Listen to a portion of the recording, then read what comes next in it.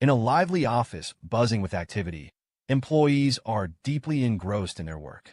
Among them sits Howard, a young man in the advertising department of the renowned Grand Glory Limited. With his phone pressed to his ear, he professionally assures a caller that their request has been logged and the issue will be resolved within 3 days.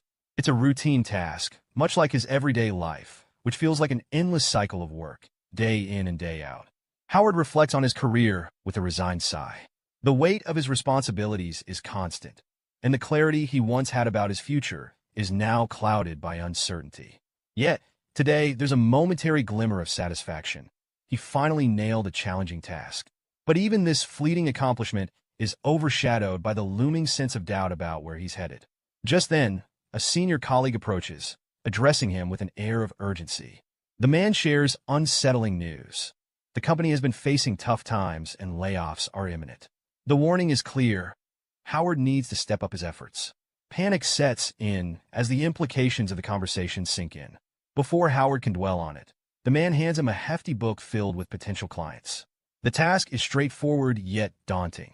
Call every name on the list and report back by tomorrow. Howard, overwhelmed, wonders why he's being given this monumental task. To make matters stranger, someone nearby mentions a dream test, a bizarre concept rooted in advanced big data analytics. According to their calculations, Howard is the ideal candidate. Howard is baffled. A dream test?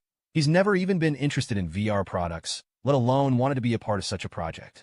The explanation follows. It's a cutting-edge simulation, an exclusive experience akin to a high-end VR game, where participants can live out different scenarios in a custom-built dreamland. The concept feels absurd to Howard. He considers leaving, citing his work obligations.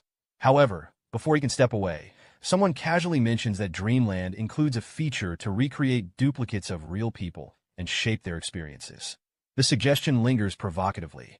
What if he could live as someone else? Another remarks, almost tauntingly, that Howard doesn't seem content with his current life. Amid the chaos, the atmosphere shifts as the boss enters, accompanied by the poised and confident Sabrina Liu, their newly appointed director.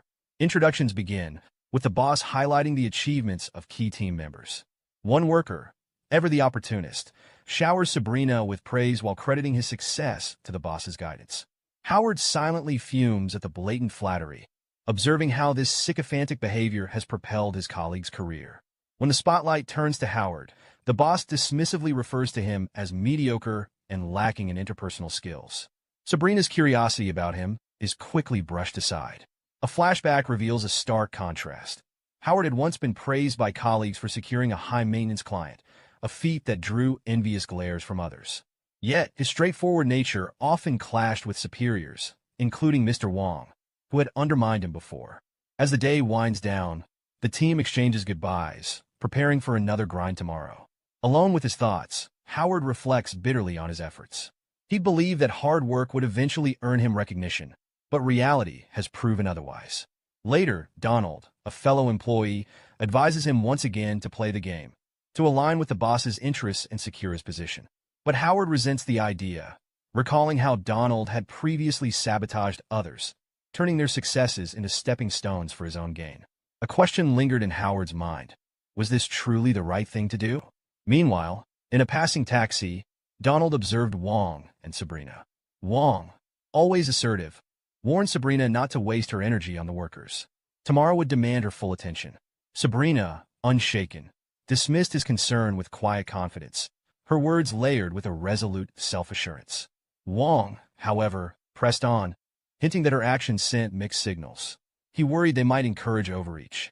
Unbeknownst to them, Howard overheard every word, his mind racing with unresolved tension. Howard had grown weary. Outside the workplace, his hard work often went unnoticed, overshadowed by the weight of discrimination. He had endured enough. A decision formed in his mind. Tomorrow, he'd seriously consider resignation. But tonight, his frustration demanded an outlet. Determined, he initiated the Dreamland system. His goal was clear: to scan Sabrina Liu and Mr. Wong for duplicates within the virtual space. Yet, an error flashed across the screen. Only one individual could be scanned at a time. The system prioritized Sabrina. The scan concluded, and Howard felt a pang of frustration. Why hadn't he been told earlier about this limitation? As his irritation flared, the system detected his emotional spike. A mechanized voice concluded he was enjoying this. He muttered about Sabrina's antics, half annoyed, half amused at the idea of an NPC servant modeled after her. The system reminded him that Dreamland would activate at midnight, leaving him just a few hours to rest. But sleep wouldn't come easily. Anxieties churned in Howard's mind, keeping him awake. The system intervened, activating a neural protocol to override his brain's sleep resistance. His consciousness faded into slumber. When he awoke, Howard found himself sprawled on the floor. Before him stood a girl, her presence commanding yet enigmatic. She introduced herself as AI-63. The voice that had been guiding him all along now materialized as his Dreamland administrator. Howard rose, brushing off the moment's disorientation, and asked, "Has it started?" "Not yet," AI-63 replied. Supplies were necessary for the impending battles. With a gesture, she opened a door marked with the number 1, revealing a shop stocked with survival tools and weapons. Credit points became his currency, and each item carried a price. A machete for 2 points, a truck for 40, compressed food for 1. As Howard surveyed the items, his gaze landed on an endless power battery.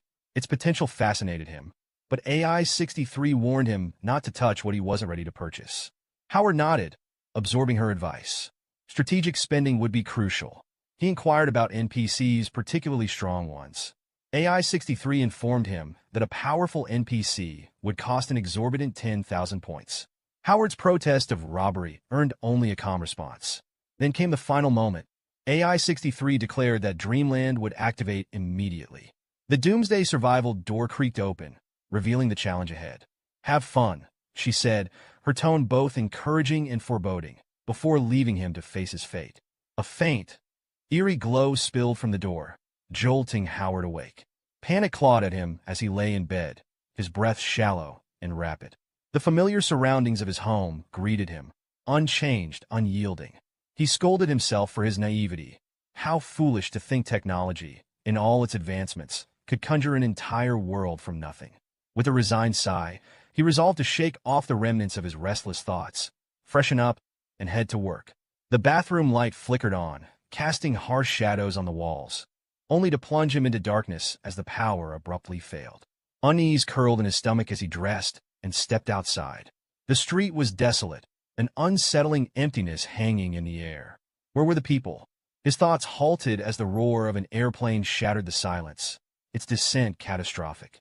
Howard froze, eyes wide, as the aircraft crashed in front of him, flames erupting into the sky. A voice, cold and automated, chimed from a nearby car. Mini Dreamland Doomsday Survival initiated. Level 0. Duration 180 days. Panic tightened his chest. 180 days? He whispered, disbelief flooding his mind. Before he could process, a stream of gasoline leaked from the wreckage, igniting a fiery explosion. He dove to the ground, the heat searing, chaos consuming him. Heart racing, Howard gathered his thoughts. The voice had posed a grim challenge. Survive in a world where humanity had vanished. Planes could plummet, disasters would strike, and supplies were finite. His mind churned. He needed food, water, shelter, medicine, tools, and transportation. The days stretched out before him, daunting yet finite. If he strategized carefully, he could endure, and perhaps even reclaim control of his life, using this time to prepare for a fresh start after his resignation. Determined, he scavenged. A radio caught his eye, its crackling static oddly comforting. Trinkets of no practical value became tokens of fleeting joy. Yet his musings about survival turned surreal as a tiger, unmistakably real, padded into view. Howard froze as the creature approached, its golden eyes steady. The tiger, a former petting zoo resident named Dummy, renowned for its friendly demeanor, licked his face with surprising gentleness. The absurdity of the moment struck him. Even in this simulated nightmare, no detail was overlooked. Days turned into weeks. By the 7th day, the water supply had failed, forcing him to rely on bottled reserves. Without refrigeration, food spoiled rapidly, and maggots infested everything. He scavenged what he could, from canned goods to heartier rations, but the looming specter of malnutrition gnawed at him. It was during one of these desperate searches that he stumbled upon salvation, the Blue Sky restaurant. Inside, a diesel generator hummed faintly, a relic of his childhood memories. It had kept the building powered for 7 days, but its whirring suggested imminent failure. The frozen meat was salvageable, but only just. He resolved to make this his base, working by day to gather supplies, and by night to cultivate land and prepare for long-term survival. By the 31st day, Howard's resolve wavered as the weight of isolation bore down on him. The city was a wasteland, a graveyard of rotting produce and relentless flies. Even the faint promise of fresh garlic sprouts, a hard-won victory, felt hollow amidst the stench and decay. At night, the suffocating darkness whispered of abandonment, and the wind carried only the echoes of a world long gone. Despair crept closer, but Howard clung to purpose. This game, cruel and unrelenting, was his to master, not the other way around. One day, as he drove aimlessly, his thoughts drifted to Sabrina Liu, the mysterious assistant promised to him in this simulated world. Was she real? A trick of the developers? His musings were interrupted by the sight of another car, a girl visible through its window. Howard's pulse quickened. Could it be Sabrina? In the dim light of the morning, Sabrina stirred awake, the coarse fabric of borrowed men's clothes brushing against her skin. A faint ache reminded her of the bandaged wound beneath, yet her curiosity outweighed the discomfort. She stepped toward the door, pushing it open to reveal a diesel generator humming steadily and shelves stocked with preserved food. No signs of the decay she had grown accustomed to. Howard's voice broke the silence, calm but laced with concern. He urged her to eat, presenting a modest meal he'd prepared. As she sat to eat, memories flickered in her mind. She remembered him, not the man before her now, but from a shared dinner after work, back when the world still spun on its ordinary axis. Hesitant, she asked his name. Howard, he replied, his voice tinged with recognition, as though he too saw glimmers of the past in her face. Sabrina's gaze drifted to the generator, the stocked shelves, and the patch of cultivated land beyond the door. "Did you do all of this?" she asked, her voice a mix of admiration and disbelief. Howard nodded, explaining his modest success in creating a semblance of stability. Then, turning the question back to her, he inquired about her journey. Her words carried a weight that hung heavy in the air. She spoke of her return to her hometown, now desolate, and the realization that Howard was the first living soul she'd encountered in a month. "What happened to the world?" she asked, her voice cracking under the enormity of the question. Howard could only shake his head. Answers eluded him as well. Their conversation flowed, tentative yet steady, like two survivors navigating the ruins of familiarity. Howard suggested they team up, a natural step in this new world where survival meant pooling resources. Sabrina agreed, albeit with a caveat. She needed boundaries, a distance between them, not just physically but emotionally. The declaration caught Howard off guard, a sharp reminder of their differences. Still, he agreed, rationalizing it as another facet of this strange new reality. Days passed, and their coexistence began to take shape. But tensions simmered beneath the surface. One morning, Howard awoke to the clatter of Sabrina reorganizing the warehouse, claiming it as her own space. She handed him a walkie-talkie, dismissively assuring him it would suffice for communication. The loss of the mannequin, a crude stand-in for companionship, stung Howard in ways he struggled to articulate. When she casually admitted to discarding it, he felt a pang of betrayal. Their tenuous alliance frayed further when Howard discovered a missing pistol from his collection. His accusations were met with Sabrina's exasperation, her patience wearing thin. She proposed separate routines, cooking and laundry apart, to avoid constant friction. Howard, though reluctant, conceded, interpreting it as a necessary measure for peace. Yet their differences continued to clash. Sabrina defended her guarded demeanor, citing her need for safety as a lone woman in uncertain company. Howard, stung by her assumptions, lashed out with bitter honesty, acknowledging her beauty and status, but rejecting the notion that her sense of security should come at his expense. Their words cut deep, exposing vulnerabilities neither had intended to reveal. Day 120. Howard stepped outside, greeted by a brisk, cooler breeze. He noted the subtle transformation. This world, once barren and alien, now brimmed with life. Sabrina's careful hand had lined the streets with vibrant, potted plants, their lush greenery turning the neighborhood into a picturesque sanctuary. The vegetable garden thrived under her management, solving the food crisis that had once loomed so heavily over them. Yet, despite these victories, silence stretched between them, a silence born from a quarrel 3 months ago. He wondered how anyone could endure such isolation for so long. He couldn't. The creak of the car door broke his thoughts. Donald, his steadfast companion, sat in the passenger seat. Howard mused aloud about Sabrina, questioning whether her fierce battle with the garden mice had fractured something deeper within her. She seemed to thrive now without human connection, pouring her energy into the land as if the plants were her only companions. Today's mission was clear: scout for new supplies. Howard grimaced as he recalled the state of the supermarket's meat section. Maggot-infested and ineatable. "We'll die before those germs get us," he muttered. Fish might be a better alternative. Maggots they could endure. Bacteria they could not. He resolved to catch fish, a food that at least appeared palatable. Their route included a stop at the zoo, a place Howard visited with both dread and fascination.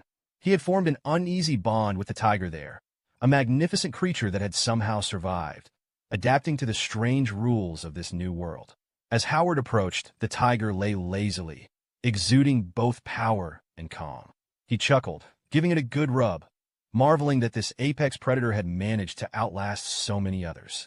The tiger's diet, however, was a grim reminder of the world they now inhabited. Herbivores turned into prey, survival dictating the rules. Howard tossed the last of the meat from his dwindling freezer stock, watching as the tiger devoured the offering. But the moment of peace shattered when the beast suddenly bolted, lunging at a deer. Howard's heart skipped. Deer didn't have antlers in this zoo. This was a creature from the outside, a stark symbol of nature reclaiming civilization. The sky began to darken, and Howard felt a shift in the air, heavy, oppressive. His instincts screamed danger.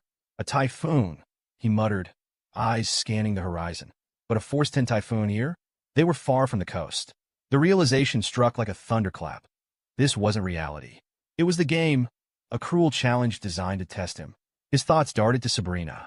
Every day, she rode her bike into the mountains. She should have reached the peak by now, but where was she?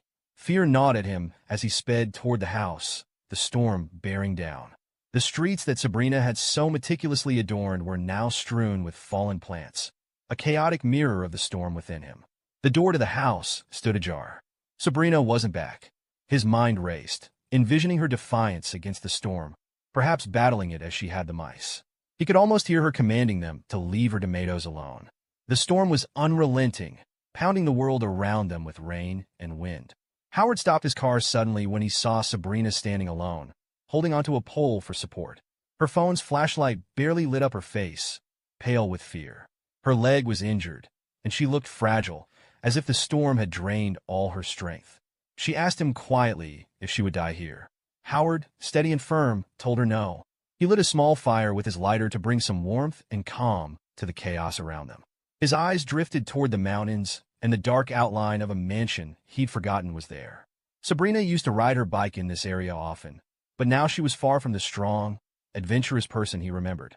Howard knelt beside her to check her injury, but she pulled away, insisting she was fine. He stood, his tone serious. "This isn't the time to act tough," he said.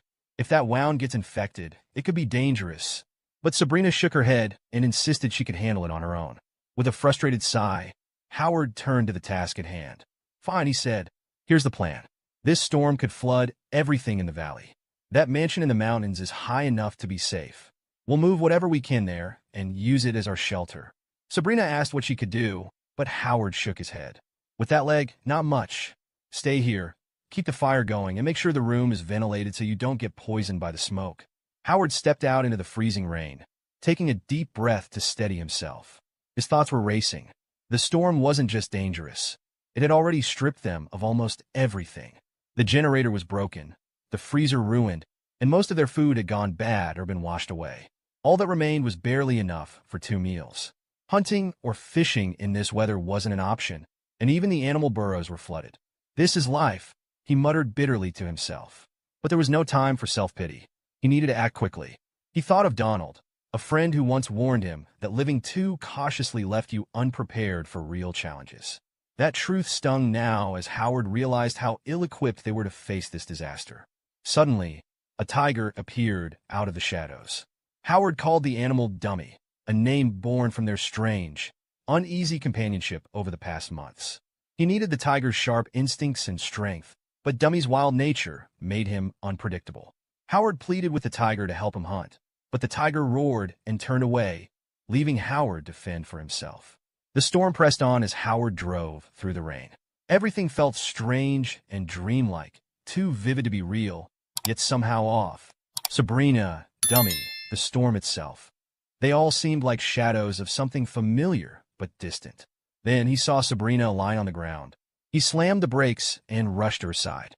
She was soaked and shivering, barely able to speak.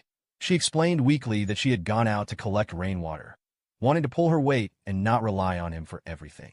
But her stubbornness had left her collapsed and helpless in the mud. Howard lifted her, despite her protests.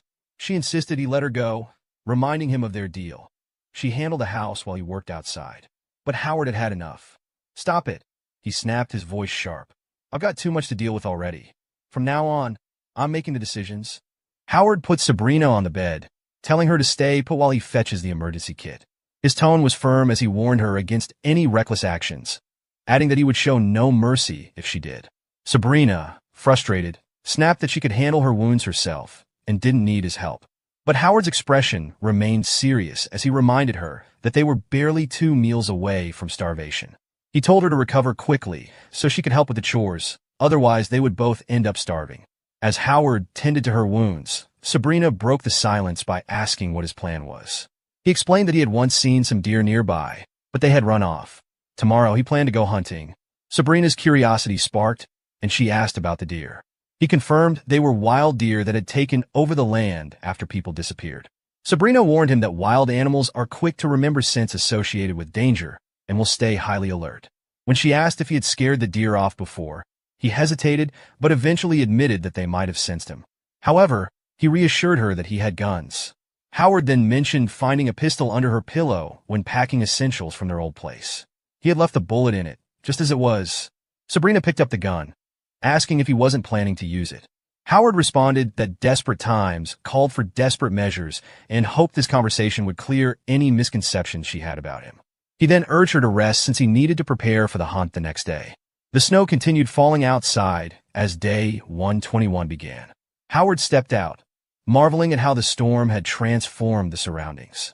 As he walked, he reflected on Sabrina's words from the night before. Her warnings about the deer had stuck with him. He realized he didn't know how to make traps and wasn't even sure if he had the courage to kill a deer. He carried a fishing net with him as a backup plan, hoping it could catch something without bait. He followed tracks in the snow, but each time he got close, the deer would vanish. This happened repeatedly, leaving him exhausted and frustrated. It felt as though the deer were deliberately avoiding him, making him question if they truly remembered his scent. Realizing he was wasting his energy, he decided to try his luck at a nearby lake. The lake was turbulent from the previous storm, but Howard cast his net anyway. When the net snagged something, he felt a flicker of hope, until it pulled so hard that he fell into the snow. Soaked and coughing, he cursed his bad luck. As he got up, shivering, he spotted a deer standing nearby. For a moment, he was stunned. Could this really be his chance? Frantically, he searched for his rifle, only to realize it was missing, probably lost in the water. He grabbed his shotgun instead, taking a deep breath as he aimed. But before he could steady himself, the deer bolted, startled by the blast of his shot. The recoil knocked him off balance, leaving him bleeding and angry at himself for another failure. Defeated, Howard made his way back to the cabin. On his way, he heard wolves howling. Fear gripped him as he turned to see 2 wolves sniffing the blood on his clothes. To his surprise, they didn't attack and simply walked away. Relieved, he hurried home. When he arrived, Sabrina was sitting on the bed and asked if he was back. He began removing his wet clothes, prompting her to look away, embarrassed. She asked him what he was doing, and he explained that he was freezing and needed the fire to warm up. She quickly told him there was no need to take off everything. Howard apologized and stopped, chuckling awkwardly. As he sat by the fire, Sabrina noticed a photo slipping out of his wallet. It was of him with a young woman. Curious, she asked if it was his girlfriend. Ex-girlfriend, he replied simply. She asked why they had broken up, and he admitted that he had wanted a family but she hadn't been ready to settle down. Turning the topic to her, Howard teased that she must have admirers. Sabrina casually mentioned her boyfriend, Lawrence, a successful tech executive with a doctorate from MIT. Howard joked that Lawrence must be brave to date someone like her. Sabrina, offended, reminded him that she was his boss. Realizing she had overstepped, she quickly apologized. Just as the conversation was settling, her blanket slipped slightly, and they both froze in embarrassment. She quickly told him to stop staring and ordered him out. Howard raised his hands in surrender, saying he was leaving. As he stepped out, he muttered to himself about how ridiculous the day had been. His stomach growled, a harsh reminder of the worsening hunger. On days 122 and 123, Howard ventured deeper into the jungle. He observed the deer carefully, but no matter how stealthy he tried to be, he could only catch fleeting glimpses of their shadows. If he got too close, they vanished into the woods, making all his effort meaningless. He thought to himself that he would never touch a gun in real life, and that being a full-time hunter wasn't for him. His short-range weapon wasn't suitable for such a task either. He tried shooting at the deer several times, but none were caught. The inability to approach the deer felt like a death sentence. By days 124 and 125, Howard stayed home, tending to Sabrina's wounds. They had begun talking more often, and Sabrina, despite her condition, never complained about his failed hunts or their worsening situation. Howard admired her independence, though it concerned him. She was growing weaker. Her bones weren't healing, and she hadn't mentioned any stomach pain for a long time. He chose not to tell her about the wolves he'd encountered, knowing she would insist on sharing more responsibilities, even in her fragile state. Howard shared his plan with Sabrina. He had built a trap, just a simple pit lined with sharp wooden stakes and covered with cabbage leaves. He reasoned that in the harsh winter, the deer wouldn't resist such bait. Sabrina frowned, pointing out the risks of such strenuous work in his condition. Howard agreed, but explained that he lacked the strength to make another trap. They had no other choice. The next day would decide their survival. On the next day, Howard drove into the woods to check the trap. At first, it seemed empty, but then he noticed blood. Excitement surged through him. He must have caught something. He began tracking the wounded animal, desperate to find it. But as he followed the trail, he stumbled upon wolves devouring the deer. Furious, Howard shouted at them, firing shots in their direction. "That's mine," he yelled. The wolves, undeterred, dragged the remains away. Defeated, Howard stood there, seething, as the crushing weight of failure set in. He told himself this was just a game, but the despair felt far too real. On day 126, at 7:03 p.m., Howard shared the last of their food with Sabrina. She told him to keep it, feeling she didn't deserve to eat since she hadn't contributed. Howard snapped, asking her to stop being so stubborn. They were on the brink of death, and her pride wouldn't help them survive. Her silence broke as she revealed fragments of her past. Before turning 18, she had been a puppet controlled by her father. Most of her days were spent locked in her room, following his commands. While her brother played outside, she wasn't even allowed to dream. Her father claimed she was different and would leave the family one day, just like their mother had. He insisted she could only bring honor to their family by obeying him. Without their influence, he said she was nothing. Sabrina concluded that her independence was her way of rebelling against him. It was where her confidence stemmed from. She asked Howard if that sounded different from his beliefs. Howard admitted they were both struggling. He worked tirelessly, but was never rewarded, leaving him questioning whether hard work was even worth it. When Sabrina asked what set him apart, Howard hesitated before replying that his strength lay in his determination. Once he made up his mind, he didn't give up. She pressed further, asking if he had ever truly fought for what he wanted. She reminded him that the world is full of hard-working people, and standing out was the only way to be recognized. Howard, inspired, vowed to help her survive. He joked that he hoped his boss would acknowledge his efforts, even just once. Sabrina smiled faintly, but when he asked if she could let him help without resistance, she reluctantly agreed. Before leaving, Howard took some spinach leaves, declaring he would do his best for her. Then, pausing at the door, he added that if he didn't return by the third morning, she'd find his body by the creek in the suburban area. He hoped she would know what to do. Sabrina froze, fear flickering in her eyes as he left. Later, Howard reflected on his failures and the choices that led him here. He admitted that he often avoided challenges, preferring to complain instead of taking responsibility. This pattern, he realized, had affected his family, studies, relationships, and now even their survival. Determined to change, he resolved to stop blaming others and face his struggles head-on. Sabrina, meanwhile, had a vivid nightmare. In it, she held a knife and approached Howard. Blood splattered as she attacked, jolting her awake in terror. Trembling, she realized it was her first dream in months.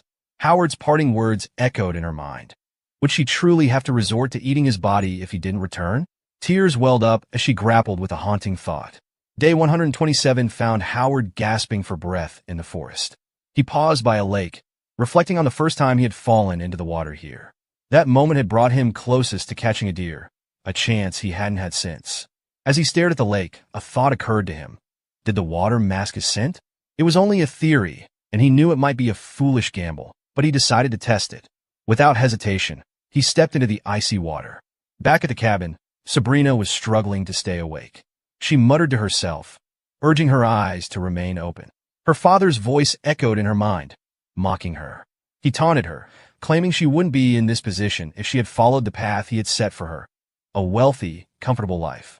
His words cut deep, accusing her of being worthless and taking on more than she could handle. Furious, Sabrina yelled at the memory to leave her alone, determined to prove she could stand on her own. Her hand reached for the lone tomato. She remembered Howard's words, his hope that his boss would recognize his efforts, even just once.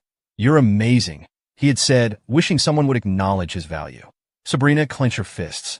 She had promised herself she would wait 2 days for Howard to return, and she intended to keep her word. She resolved to wait until tomorrow. At 2:56 a.m., Sabrina lay in bed, restless. A mouse scurried near the tomato, and she whispered. No, her father's voice returned, laughing at her weakness. He mocked her choices again, telling her she wasn't capable of making it on her own. He painted vivid, grim images of festering wounds, maggots, and mice gnawing at her flesh. His voice dripped with disdain as he called her pathetic and fragile. Sabrina's anger flared. She gripped a gun and retorted that she didn't need him or anyone else to save her. Her life was her own, no matter how tragic it might become. Meanwhile, in the forest, Howard aimed his shotgun at a deer. The animal's reflection shone in the water as he prepared to shoot. At the same time, Sabrina killed the mouse scuttling near her. Howard fired his shot. The deer collapsed. Howard emerged from a pile of snow, panting and triumphant. He approached the fallen deer, laughing loudly. "I won," he shouted, overwhelmed by relief and pride. Back at the cabin, Sabrina sat on the bed, eating the tomato. Beside her, the dead mouse lay on a makeshift sizzler. Howard returned, bloodied but victorious, carrying the deer on his back. Sabrina stared in shock as he entered. He smiled, noticing her meal. "I see you're already eating," he said, collapsing to the floor. Concerned, Sabrina rushed to him and asked if he could stand. She spotted a piece of ice clinging to his clothes and wondered aloud if he had fallen into the river again. Later, strips of meat hung from a rod as water boiled nearby. Sabrina poured hot water into a bathtub, checking on Howard. He lay motionless, worrying her further. Suddenly, he grabbed her hand, startling her. "Sabrina," he whispered weakly. She leaned closer, confused. "Have I earned your recognition?" he asked, his voice trembling. Sabrina was taken aback, but replied honestly. "You're amazing. Without you, everything would have fallen to pieces." Howard chuckled faintly, recalling the last words his ex-girlfriend had said before leaving him, that he had nothing, and his hard work would never amount to anything. Sabrina agreed it was hard to gain recognition in the world, but her tone softened as she began preparing dinner. "The broth is ready," she announced, urging him to eat.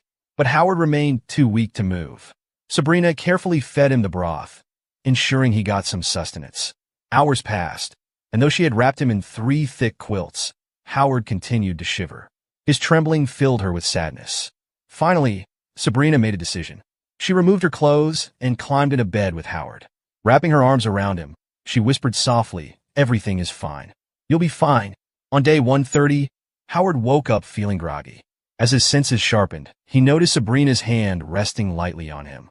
Turning his head to look, his heart skipped a beat. Sabrina was lying right behind him. The sight of her so close made his face flush red, and he couldn't stop himself from observing her figure. It crossed his mind that she might be naked, though he quickly shook the thought away. Embarrassment crept in as he tried to calm himself. Before he could move, Sabrina stirred, her voice soft but firm as she told him to wake up. She pulled her hand back instinctively, but Howard reflexively grabbed it.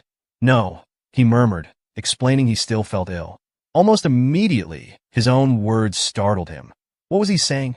Would she misunderstand his intentions? Panicking, he released her hand, trying to recover from the awkwardness. Sabrina, however, didn't dwell on it.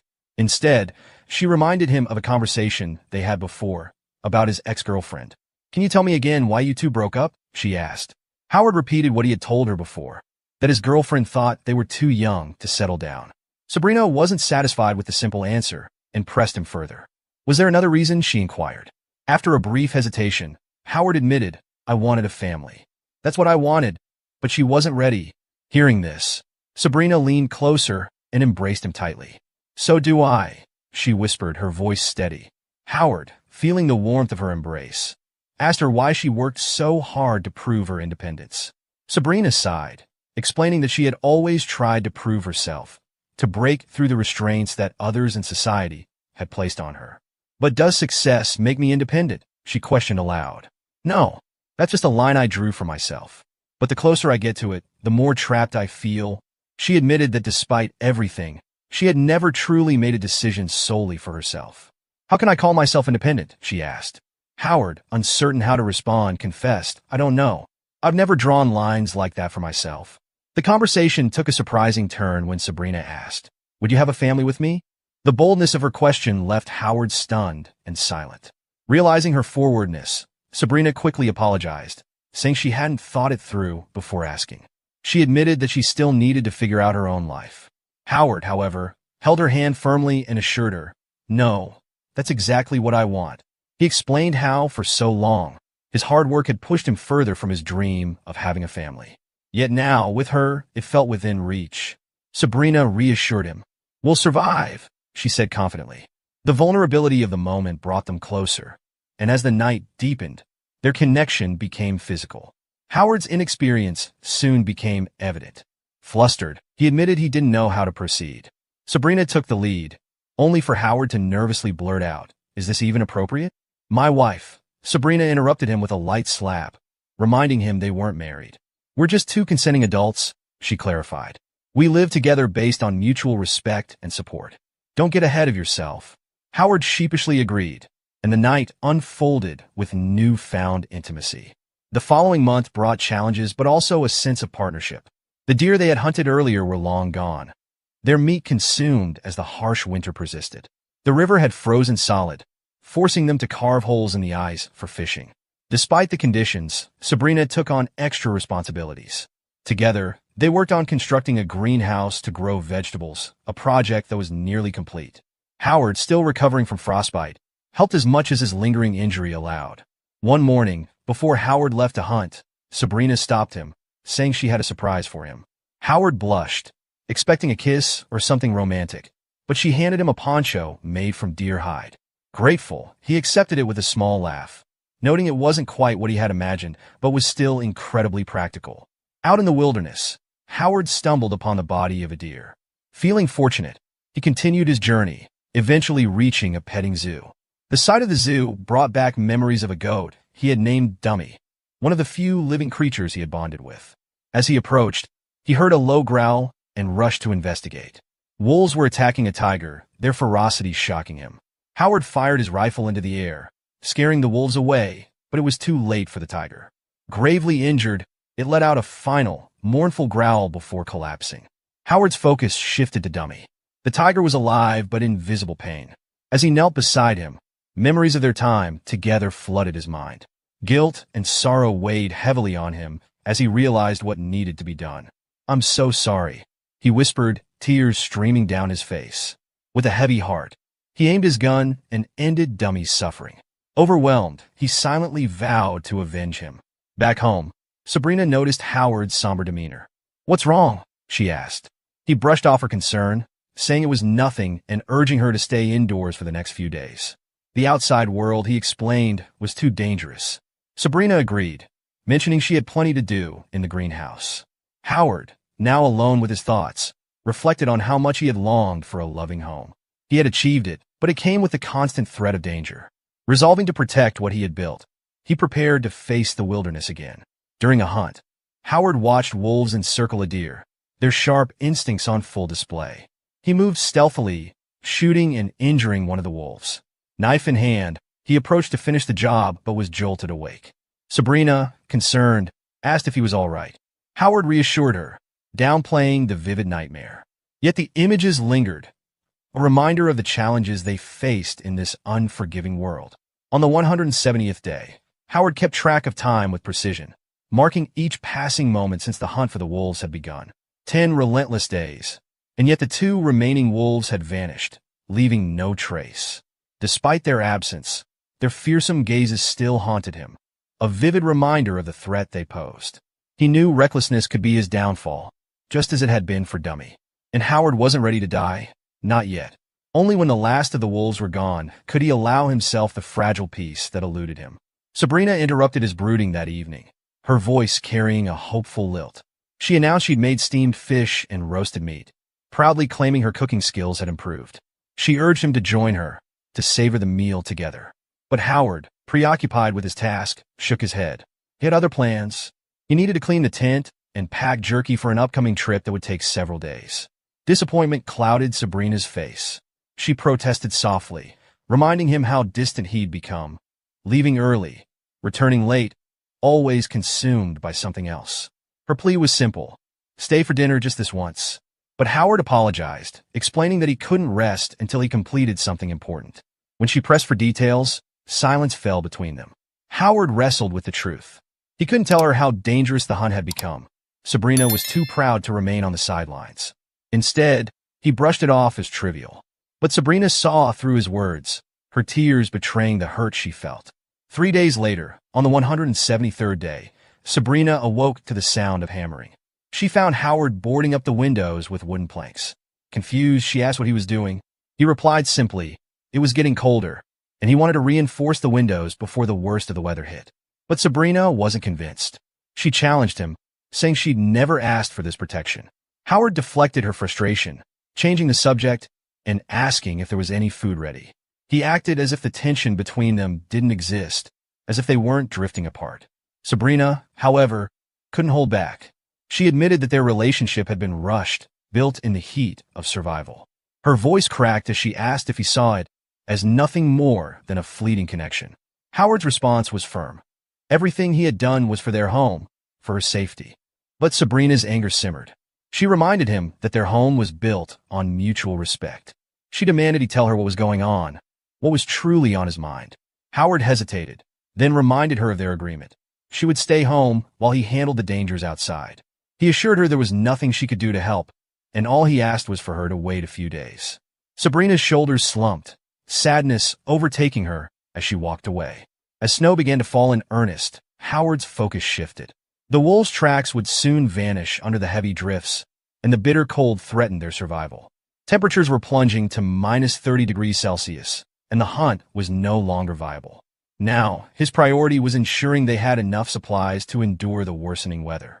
At the hardware store, Howard gathered nails, iron wire, and tape, everything he needed to fortify their home. His fingers brushed against a manual, and he paused to examine it. It was for diesel generator maintenance. Hope flickered in his chest. With this, he could finally bring power back. But as he flipped through the pages, the crackle of static caught his attention.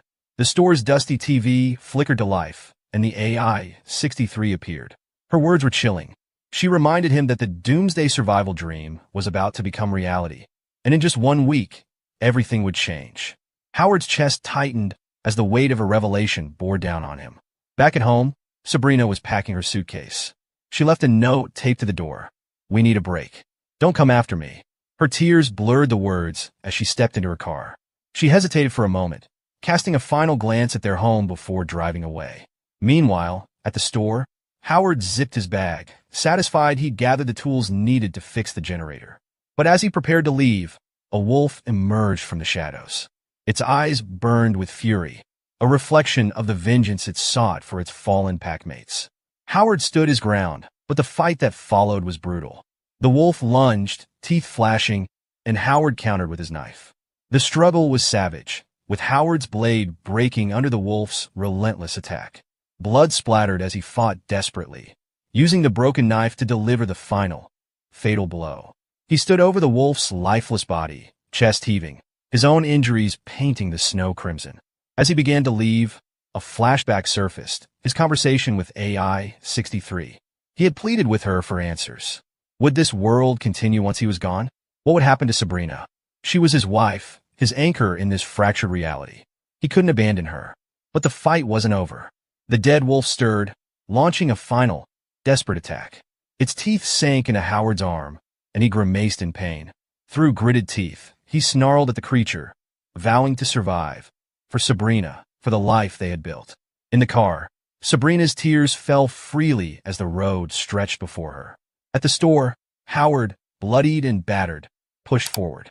His steps carried him away from the past, toward an uncertain future shaped by both love and survival. It's day 177. Howard is walking, lost in thought, when a wolf suddenly attacks him. Panic takes over as he realizes he can't die now. Desperately, he reaches for a pistol nearby. As he grabs it, a thought hits him. This looks like Sabrina's gun. When did she leave it in his car? The wolf lunges, but Howard fires a shot, making the animal retreat. Shaking from the encounter, Howard stumbles into his car, his mind racing. He knows he has to wake up and bring back the parts to fix the generator. If he can get it running, Sabrina has a better chance of surviving. He tries to start the car, but it won't budge. Frustration builds as he realizes the oil tank must be frozen. He knows he has to warm the car up, but with the wolf lurking nearby, he can't wait. Exhaustion starts to take over. His body feels heavy, and he mutters to himself that he hates this. He feels like he's nearly dead, but this is all he can do. Moments later, Howard wakes up to Sabrina's voice. She tells him she found him passed out in his broken car and drove him home using another car she found. Still groggy, Howard remembers the wolf attack and asks if she saw anything near him. Sabrina says he was holding onto a bag, so she brought it back too. Howard feels a surge of relief. The bag holds the parts he needs to fix the power generator. Once it's working, they'll have air conditioning. But Sabrina notices his injuries and insists he rest before doing anything. Howard apologizes, saying fixing the generator is the last thing on his bucket list. Sabrina sighs, knowing she can't stop him. She reluctantly tells him to go ahead since he won't listen to her anyway. Howard spends hours fixing the generator, working through the pain. Finally, the lights come on in the house. A wave of relief washes over him as he yells out that all his hard work has paid off. Sabrina shakes her head, calling him a fool for pushing himself so hard. But despite her words, she's secretly grateful. So, Howard is walking when he spots it, a red car. The red car. It's the same one Sabrina used to drive him home. It's just sitting there, and Howard can't help but wonder. What has this car been through? As he gets closer, something catches his eye. There's a bag inside. But then, out of nowhere, Howard starts coughing. And as he steadies himself, his gaze falls back on the car. And that's when he sees it. A wolf's fawn. It hits him like a memory he didn't want to remember. A wolf, standing right in front of his car. The confusion builds. Howard stumbles, coughing harder this time. He looks down, his hand is bleeding. The cut is deep. Too deep. And the thought hits him. If we don't find a doctor soon, I might not make it. Then he notices something else. The car, it's dented. Badly.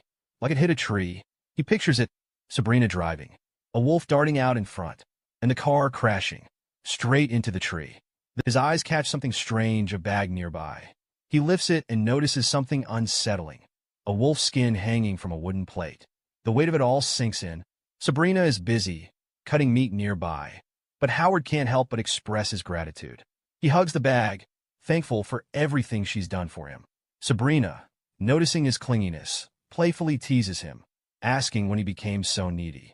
Howard, still exhausted, tells her he doesn't see himself as the tough kind of guy he once thought he was. In his worn-out state, he urges her not to be petty and to forgive him. Sabrina, with a grin, asks if he's ever tried wolf meat before. Howard admits he hasn't, and she playfully tells him he's about to try today, a wolf stew. She asks him what he thinks of it, and with a tired smile, Howard responds, "Lovely, cook some more. We got a lot of work on the bed." Sabrina, clearly concerned, reminds him that he hasn't fully recovered. On day 178, Sabrina wakes up and announces that the storm has passed and the sun has risen. She turns to Howard, who's still lounging on the bed, playing around instead of getting up. Concerned, she gently encourages him to be strong, but Howard just sighs, saying he feels exhausted. Sabrina wonders if he's caught a cold and quickly heads over to get some medicine. As she searches through the drawer, she finds nothing. Howard calls her name, and she asks what's wrong. He responds, saying it's not a cold, and he already knows it. Sabrina panics for a second, thinking he's really sick, but then, with a sigh of relief, she brushes it off. She reminds him of everything he's already been through. moving houses during a storm, going hunting in a gale, even fixing the power generator to keep them warm and powered up. She reassures him he's strong enough to handle anything. Sabrina fills a glass with water, joking that if they were still at the company, she'd name him Employee of the Quarter for all the hard work he's done. Howard chuckles and thanks his boss and loving wife. He attempts to sit up, and Sabrina says she has not agreed to marry him. She insists he take the medicine first. She hands him the glass of water, but he's still feeling off. Before he can drink it, the glass slips from his hand and crashes to the floor. Howard's eyes flutter open, and he sees Sabrina lying in front of him. She's clearly not fooled. "Get up, Howard," she says, catching on to his little trick. She tells him she sees through his act. He was just pretending to be sick so that she'd worry about him. But she admits he's a great actor. This time, she won't punish him, but she warns him not to try that stunt again. With a playful look, she teases him, asking, "Don't you always want to try a new position?" Howard told her to get up. He wanted to talk, but Sabrina, unable to hold it together, burst into tears. "What kind of man are you?" she asked, her voice shaking. She wanted him to get up, to do something, anything, but Howard didn't move. With a heavy heart, he told her he didn't have much time left. He knew the end was near. The gas in the tank would only last about 3 more months, maybe less. If it ran out before then, she had to head north. There were huge supplies of gas up there, enough to get by. The vegetable seeds, the ones they had prepared, were in a black plastic bucket in the warehouse. They were labeled cabbage, carrots, tomatoes. She knew how to run the diesel generator. The user manuals would be easy for her to follow. But there were other things too. When she moved, she should choose a house that was cold-proof, not just one that looked nice. And when she could, get a bigger car. It would make everything easier. And most importantly, she needed to practice shooting. Sabrina hugged him tightly, tears streaming down her face. It was day 180 of the disaster, and the cold hadn't let up. But Howard knew time was running out. They stood outside together, taking in the gray, snow-covered world. The snow had stopped, but Sabrina wasn't so sure. "It didn't really stop yesterday," she said, wiping her eyes. "Today's warmer than yesterday, though. Things are getting better." She believed the temperature would rise, the snow would melt, and soon she could head north to find other survivors. She was hopeful, even though everything around them seemed bleak. Howard, however, asked her something unexpected. "Have you ever loved me?" Sabrina paused, her heart aching. "No," she replied quietly. Howard smiled a sad, knowing smile. Maybe it was good that she hadn't. He couldn't help but think it was time for him to wake up from the dream. Sabrina wasn't done, though. She let it all out, her emotions spilling over. "You're so self-opinionated," she said, voice cracking. "You never cared about how I felt. When I was upset, you never said anything nice to cheer me up. You did everything for me, but left your junk all over the place. And when I told you not to, you just ignored me. You're a jerk." Howard listened, knowing it was true. He had his faults, but he had tried, in his own way. Sabrina cried, not because she didn't care, but because the weight of it all was too much to bear. Howard opens his eyes, waking up from what feels like a long, disorienting experience. As he tries to gather his thoughts, AI-63, a calm and familiar presence, greets him. With a soft voice, she congratulates him for completing the Doomsday Survival Challenge. Howard, feeling a bit confused, rolls his eyes. He can't help but ask what happened.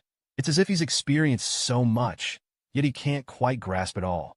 AI-63 explains that he doesn't remember everything clearly, and that's perfectly normal. The system disturbs his memory on purpose, so he doesn't blur the lines between what's real and what's just a dream. She reassures him that over the next month, as his mind settles, he'll start remembering more.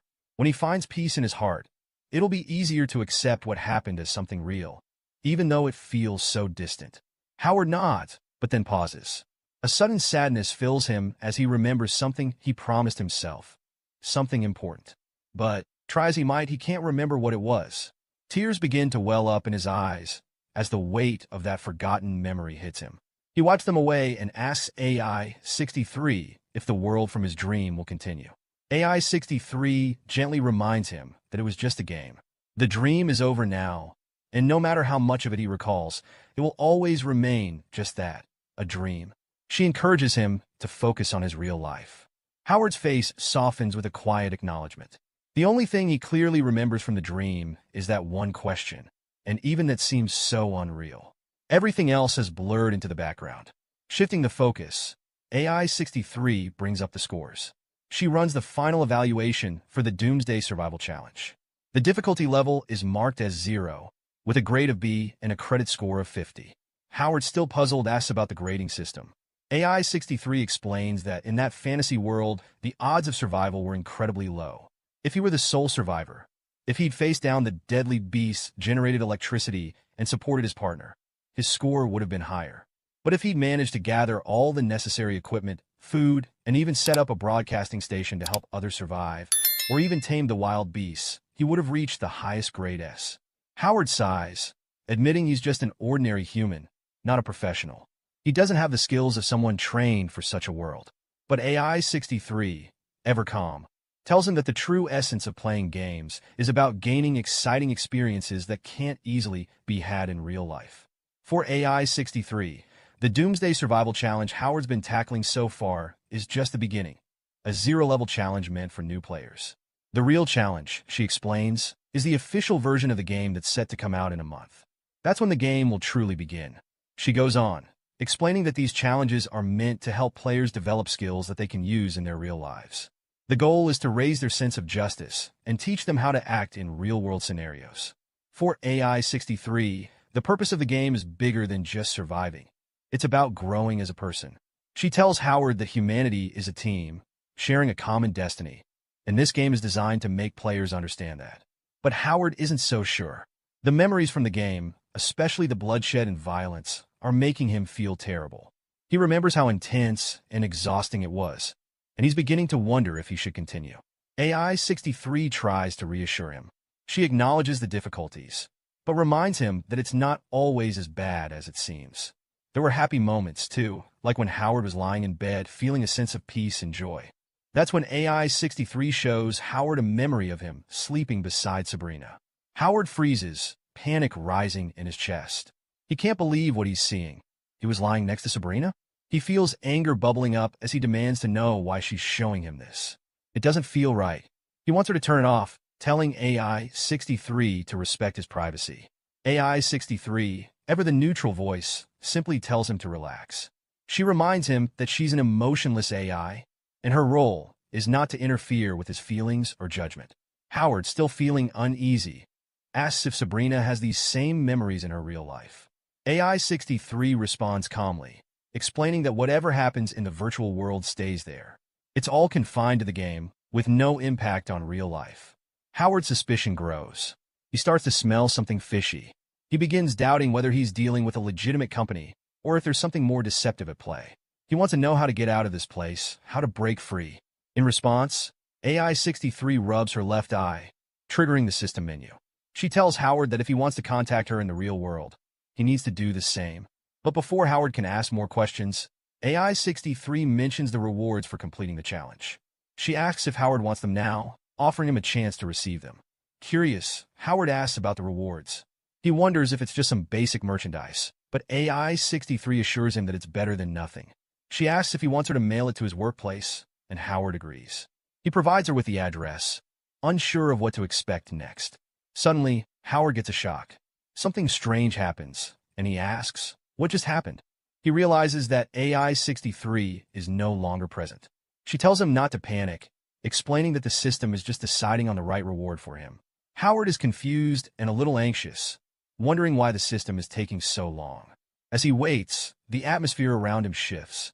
Howard notices something eerie, the feeling that he's being watched. He looks around and sees two large, glowing eyes staring at him in the darkness. A wolf, massive and threatening, looms before him. He remembers this moment, the wolf he fought earlier in the game. But then, something changes. A figure appears, a man coming toward the wolf. The man hurls a stick, hitting the wolf with incredible precision and killing it. Howard stands there, watching the scene unfold. The system announces that the reward has been granted, excellent hunting skills and accuracy. Howard stands there, watching the system announce his reward, excellent hunting skills and precision.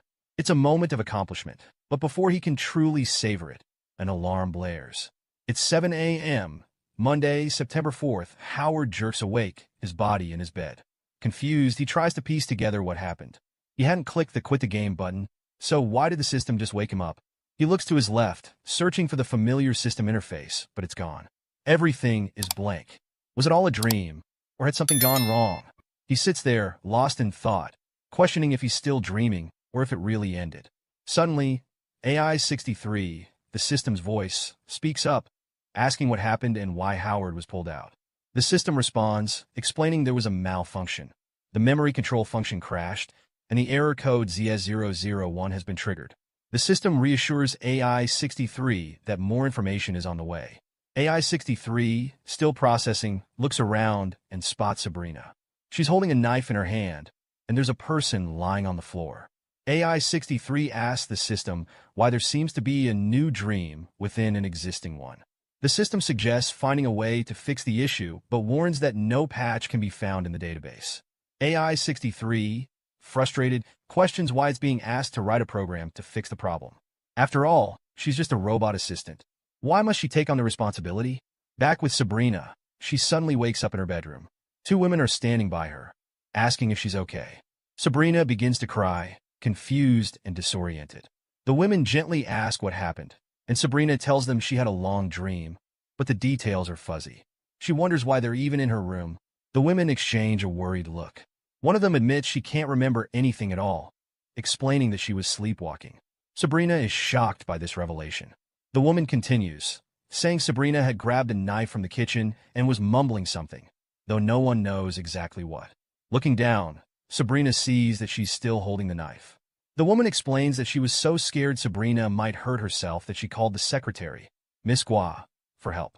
Miss Gua arrives and, seeing Sabrina's confusion, suggests that Sabrina take a few days off work to recover. She gently explains that what Sabrina experienced wasn't just a dream. It was something far more unsettling.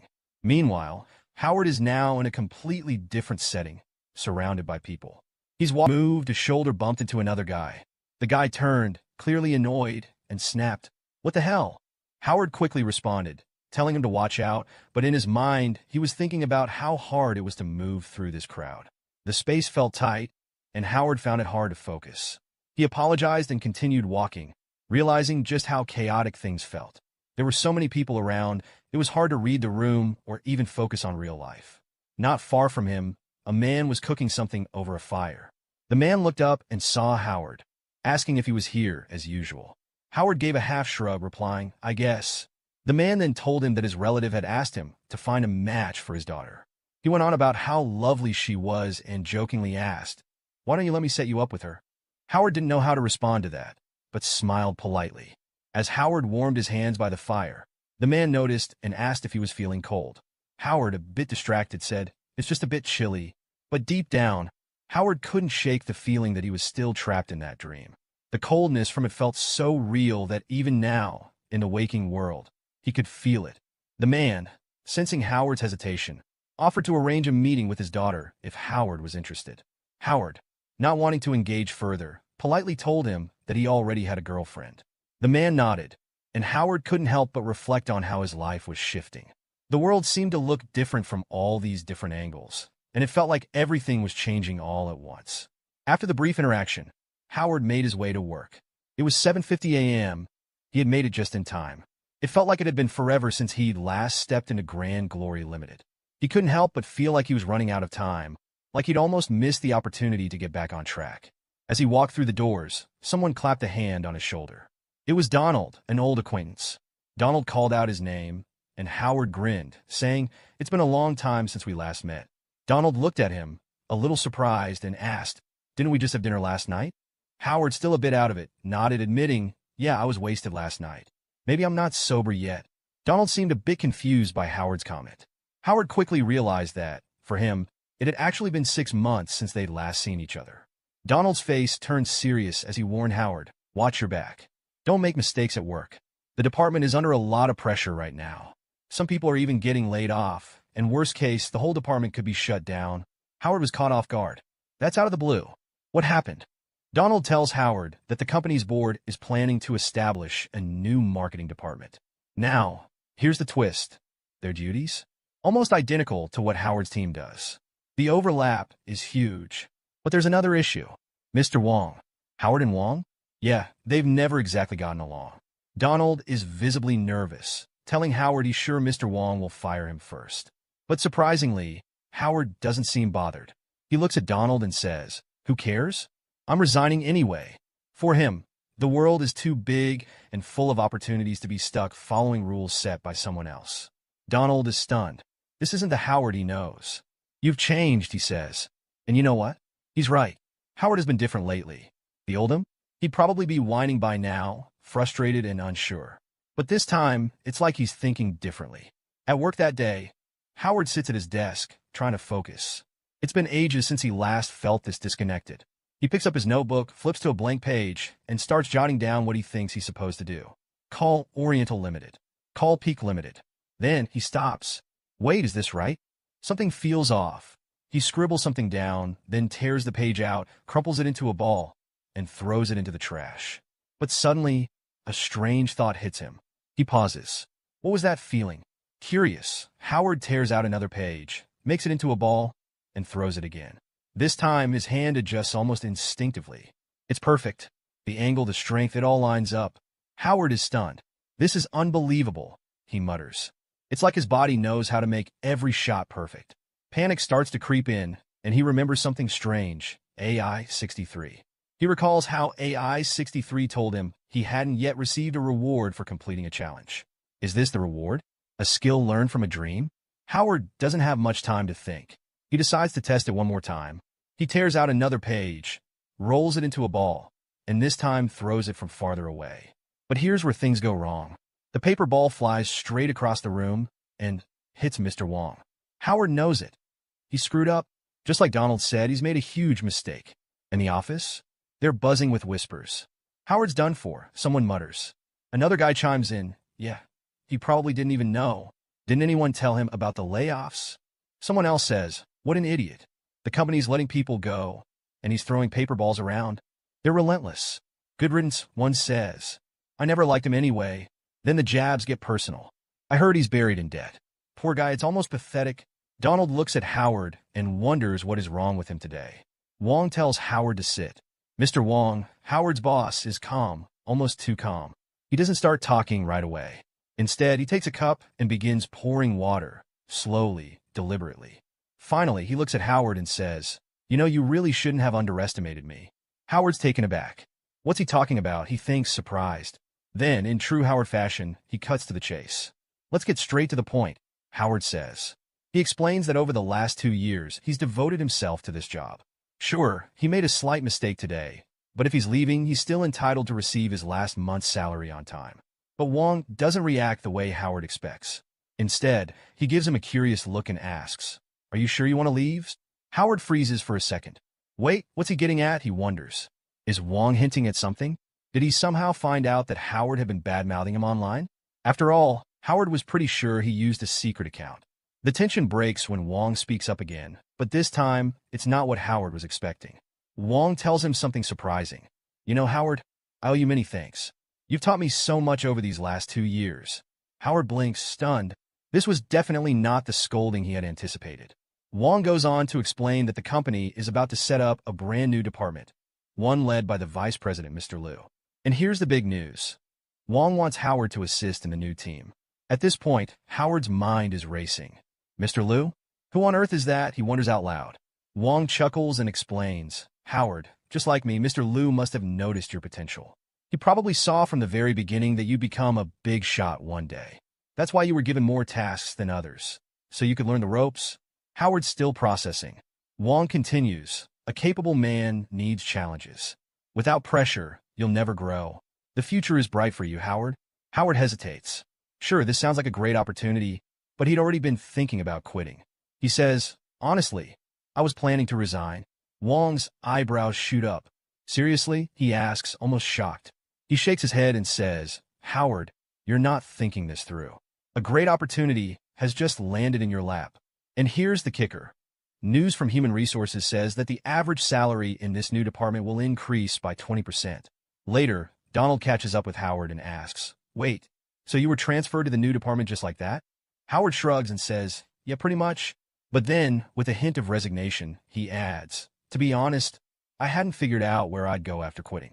So I might as well just stay here a while longer.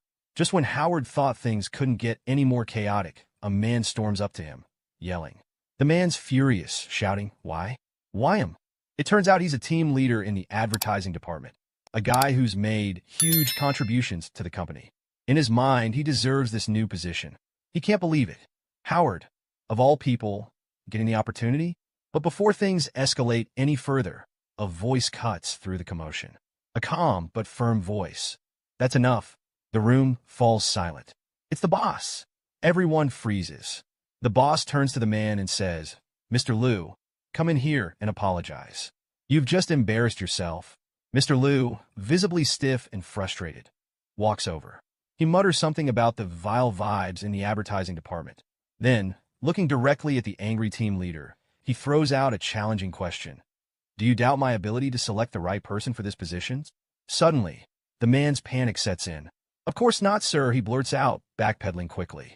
The boss doesn't let up. "You should have been taught a lesson long ago," he says coldly. "You're always hasty. Reckless. This position needs to go to someone better." The man is stunned into silence. Then the bombshell drops. The boss announces, loud and clear, that Howard will be transferred to the new marketing department. Oh, and Howard's current work? It'll be reassigned to others, under the guidance of a new team leader. At that moment, Mr. Wong turns to Donald. "Donald, do you want to take over as the new group leader?" Donald's jaw nearly hits the floor. "What? Me?" But then, gathering himself, he quickly stands up. "Yes, sir. I'll do my best." The boss nods and shifts his focus back to Howard. "Howard, you don't need to work today. Pack your things and get ready for the marketing department." Howard simply replies, "Okay." As Howard starts gathering his things, he thinks to himself, "What is this feeling? Mr. Wong, Mr. Liu, they're all being way too nice to me." Before Howard can process any of it, Mr. Liu steps up again. "Oh, Howard, one more thing. There's a party for the staff of the new department after office hours. You should come. It'll be a good chance to meet your new colleagues and discuss your plans." Howard nods. "Got it, Mr. Liu." Then Mr. Liu turns to the rest of the office. "Listen up, everyone," he announces. "I don't know where you all heard these rumors about layoffs, but let me be clear. There will be no layoffs in the advertising department." The entire office breathes a sigh of relief. People start cheering. "That's great news," someone exclaims. One guy laughs nervously and says, "I was so scared, I even bought a train ticket to head back home." Mr. Liu shakes his head with a small smirk. "All right, enough. Back to work. I'll see you all later." As Mr. Liu leaves, Mr. Wong calls out, "Have a good day, sir." Howard watches him go, still puzzled. Who even is Mr. Liu? He thinks. I've never seen him before. So, why would he be so nice to me? Meanwhile, in his office, Mr. Liu flips through Howard's CV. He shakes his head, muttering to himself, mediocre. That's all he is. So why did Sabrina insist on giving him a spot in the new department? Donald stands before his team, looking frustrated. The department didn't meet the target for this month. Let's talk about it. But his words fall on deaf ears. One employee sits there casually, legs crossed, looking almost bored. Another stares off into space, clearly not paying attention. And a third, busy playing with his phone. Donald sighs to himself. They don't care at all. A man approaches Donald, smirking. Is this your first time leading a team? Donald doesn't deny it. The man continues. Well, it's obvious you need more management experience. He goes on, almost mocking him. Howard always said he'd jump ship to another company. If that happens, it's just going to be you and us left in this department.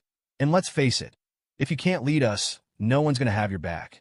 Another employee chimes in, saying what everyone else seems to be thinking. What's the point? Whether we work hard or not, the results don't change. Why not just take it easy? Donald listens in silence. Leadership isn't as easy as it looks. Meanwhile, Howard sits at his desk, quietly talking on the phone with his mother. His mom asks softly, Are you coming home for the spring festival? It's been 2 years, Howard. Howard hesitates. Is everything okay? How's Dad? His mother assures him. Everything's fine. I know living in a strange city is tough, so take care of yourself. Okay. Howard smiles faintly. Don't worry about me, Mom. I'm doing great, actually. I even got a raise today. Soon enough, we'll clear the debt. His mother's voice cracks a little. You've been through so much for us, Howard. We owe you. Howard shakes his head, still smiling. It's fine, Mom. This will all be over soon. Suddenly, a voice interrupts Howard's thoughts. Excuse me, are you Howard? Howard looks up to see a young woman standing before him. She introduces herself with a friendly smile. I'm Sandy Day. team leader from the marketing department. I saw your picture while going through the payroll. Howard politely greets her, but he's caught off guard when she asks, "Are you planning to get your department together?" Howard doesn't answer directly but thinks to himself, "The mansion in my dream. That's where Sabrina and I used to live." Sandy breaks his train of thought. Mr. Liu likes throwing parties at his place. Want to come along? Howard hesitates, but eventually agrees. Okay. Sandy gives him a quick warning. Just so you know, Mr. Liu is obsessed with cleanliness. You want to keep that in mind when you're there. Curious, Howard asks, "What should I pay attention to?" Sandy gives an example. For starters, clean your shoes before stepping inside. He hates dirty floors. Howard's mind drifts back to his dream again. The mansion and my bloody foot. He mutters, "I see." Sandy adds one last rule, "Oh, and don't go into any other rooms, especially not his bedroom." Howard stiffens. A chill runs down his spine as memories flood back. Sandy notices his pale face. "Hey, are you okay?" Howard snaps out of it, forcing a laugh. "Yeah, I'm fine." Suddenly, a commotion erupts nearby. Someone yells, "Stop him! Catch the thief!" Howard and Sandy turn to see a man sprinting through the office. Without thinking, Howard grabs Sandy's bag. "Howard, what are you doing?" Sandy shouts. There are important files in there. But Howard doesn't listen. He waits for the perfect moment, then hurls the bag through the air with incredible precision. Smack! The bag hits the thief square in the back. He stumbles, crashing to the ground. Howard and Sandy rush over, collecting the scattered papers. A woman approaches Howard, relief written all over her face. "Thank you so much. Nothing's lost thanks to you." Howard blinks, processing what just happened. He thinks to himself, did I really just hit the thief? Sandy grins at him, clearly impressed. "Howard, that was unbelievable. You nailed it perfectly. Can you teach me how to do that?" Howard scratches his head, a little embarrassed. "It's nothing special." Sandy shakes her head. "Are you kidding? You're amazing. That was incredible accuracy." Howard wonders to himself, where did she get all this energy? As they continue picking up the papers, Sandy laughs. "You're a hero now, Howard. I mean, this is our first time working together. I had to be polite. But now, I'm just being honest. You're incredible." Howard shrugs. It's not a big deal.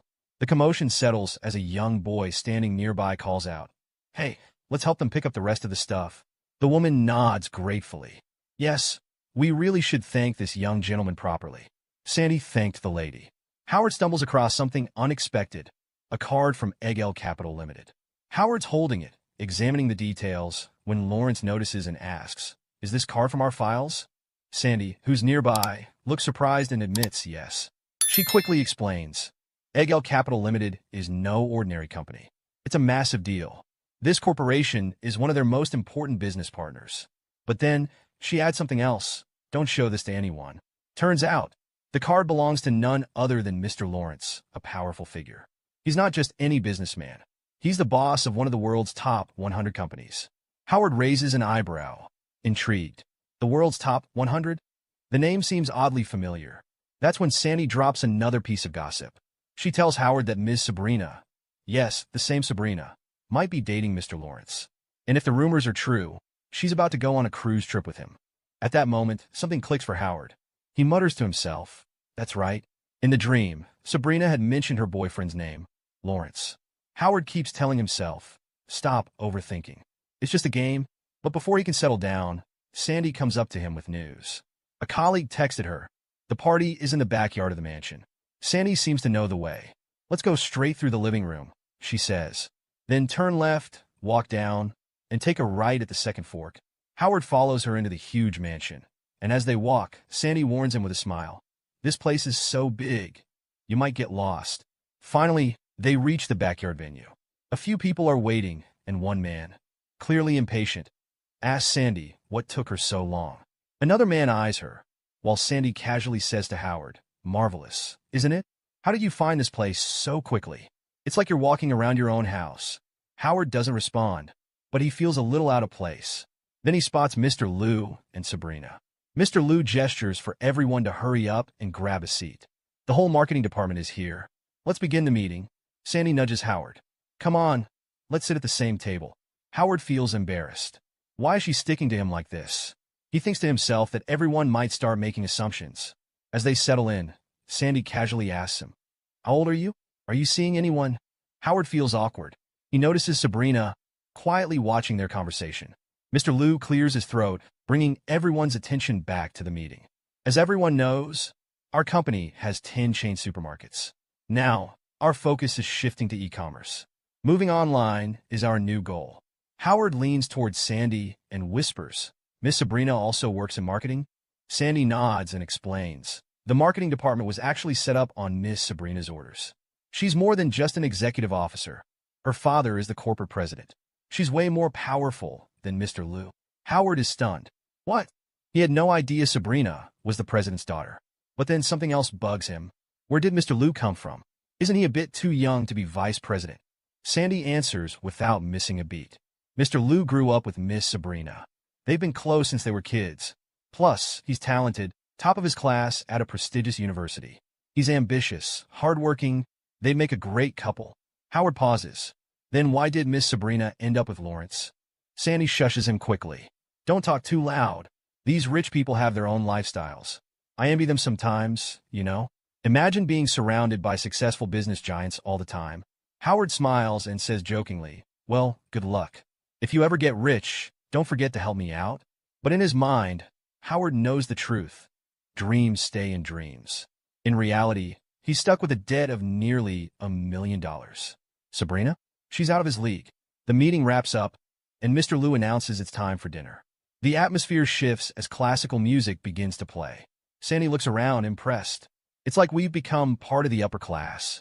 Nearby, Mr. Liu asks Sabrina, do you remember the last time we danced? We were in high school. Sabrina smiles. Yes. How time flies. Howard watches them from his seat as a chef approaches their table with freshly cooked steaks. Sandy gasps. This steak probably costs as much as a month's salary. Howard grins. Can I meet your expensive steak?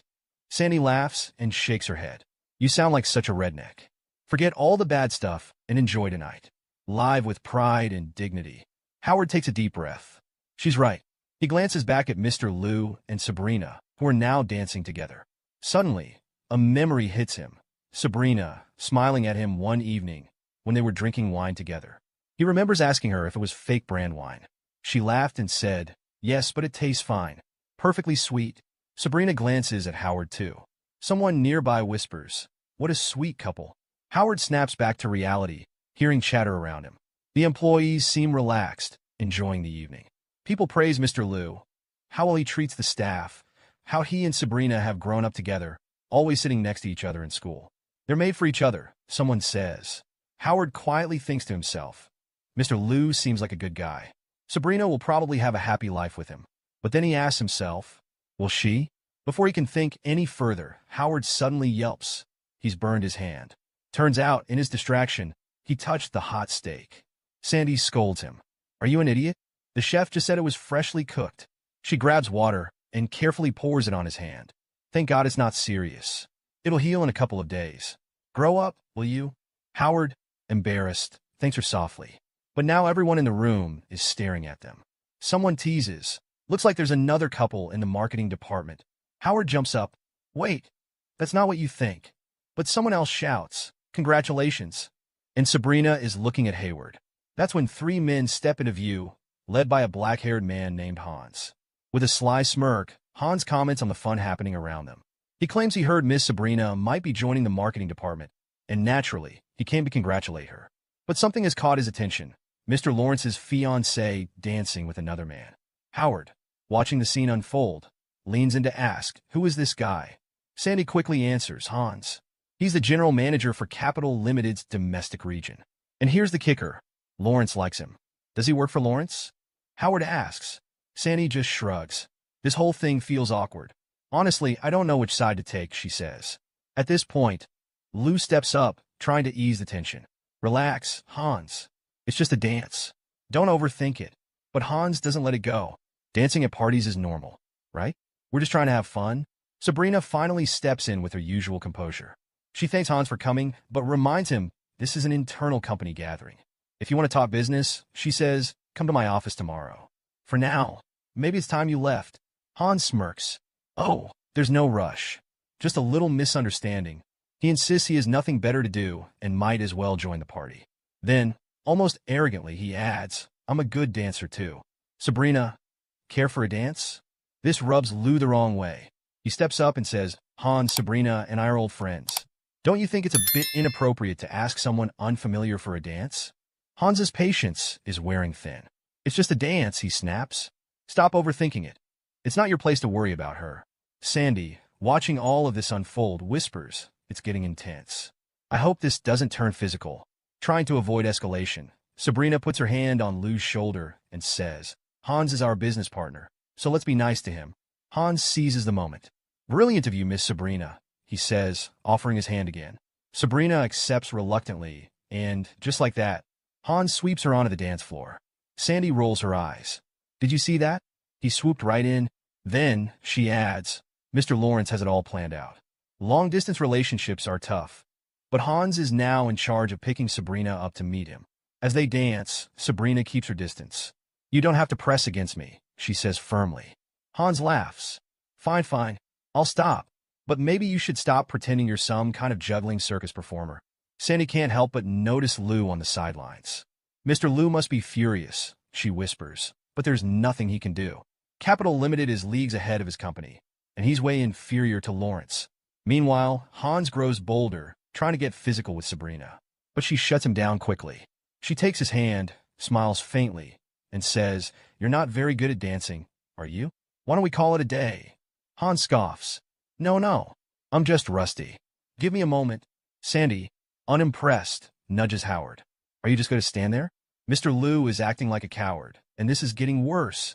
Hans, now clearly frustrated, mutters under his breath. Then, he does the unthinkable. He steps on Sabrina's foot deliberately. Sabrina stumbles. Her dress strap snaps. The room gasps. Lou panics, and Howard can't believe what he's seeing.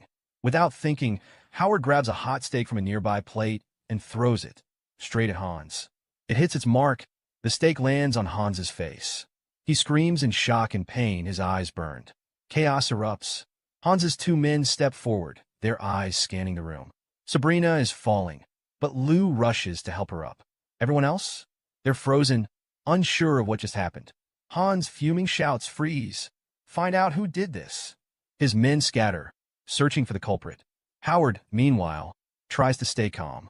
One of Hans's men stares directly at him, but finds nothing. Howard got lucky. Sandy, standing beside him, whispers, Good thing I gave you half my steak earlier. Huh? Howard lets out a breath. Thanks, he mutters. Sandy grins. You're welcome. But seriously, you threw a steak at Hans? You got guts. Even Mr. Lou wouldn't dare offend him. Hans, still furious, demands answers. So what now, he shouts. Are you telling me a steak just appeared out of nowhere and hit me? Search harder. If I don't find out who did this, none of you will leave this room. Sabrina, calm and composed until now, suddenly slaps Hans, sending him straight to the floor. The entire room goes silent. Take your people and get out, she shouts. She's had enough. She can't stand Hans anymore. Howard watches the scene unfold in shock. Sabrina? Fierce? He never imagined her like this. Deep down, he's just relieved. Thankfully, she didn't hit him.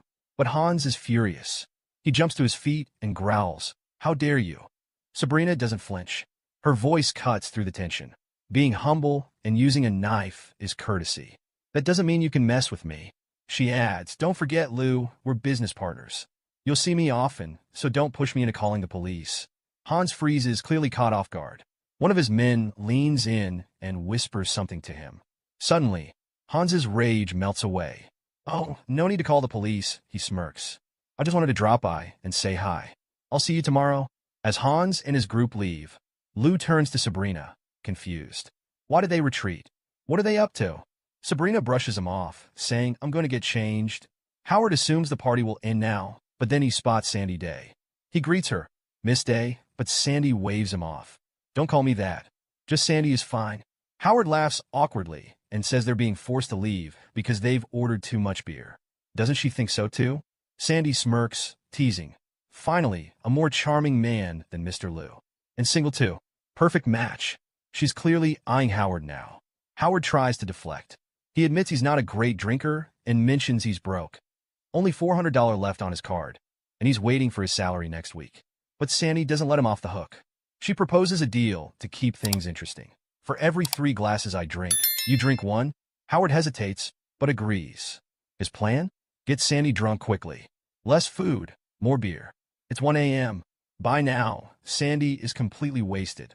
Howard, trying to manage the situation, shakes her gently. Sandy, wake up. Where do you live? Sandy mumbles through her drunken stupor. I live in the far west desert. Howard sighs. Far west desert. She's too drunk to make any sense. And then she burps. Before Howard can react, Sandy collapses onto him, almost knocking him over. People nearby are staring, and Howard is visibly panicking. To make things worse, Sandy leans in, licking his face and trying to get physical. Howard pushes her away, shouting, Get off me. At that exact moment, a waiter approaches awkwardly. Sir, I know this might be a bad time, but we're closing up. Here's your bill. Howard looks at the paper, and his heart drops. It's $400, exactly what's left on his card. Frustrated, Howard pays the bill, drags Sandy out of the venue, and carefully helps her down a dark staircase. Watch your step, Sandy. There's no light here, he mutters. Sandy, slurring, asks where they're going. Howard sighs. This is where I live. You can stay here tonight. Sandy giggles through her drunken haze. Oh, Howard, you naughty boy. We just met today, and you're already bringing me home? Howard shakes his head. It's not like that. I just can't afford a hotel room, and there is a man behind him who is watching them. Howard manages to lay Sandy on his bed, exhausted. But before he can relax, Sandy grabs his hand. Hug me, she murmurs. Howard pulls back. Just go to sleep, Sandy. He doesn't want to end up as gossip in the new department. But Sandy isn't done. She tries to sit up, rambling. I need to nail you before I pass out. Howard stares at her, panicking. What now? Sandy falls on him again, giggling as she tries to conquer him before she's too far gone. Suddenly, she starts pulling off her clothes, saying it's too warm. Howard grabs her hand, shouting, Stop. This is going to be a disaster. But Sandy teases, Oh, you feel warm down there too, huh? I get it. Howard, flustered, yells, No, that's not what you think. Finally, Sandy burps again and collapses on the bed, snoring loudly. Howard sighs in relief. She's asleep? He pulls a blanket over her. It's late, 2 a.m. to be exact. Howard, completely drained, decides he's had enough for the night. He figures he'll just curl up on the couch and try to get some sleep. But as he's settling in, he hears someone entering his home. Confused and a little on edge, Howard quickly gets up. He sees a man standing in front of Sandy. The man's eyes are fixed on her, and he says, She's gorgeous. Howard, now fully awake, steps in and asks, What are you doing here? How did you even get in? The man just looks at him, calm as ever, and motions for Howard to sit down.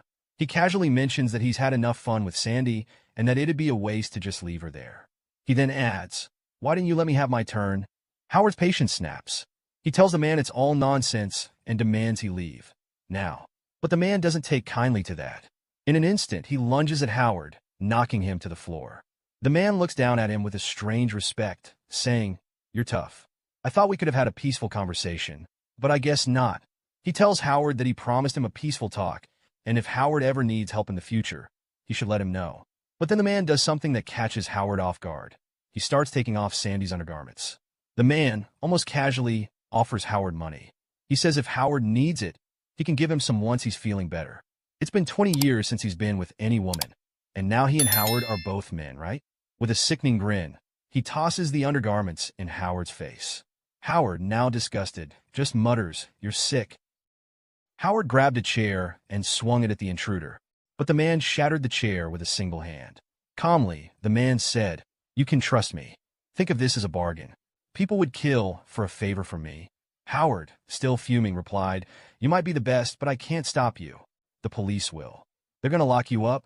The man said, Wait, don't call the police. No need to make a fuss.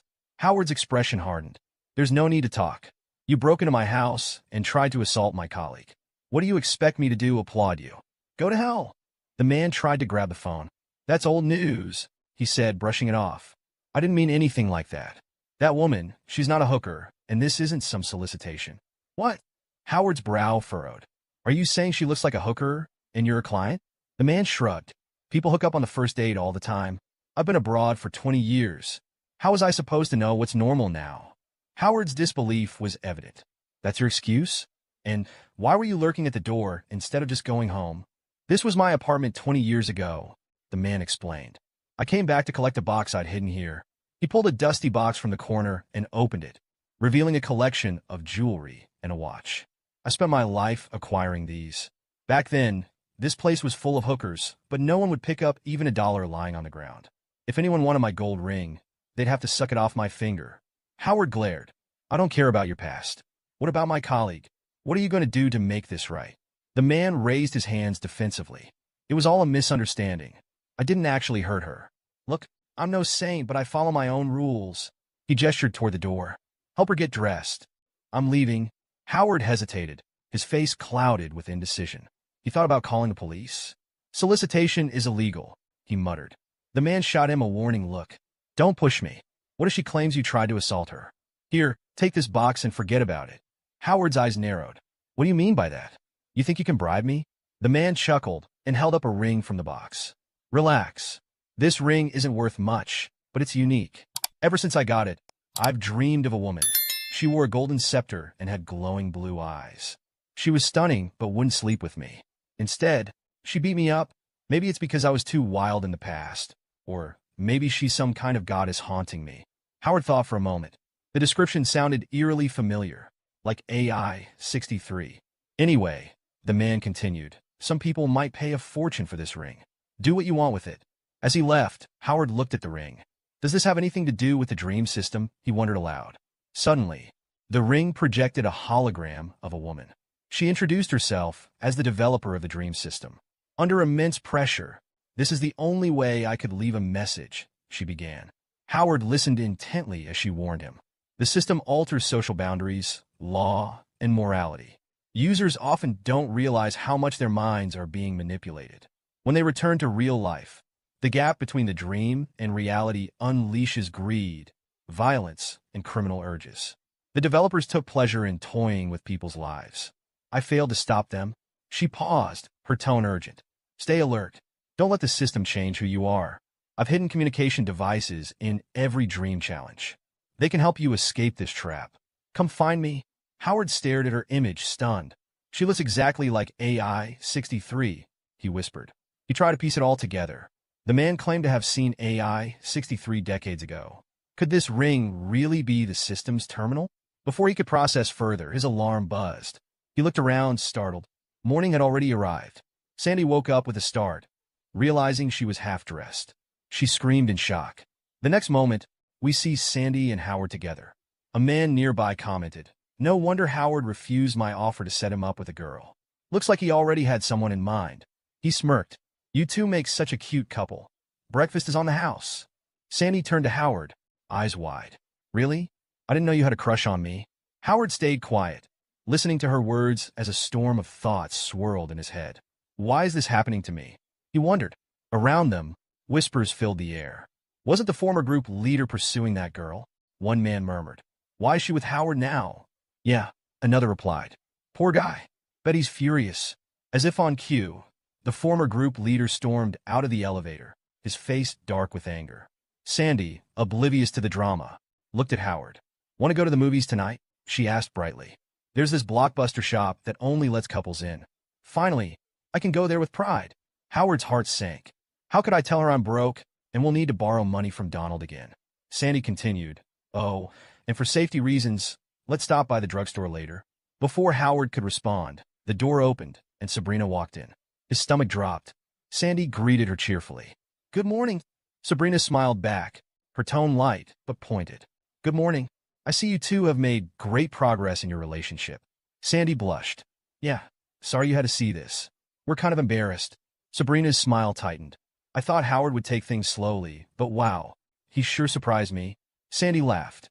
I thought so too. He seemed like such a gentleman, so I let my guard down last night. Sandy. Howard cut her off, his face burning. You don't need to share every detail. Sabrina struggled to keep her composure. Well, congratulations. But in the office, let's keep things professional, all right? With that, she left. Sandy scowled after her. Miss Sabrina is the worst. She's juggling two men. Who gave her the right to lecture us? Howard hesitated. She has a point. We should stay focused at work. Sandy pulled her hand from his, anger flashing in her eyes. Don't say that. I'm your girlfriend. You're supposed to back me up. She glared. Don't tell me you think of this as just a fling. Are you even thinking about starting a family with me? Howard sighed, feeling cornered. You're right. I should put us first. Sandy's face softened. She hugged him. That's more like it. Now go to work. I'll be waiting downstairs after you're done. She paused, then grabbed his hand and placed it on her waist. I wish you could be a bit more assertive. Meanwhile, in the office, Sabrina was at her desk, looking worn out. Mr. Liu walked over. Sabrina, you're pushing yourself too hard. Don't tell me you're too busy to even grab lunch. I'm not hungry, she replied, avoiding his gaze. There's just so much to do in the new department. Mr. Liu frowned. We've been friends for years. I know when you're lying. Is this about Howard? She looked away, her voice quiet. I don't know what you're talking about. Before Mr. Liu could press further, Howard entered the room.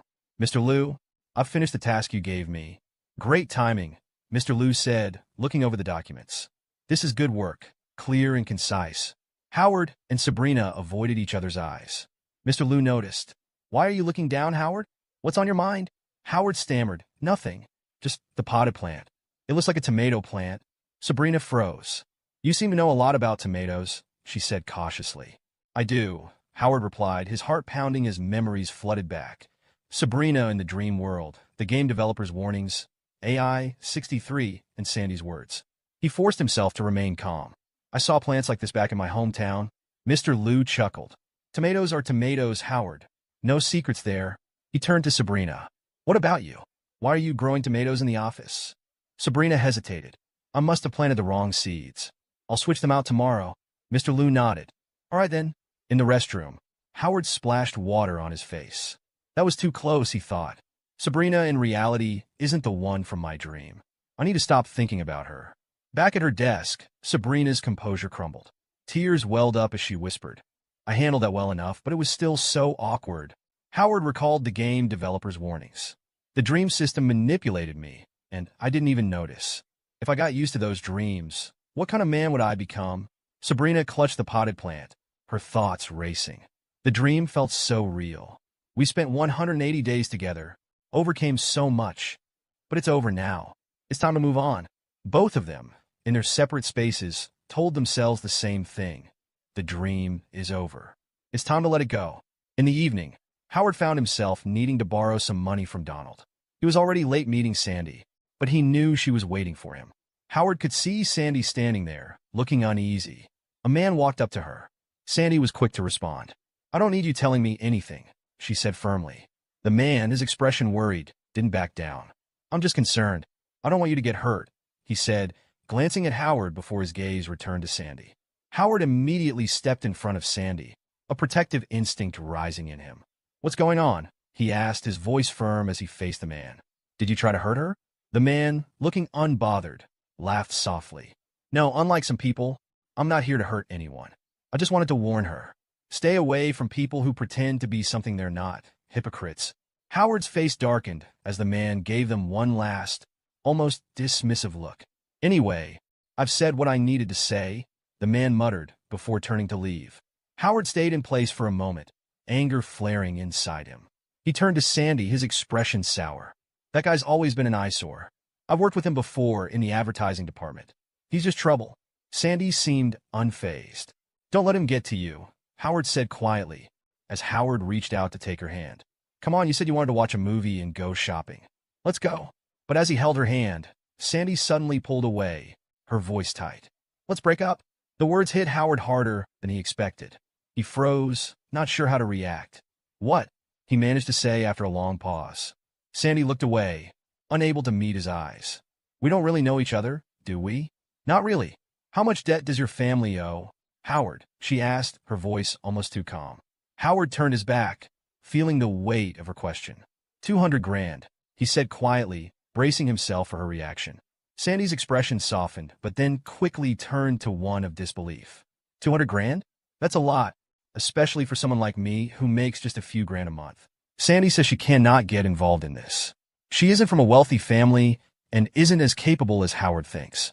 Deep down, she knows Howard isn't genuinely interested in her. He just feels bad that Sabrina always steals the attention of every good man. She tells him to forget what happened last night and walks away. And so, my friends, our protagonist loses 2 girls in one day. When Howard gets home, he reflects that this isn't the first time someone left him. His first love in college also left him for the same reason. This debt has made life hard for his entire family, and he dreads seeing their unhappy faces. Howard had thought about starting his own business, but never found a project that excited him. Now he can't take it anymore. He has to do something. When he reaches home, he notices the stove is on and wonders if he forgot something on it. Just then, he sees a strange man sitting on his sofa, casually greeting him with a hello. Furious, Howard calls him a scoundrel and yells, "What are you doing here?" He accuses the man of trying to assault his colleague and using his rice cooker. "Do you think this is your home?" he shouts. The man explains that he has nowhere else to go and was beaten up while looking for a job. He asks if Howard would let him stay for a few days. Howard kicks him out, warning him not to return or he'll call the police. Later, Howard thinks this is the worst day of his life. A little while later, Howard smells food cooking and goes to see what the man had made. When he lifts the lid, he thinks, "What is this? Can you even call this food?" But after tasting it, he opens the door, smiles strangely, and invites the man back in. "That dish you made was amazing. Are you a Michelin chef?" he asks. He then inquires what else the man can cook. The man replies, "I can cook a bit." Howard says, "You're such a good cook you could get a job at any restaurant. But why were you beaten up?" The man says, "Can't you see? I'm an ex-convict. I can't drive, can't make a proper resume. I just want a trouble-free life like everyone else, but it's hard." Howard asks, "Would you be interested in running a restaurant with me?" The man hesitates, then says, "If you don't mind my criminal record, we can talk." Howard replies, "I won't ask about your past, and I'll find us a place for the restaurant." The man says, "Don't you think we're rushing this? Anyone who sees my criminal record gets scared. Are you sure you have the guts to work with me?"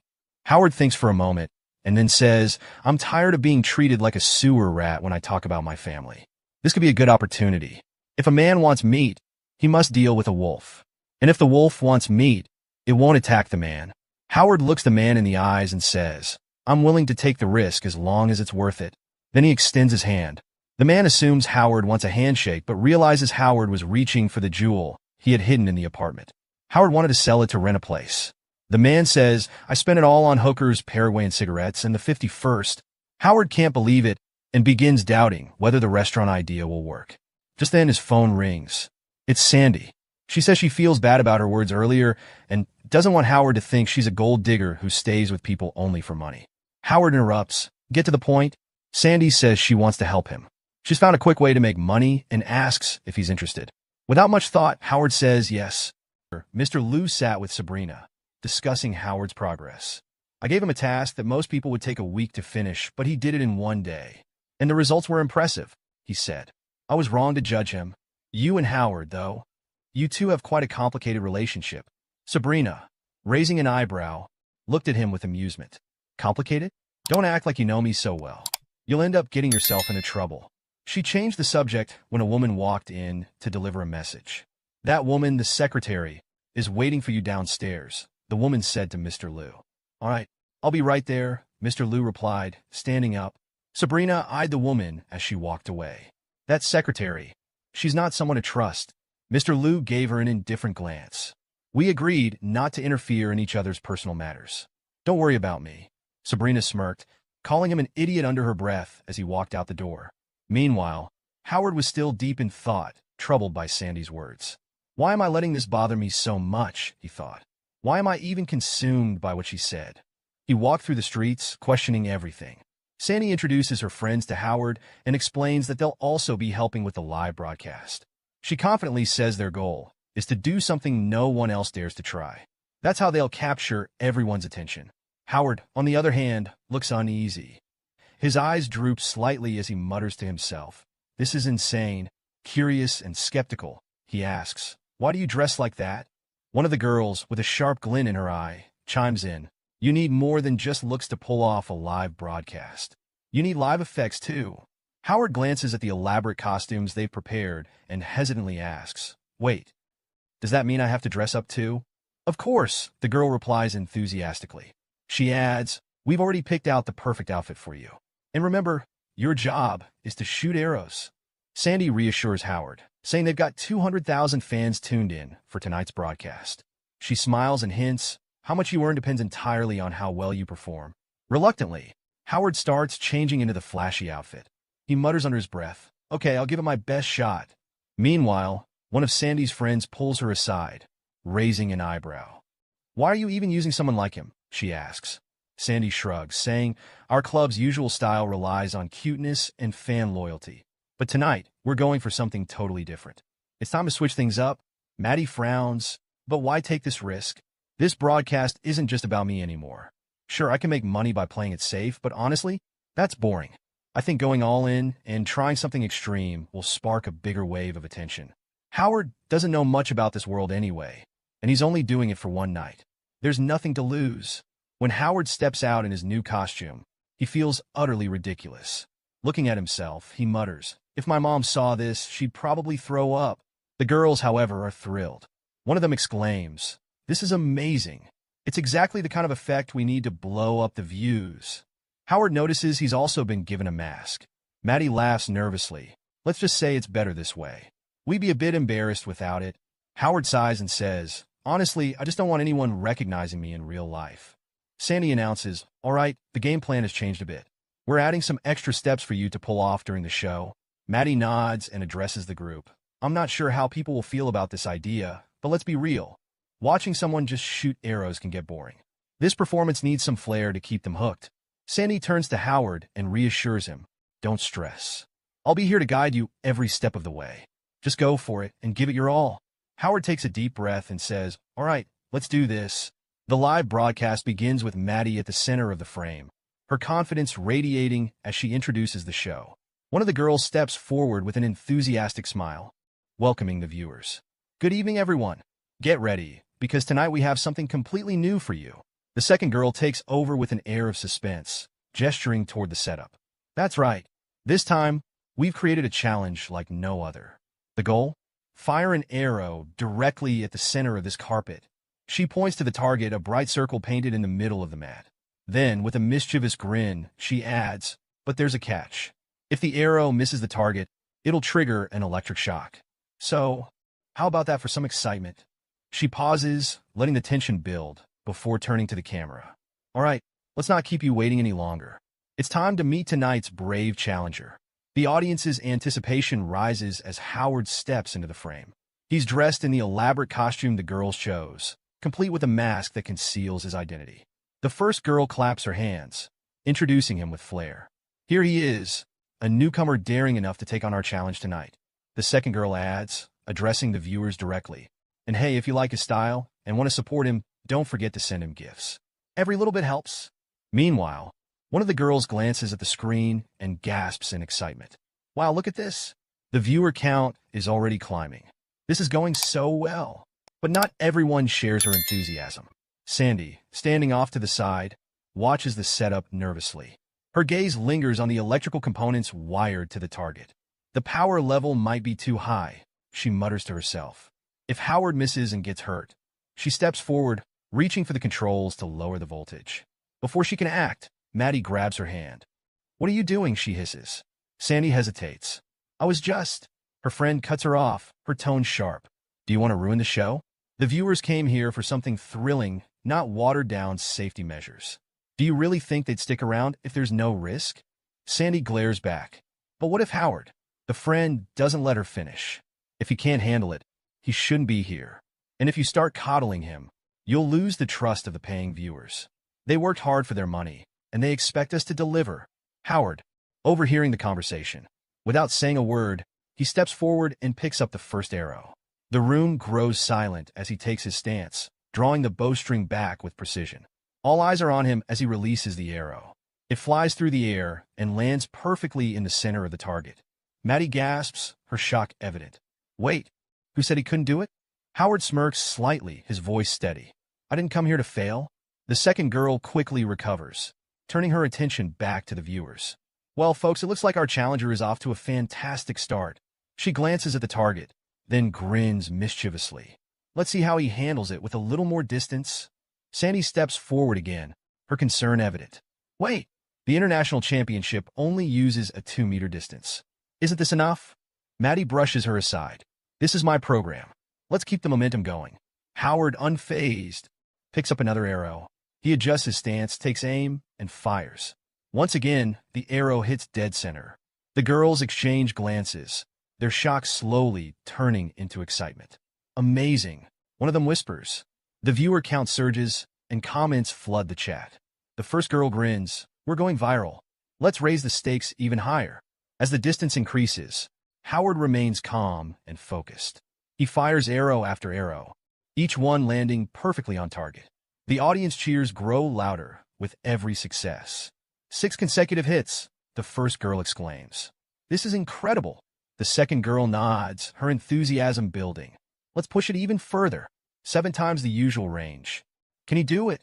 Howard doesn't hesitate. He takes aim and fires again, the arrow slicing through the air and hitting the target dead on. Unbelievable, one girl mutters, staring at him in awe. He's practically at the limit now. Is there anything he can't do? But suddenly, Howard does something unexpected. Instead of continuing, he throws the remaining arrows to the ground.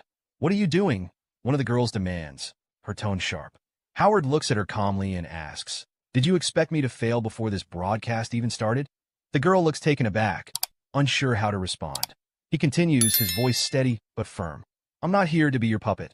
If you think it's fun to watch someone struggle or fail, then I'm not your guy. I don't find joy in pretending or acting for your amusement. If that's what this business is about, I'm done. Without another word, he turns and walks off the set, leaving the room in stunned silence. Sandy watches him go, a heavy sigh escaping her lips. That's it, she says quietly. It's over. It's hard to find something this viral again. One of the girls stares at the flood of comments on the screen. The audience is going wild, but it's all about this bug now. What just happened? The other girl lowers her head, guilt flickering across her face. I think he was upset because of what I said before we went live. Sandy shakes her head, her expression unreadable. No, it's not just that. Something else triggered him. But why? Well, some time passes and the next day begins.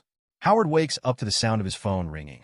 On the other end is Sandy, her voice bubbling with excitement as she exclaims, We've gone viral. Howard, still half asleep, feels a bit confused, but soon realizes what she means. His photos have taken the internet by storm, and people are now creating memes out of them. He heads to the kitchen for breakfast, but before leaving for work, something catches his eye. That strange man, Ty, is busy cooking peculiar dishes with equally odd names. Ty enthusiastically explains that this is his favorite breakfast recipe and that he's still adjusting things. Howard, unimpressed, decides to call him Ty and dismisses both his dishes and their names as crap. He also tells Ty there's no rush since the restaurant isn't opening anytime soon. Ty, surprised, asks, Wait, I thought we'd be opening in a few days to start earning money? Howard clarifies that while he's working on it, he has no specific timeline yet. Despite all this, Howard allows Ty to stay at his home. The same man who once broke into his house and tried to attack his friend. Let's be honest. Who does that? Let me know in the comments what you think about this. Howard reassures Ty that at least here, he has food and shelter, which is far better than living on the streets. When Howard arrives at his workplace, a group of e-girls is already waiting for him. Perhaps they're there to convince him to continue doing live streams with them. However, Howard brushes them off, saying he's late for work and will catch up later. At the office, a colleague informs Howard that Mr. Liu wants to see him. Howard agrees and, on his way, notices the group gathered around a phone. Curious, he asks, What are you all watching? One of his co-workers grins and replies, a new internet sensation, showing him the screen. Guess what? They're all looking at memes about Howard. The co-worker adds, This guy is sensational. He hit 7 darts on the target in a row, and now everyone's calling him Brother 7. Howard feels like digging a hole in the ground to hide. When he finally reaches Mr. Liu's office, Howard greets him. Liu, already waiting, gets straight to the point. I heard you and Sandy participated in a live stream with those e-girls last night, but for some reason, only Brother 7 appeared in the stream. That guy is incredibly charming, Liu says, practically licking his lips. It's confirmed now. He's the real deal. Liu then asks, Do you have Brother 7's contact info? I want to manage him. Howard denies having any contact and casually mentions that he found the outfit unimpressive. Liu dismisses Howard's opinion, retorting, You clearly don't understand fashion. The comments were filled with people praising Brother 7. He insists that Howard needs to get in touch with Brother 7, emphasizing the immense earning potential.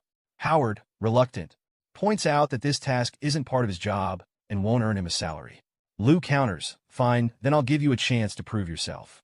If you can bring me Brother 7's contact, you'll get a promotion, a salary increase, and opportunities to network with influential people.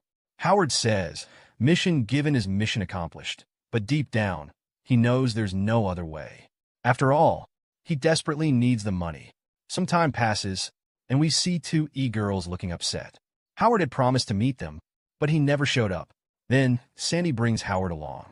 The moment the e-girls see him, Chubby grabs his tie and vents her frustration.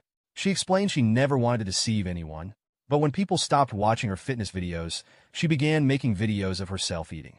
This led to a surge in popularity, forcing her to indulge in more dramatic antics to pay her bills. However, something Howard had said during the live stream made her reflect. She had started streaming to share her wisdom with people, but now she felt lost in this situation. She reveals that she's on the verge of starting an OnlyFans account. Emotionally overwhelmed, she clasps her hands together and pleads with Howard, I can't take the pain anymore. I don't want people to laugh at me. I just want to make money in a decent way. Moved by her words, Howard holds her hand and says, okay, let's do this. The three e-girls cheer up instantly. A month passes, and finally, we see the system screen announcing that the next dream will begin the following day. However, Howard realizes the game no longer excites him. Now, he just wants to wear his tight clothes and become Brother 7. Addressing his audience, he asks, is anyone hungry? A man raises his hand eagerly, saying me. Suddenly, Howard's wife enters the scene with a small cake, saying it's to satisfy his hunger. Hearing this, the fans go wild, falling even more in love with her. But out of nowhere, bang, a cake lands squarely on the chubby man's face. It's Brother 7, who asks, how does it taste? The man hesitates for a moment before shouting, yes, it's delicious. The entire audience joins in, chanting, Brother 7, Brother 7. Sabrina, watching all this with visible boredom, wonders how people can like such antics. Honestly, I'm wondering the same thing. Meanwhile, Mr. Liu nudges her, saying, just enjoy the experience and see how excited everyone is. We're going to make a fortune from this stage.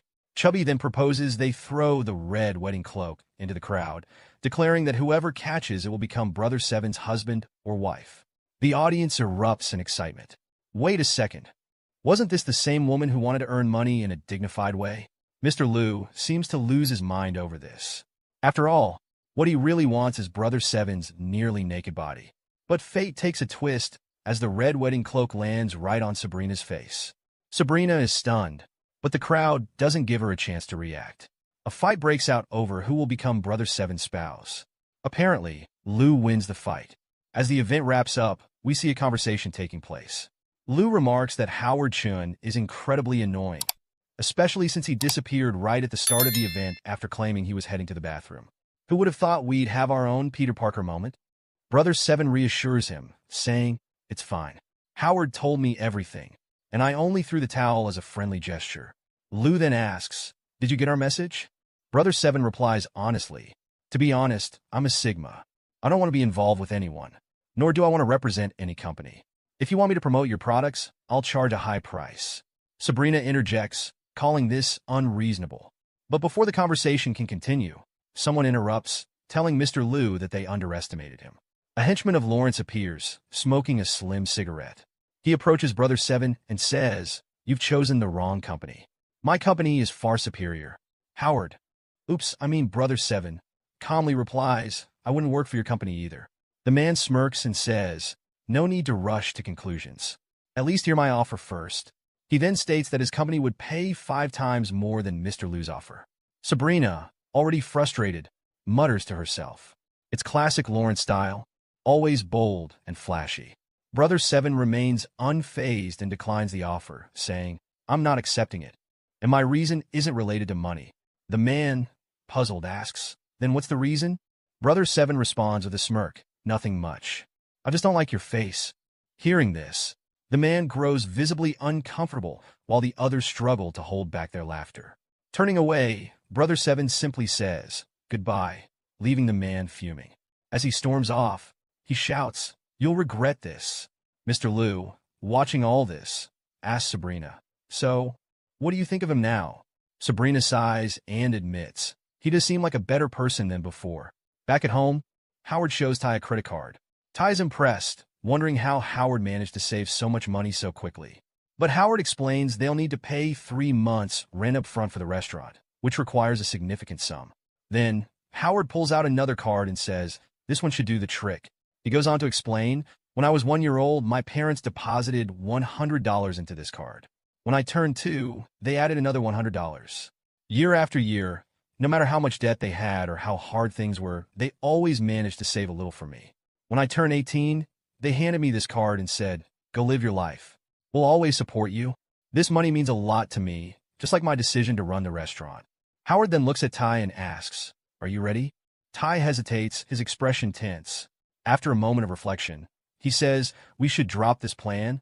Surprised, Howard asks, "Why?" Ty explains, "It's too late now. I've taken another job. My parents worked too hard for this money.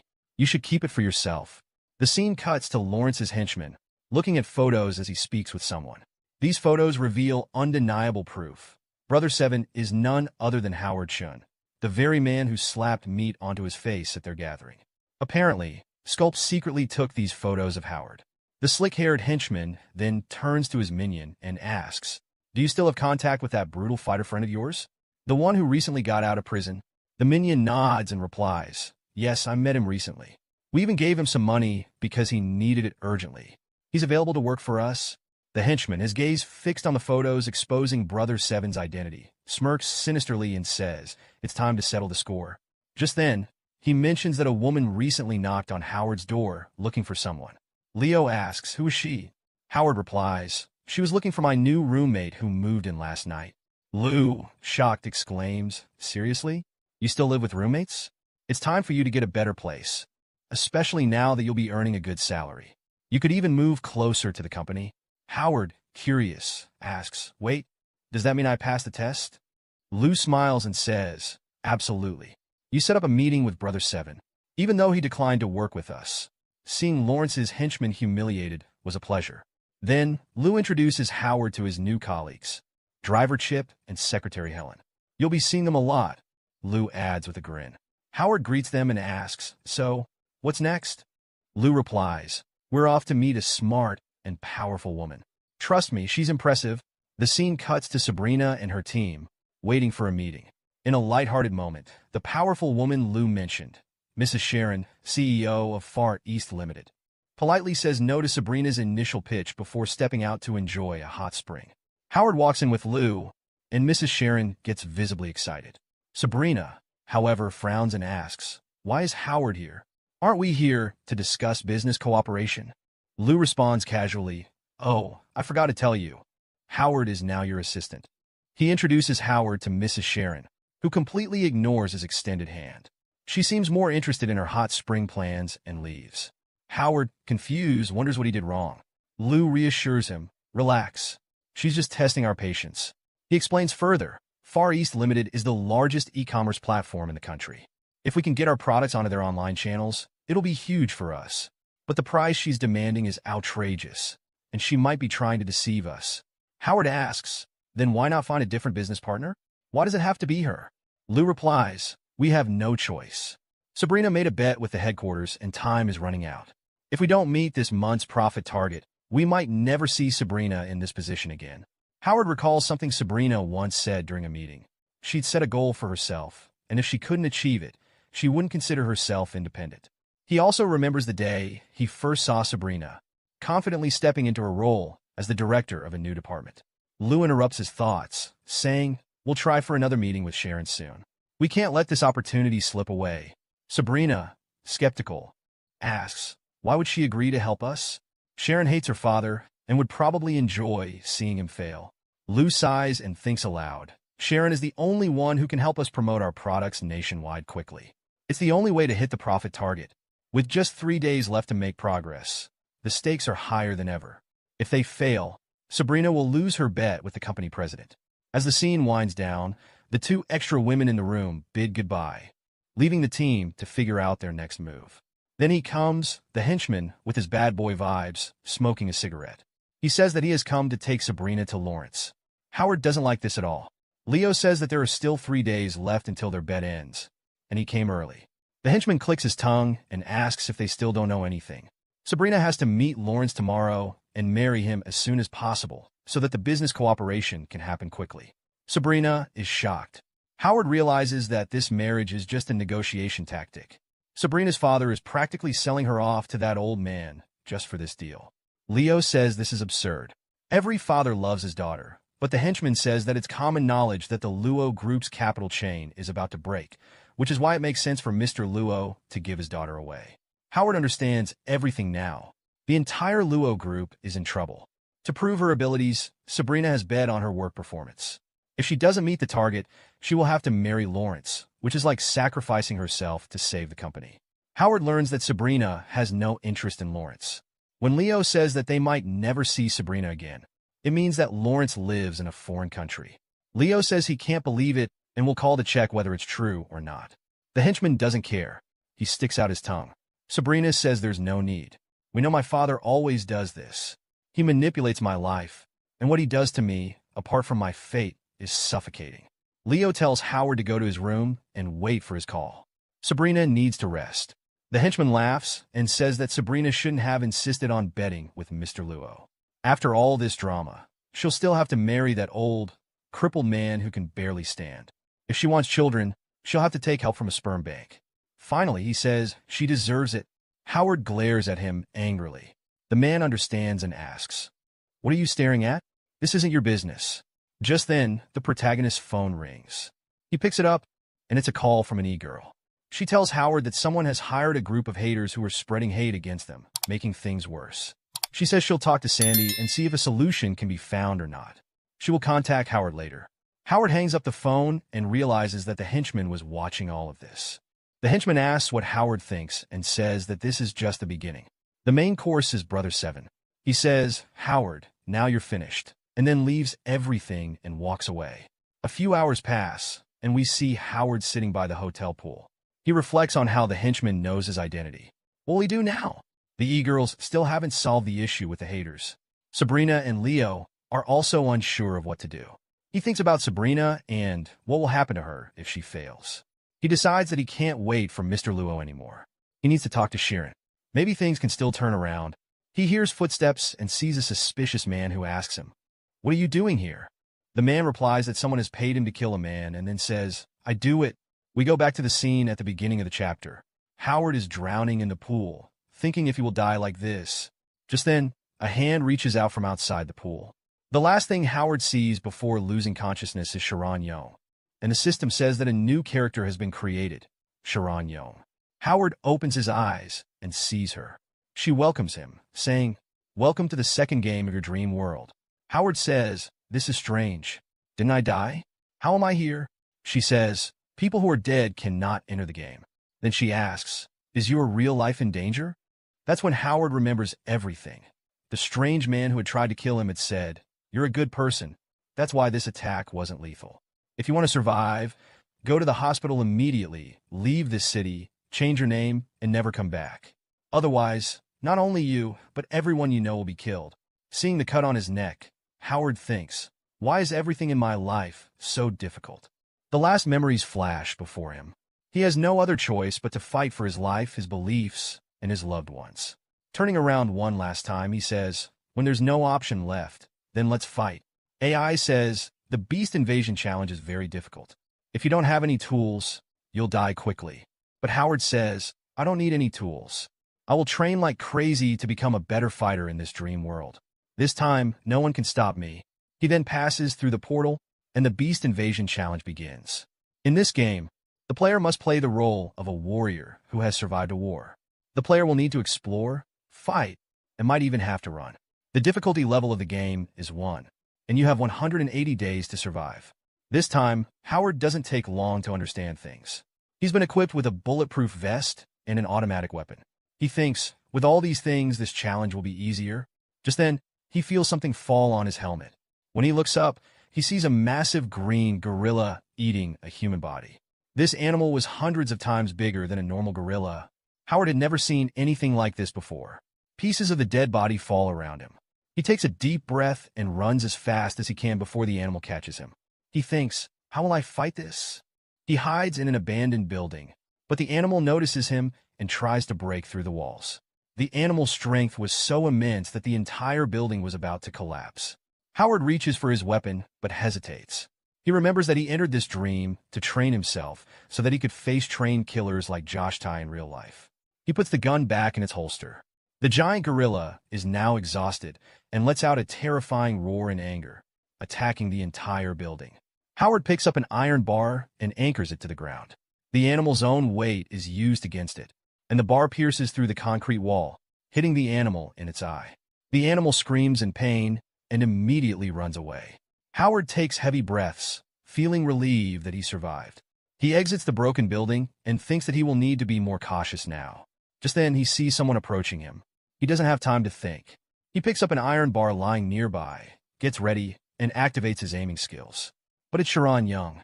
However, it's too late now. She somehow throws herself back and avoids the bar, dodging it. Howard asks, "Are you okay?" and wonders if she's some kind of monster. Sharon glares at him and asks, "What are you doing here? You should be in the hospital." Howard doesn't understand the hospital part. Sharon then explains, "You were covered in blood when you suddenly came into my room and fell into the pool. I called an ambulance and saw them taking you." Howard realizes that after getting hurt, he must have run in search of help and accidentally entered her room. In the real world, he must now be lying on a hospital bed. Howard tells her, "When I woke up, I was in these strange ruins," and asks how she ended up here. In his mind, he thinks that he never planned to start this game or to ask for a copy of Sharon Young. Sharon explains, "I suddenly woke up here too. Then I heard a voice and went to see what was happening." Howard mutters to himself, "There's something off about this game." Then he thanks Sharon, saying, "If you hadn't called the ambulance, I would probably be dead." Sharon replies, "You can thank me later. First, figure out how we're going to survive here." She reminds him, "You're good at throwing things. Maybe you can help me." Howard asks, "Help with what?" Sharon points toward a city that looks half submerged and asks, "Doesn't this look familiar to you?" Howard looks closely and recognizes that it's their company's building. Sharon explains, looking at the weather conditions of Terrence and nearby buildings, "It seems like this is Earth, 300 to 400 years in the future. We've time traveled." She goes on, "The air is foul, and the water is probably caustic. Sea levels are rising, and maybe in the end, Earth will be completely flooded."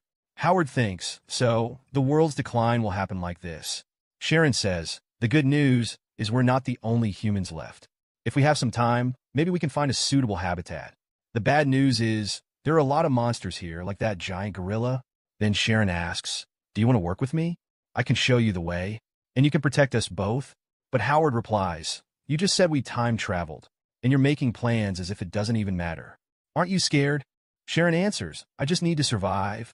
They both move toward an area that looks like a desert. Sharon asks, "Are you a dart-throwing athlete?" Howard replies, "No, dart throwing is just a hobby." Then he says to Sharon, "I didn't expect you to remember my name. When we first met, you didn't even look at me." Sharon says, "At that time, you didn't matter to me. Talking to you seemed like a waste of time." Howard says, "That's harsh. If you keep judging people like this, you'll never make any friends." Sharon says nothing because they've reached the place she pointed to. Howard says, "You were right, this looks like a fortress." Sharon replies, "Your friends will only come when you value yourself. Don't you think so?" But just then, Howard suddenly covers Sharon's mouth and pulls her behind some rocks as a giant centipede creature passes over their heads. Howard takes out his weapon and says, "Maybe this fortress will disappoint us." He hands Sharon a gun and says, "Take this and protect yourself." Sharon thanks him and replies, "If you need my help, I'll assist you." Howard looks back at the fortress. No monsters are visible around. They both prepare to enter. As soon as they step inside the fortress, Sharon finds something strange. She says, "Why is this place so clean? It looks like someone cleans it every day. But why haven't we seen any humans here?" As they walk, they stop at a place that looks like a military post. There are 3 pieces gathered together as if they form an eagle's nest, but Howard wonders, how can an eagle's nest be this big? Just then, they spot a creature, an unusual, mutated eagle. The eagle flies above them, but it seems to be coming directly toward them. Sharon quickly says, "Hide," but Howard stands still. Sharon, panicking, asks, "Why aren't you moving? Have you lost your mind? Your steel spears won't kill this creature." Howard replies, "That's exactly what I want." He recalls the incident with Josh Tai, when Tai had put a knife to his neck and said that he couldn't do anything but tremble in fear. Tai mocked him, saying that Howard's talk of changing his destiny was a joke. Howard tells himself, if I could remember just one thing after this dream ends, it should be how fearless and brave I was. Howard takes his position and prepares to throw the steel spears. The spears pierce the creature's wings, and some go right through its body. Sharon can't believe her eyes as she watches the giant bird fall from the sky, lifeless. The creature's green blood falls on Howard, and immediately it feels like acid. His skin starts to burn, and Howard falls to his knees, screaming in pain. Sharon rushes toward him, but can't do anything. Just then, the fortress gate opens, and a robot steps out. It says, "One wounded human detected. Emergency medical system activated." The robot pulls out a syringe with its only remaining arm. Sharon, panicking, asks, "What is this?" But the robot says nothing and injects the liquid into Howard's back. Howard suddenly feels a sharp dizziness. The robot says, "It has limited electrical power left. My system will shut down soon," and Howard loses consciousness. After a while, Howard wakes up and finds himself in a place that looks like a military base. Sharon says, "You look better now, but your hair is a bit strange. Maybe it's the side effect of the injection." Howard remembers that his skin had burned from the corrosive liquid of the monster. He asks Sharon, "Where are we?" Sharon replies, "We're inside the fortress. When you were in danger, the robot gave you an injection, and your wounds magically healed." Then she says, "Maybe when this robot is fully charged, it will tell us the story of this place." Just then, a red light starts flashing on the robot's head. The robot says, "Now I am fully charged." It continues, "A large, dirty area has been spotted. Clean roll, clean roll, clean roll." The robot steps out of the fortress, raises its head, and releases a flamethrower on the monster's corpse. Howard is shocked, but Sharon says, "It's made with advanced technology. Maybe there's a special code to activate it." She looks at the numbers 2003 written on the robot and says, "Let's call it Robot 20003. Upon hearing this, the robot responds, "A new request for domestic tasks has been assigned.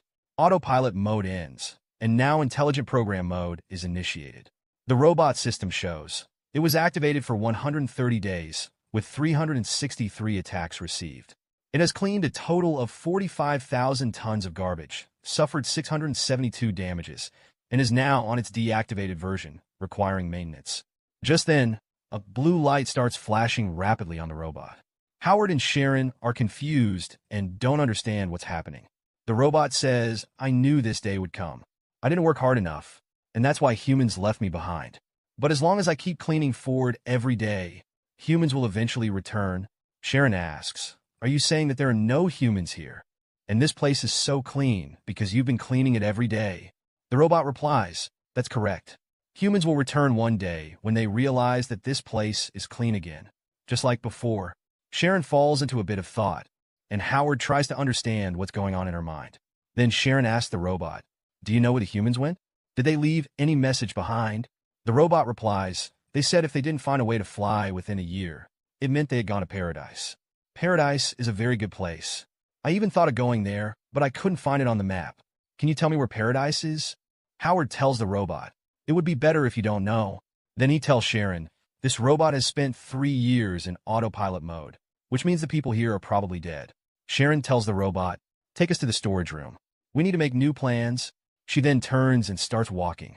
Howard thinks that despite all the difficult circumstances, Sharon remains so calm that she can make new plans. In a strange way, Sharon's emotions are very stable. In the storage room, the robot shows them human weapons, but there's no ammunition. These are compressed energy bars that are left for food. The humans had said that they were as tough as roots and could last for 100 years. The chemical composition was used by humans to heal wounds, and they called it Medusa's tears. But if it was used too much, it would cause rust-like marks on the body. Howard asks, "Is this the potion you injected into me? Am I going to turn into stone now?" The robot replies, "The effect of the potion is strong, but you're safe." Then, scissors extend from the robot and it cuts Howard's hair, saying, "The potion can't fully fix the nervous system. Some humans used it too much and fell into a vegetative state." Howard thinks, "It's a shame because I thought this potion would help me become a martial arts master." The robot further explains, "Besides the storage room, there's an underground reservoir and an energy center here that provides a constant electricity supply." Hearing this, Howard excitedly asks, "Are there bathrooms here? Because I can't stand my own smell." As Howard heads toward the bathroom, Sharon asks the robot, If there's an energy center here, why didn't you recharge? The robot replies, I'm just a task robot. Without permission, I cannot use human resources. Sharon says, machines will always be machines, and tells the robot to show them the other areas. The robot leads them to a control room where an odd language is written on the monitor. Sharon says, what language is this? It looks like scribbles. The robot replies, I brought a map for you, but just then, the robot's access is cut off and it falls to the ground. Sharon doesn't care and just asks, can you translate the language written on the monitor? The robot says, this is a new language that humans created to record the rise and fall of civilization, so that every intelligent species could understand these stories. But this language isn't in my records, so I can't read it. Sharon says, humans were thoughtful even after they died, leaving such an approach to deal with the situation. That's quite considerate. When Sharon opens the map, she doesn't like what she sees. She says, we're on an isolated island. In a true sense, it's the only island of its kind. According to the statistics, this land will be submerged in the acid ocean in 179 days. And now all the mutated beasts of this planet have gathered here to keep themselves safe. The robot says, Master, please stay in the shelter. Sharon begins analyzing the current situation. They have no food, no ammunition, and dangerous beasts are everywhere. There's no one to save them. This means that their only option left is to wait for death. Sharon, who seems to be accepting the situation now, ties her hair and asks the robot, did the humans leave any clothes here? I want to give something to Howard. The robot replies, yes, there are clothes in the rooms. You don't need to worry. I'll take care of it. Sharon looks at the robot carefully and asks, do you know why the humans abandoned you? The robot says, is it because I didn't work hard enough? Sharon walks up to it and says, no, it's because you never showed them how valuable you are, and I don't want to be like you. Sometime later, the bathroom door opens, and Howard is taking a shower. As he turns, he sees that the robot has fallen to the ground. Howard quickly asks, what happened to you? The robot says, please don't leave me alone. I can still work. I can clean. I want to be with humans. I miss the time I spent with them. The robot's memories flash by. Memories of the time when humanity was alive, when there were animals, children playing, and calling out to it. It was useful to them, until it suddenly became useless. And since then, it has been all alone in this place. The robot says, I beg you, I can still work. I don't know what paradise is like, but I'll make this place even cleaner than paradise. Howard, while attaching the robot's parts back into place, says, its parts are very old. How are robots repaired? The robot 2003 responds, there were human engineers in the maintenance room who used to repair the robots. Howard says, there are no engineers here now, so I'll have to try it myself. Just then, the back door opens, and Sharon enters the bathroom wearing clothes. She says, the world is about to collapse anyway. We don't need to be shy about it. And yes, I've kept some clean clothes for you. Howard, a bit embarrassed, says, thanks. Please just put them on the table. Sharon does so and says, we're in a very bad situation, but we still have a chance to survive. But I don't understand why humans left this shelter, where there was food and shelter, and took the risk of killing themselves. Howard replies, 2003 talked about the place they were looking for. Sharon says, it doesn't matter. The whole world is going to collapse soon. Wherever we go, nothing will change unless there's a place that can protect us from destruction. Only such a place could be worth it, even if it means death on the way. Sharon removes her robe and continues. There must be some useful information in the records, and I can decipher it in a short time. The problem is, the sea level is continuously rising, and monsters are gathering on the land. This will only make our problems worse. As Sharon enters the tub, she says, I hope we continue working as a team until help arrives. I'll keep searching for an escape route, and you keep us safe. But Howard, instead of listening to her, is now completely intimidated because Sharon suddenly undresses in front of him. Howard thinks, doesn't she fear that I might attack her? He quietly agrees with her and looks away. Then his gaze falls on a weapon hidden beneath the robot. Howard wonders what this means. Sharon says, I thought I'd have to use special methods to calm you down, but now I'm relieved to see that you can control yourself. In this critical life and death moment, a mental breakdown would have ended all our chances of survival. Yeah, guys, this woman is nothing like Sabrina. She kept the weapon just to calm Howard down. If she had lost control, she wouldn't have feared a sexual attack. Her real fear was losing Howard because he's her little helper, and if he had mentally collapsed, he would have been of no use. She's much smarter than average humans. Howard tells her he has some work to do, and then takes the robot 2003 and leaves the bathroom. Sharon stays behind, thinking that Howard is just an ordinary human. The world is collapsing, yet he remains bound by morality. But that's a good thing, because it won't take much time to handle him. After some time, the sound of welding can be heard. Howard is repairing the 2003, which has started chattering again. Our protagonist asks the robot why it didn't say anything when Sharon was with them. He thought the robot had deteriorated so much that it couldn't speak. The robot replies, "Human language is very complicated. I can understand the nuances behind words, but it's better not to interrupt my training. I need to train to kill beasts." Hearing this, the robot is surprised and says, "That's dangerous." Howard replies, "I don't have any other option. Even in another world, I lived during times of destruction. The mutated animals there tried to kill me, and this killing won't stop until the waves of destruction disappear." He continues, "Maybe you won't understand, but forcing a hard-working, debt-ridden worker to step out of their comfort zone takes immense courage. I traded everything I had for an achievement that someone effortlessly crushed in the end." Howard realizes that surrendering and running away would be his true death. He must move forward. The robot asks, "Another world? Are you talking about the paradise where humans went?" Howard replies, "Why do you always talk about that paradise? For me, my home is my paradise. It's a place of safety, loyalty, value, light, and omnipotent healing power. If I can overcome this challenge, I can save my home." The robot responds, "I understand. Paradise is amazing, no doubt.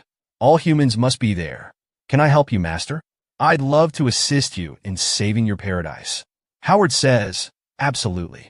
I might get injured fighting monsters, and I'll need you to heal me quickly. And yes, you don't have to keep calling me Master. You could just call me Howard. That'll be fine." The robot finds this fascinating and says, "Only humans call each other by name." Howard jokes, "If you were a robot girl, I'd like you calling me Master, but I'm not interested in a rusty machine." The second day of the apocalypse arrives. Sharon observes Howard's work and notices that the armored robot now looks like a knight. It even has a small shield. Sharon comments, "Let's see who dares to mess with it now." She shows Howard large crossbow bolts that the locals use to protect themselves from monsters. Howard keeps them for himself and gets ready to head out of the fort. After all, his goal is to hunt beasts and become stronger. But Sharon stops him. Howard says they had already made an agreement about the roles, so he's heading out to kill the monsters. Sharon tries to stop him, saying it's unnecessary and that he doesn't need to hunt these creatures. She reminds him that his current role is to keep the fort safe. Howard responds that they only have 180 days, and he doesn't want to wait for all the monsters to attack them at once. Sharon can't understand why Howard is seeking trouble. She agrees he has the skills to kill monsters, but reminds him of the more serious problems they're facing. She asks if he's forgotten how corrosive the creature's blood can be. She mentions seeing a monkey that was as tall as a 2-story building and warns him that he's putting his life at unnecessary risk. She insists they can't afford mistakes and that they should save their strength and accumulate more power before fighting. Howard counters, asking if she's trying to tell him what he should or shouldn't do in his own world. Sharon doesn't understand what he means. Howard reflects that, in real life, he was almost dying in bed with people trying to kill him. He can't just sit in a shelter thinking about all this. He needs to get stronger as soon as possible. He tells Sharon he agreed to look after her because she once saved his life, but that doesn't mean she can interfere with his work. He bluntly adds that he doesn't care what happens to this world. If she's uncomfortable, she can leave anytime. Despite Howard's harsh words, Sharon maintains her composure and says she's only concerned about his safety. She wishes him a safe journey as Howard summons 2003 and leaves the fort. As he walks away, Howard thinks that what he said doesn't matter because Sharon is just an NPC. However, Sharon begins to feel turmoil within. She realizes she was completely wrong about Howard. His way of thinking and behaving isn't like an ordinary man's, even in a crumbling world. She can't understand what's going through his mind. Suddenly, a snake slithers between her feet. Sharon turns around and finds herself in a forest. A voice echoes, "What is your value? What is your value?" A hand rests on her shoulder. She quickly turns, but no one is there. Sharon screams for the voices to leave her head. The voices chant, "Join us, join us, join us." She ties her hair back, and the hallucination ends. It seems she, like Sabrina, is experiencing lucid sensations. Sharon tells herself there's no need to rush, she still has time. But she knows she must build a friendly relationship with Howard. Otherwise, she might die from the lucid sensations. The story continues as the robot tells Howard that his tone with Sharon today was different from yesterday. Howard replies that his attitude has changed. If he had been tougher in the past, people wouldn't have been able to hold a knife to his neck. The robot asks why Howard, as a human, risked such a dangerous situation, knowing how vital the neck is. Howard replies that after his first dream, he mistakenly started believing that everyone was good. He recalls a woman who came to him in real life, searching for Josh Tai. Howard had told her that Josh Tai had left the previous night. The woman explained that Josh Tai had killed a man to save someone's life. He wasn't a bad person, but had spent 20 years in prison for it. Now, after being released, he was getting involved with the wrong people again. She asked Howard to convince Josh to leave that life if he ever saw him again. Howard tells the robot that it doesn't matter whether he's dreaming or in real life. He must give up his fantasies about human nature or saving others' lives. Then, we see a flashback where a knife is held to Howard's neck, and Josh Tai asks him, "Do you really want to help me? Do you think you're some kind of god?" He tells Howard, "Give me one reason why I should work with you. You're neither rich nor powerful. You have nothing to offer me." Howard explains to Robot 2003 that saving lives is a hero's job, but he needs to let go of such fantasies. Most people aren't heroes. They can't even follow basic rules of being decent. The robot, listening, replies, "I still don't understand human language." Finally, they arrive at their destination, where mutant wolves await. 2003 warns, "These wolves are very dangerous." Howard responds, "Don't worry, this is what I was waiting for. It's time to begin." The robot warns him, "Be careful, Howard. Their fight score is higher than yours." Howard says nothing, pulls out his spear, and feels his heart pounding. The robot adds, "The score is rising." Howard confronts the mutant wolves head-on. They attack with all their might, but Howard quickly defeats them with a spear. 2003 watches the fight from a distance. Howard steps on a wolf's head when another wolf attacks him. The mutant wolf, drooling saliva, leaps, but Howard grabs its neck. The creature struggles, but Howard uses all his strength to strangle it, its blood splattering onto his skin. After the fight, 2003 warns him, "Don't touch mutant creatures with your bare hands. The green liquid they release is toxic." Howard replies, "This is part of the training. In real life, you won't always have a knife. Most of the time, you'll have to fight with your hands." The robot then spots a tent and asks, "Is this our shelter? Why is it here?" As Howard approaches the tent, a horrible smell hits him. The robot explains, "This tent has likely been occupied by wolves for a long time." They find a box, and the robot identifies it as containing wheat seeds, a symbol of their shelter. Howard asks, "Were you farmers?" The robot replies, "Yes. There were gunpowder shelters, armor shelters, and plant shelters. Each had specific manufacturing tasks, and we exchanged goods and materials. But as the corrosion waves increased, these shelters became unsustainable. The environment isn't suitable for agriculture."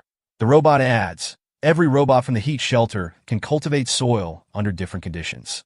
Give me some stones, and I'll produce soil. I'll use the beast's feces and their ashes to make fertilizer." Howard nods and asks if the bird he killed is in the shelter. He then instructs the robot to search for more seeds during the day and cultivate plants at night. The robot comments, "I love cultivating plants, but when the coated ocean arrives, they'll die." Howard replies, "When humans return, they'll find our work useful." The robot asks, "Will humans really come back? How do you know?" Howard recalls the AI's words. The biggest challenge of this game is how much players can improve the future of humanity. He tells the robot, "Humans will be considered in the final evaluation. I'm certain they'll return, but I doubt I'll witness it. I only have 180 days here, so it's better to prepare the basic equipment." The robot agrees, "You're right. Until the shelter is restored, humans won't come back. Paradise is nothing compared to the old shelter. As humans used to say, the shelter was something they could never leave behind." Howard asks him, "Are you talking about the house?" 2003 says, "Yes, that was my home." A few hours pass, and we see Howard fighting a giant mutant spider. The creature knocks him down, but Howard picks up a rock and strikes the spider with full force. He keeps hitting the spider's head repeatedly, despite its corrosive blood falling on him, until he is sure the creature is dead. The robot says, "Your fight score has decreased by 20 points. Did you even practice during this time?" Howard asks, "What is this score?" The robot explains, "It's calculated based on the creature's physical strength and fight status. Your peak score was 90, but now it's dropped to 70. Howard says, "I've never lost a fight in my life." "What do you mean?" The robot replies, "I mean your will to fight has diminished. Your focus isn't on the fight anymore. It seems you're using your physical power to vent your frustration. Howard finds it amusing that the robot can understand what's going on inside him. He tells 2003, "I wonder how someone can be trained to become a fighting master while dreaming." As he says this, he's joking. In real life, true enemies are people, unexpected attacks, and intangible pressures. In a civilized society, not everything can be solved with fists.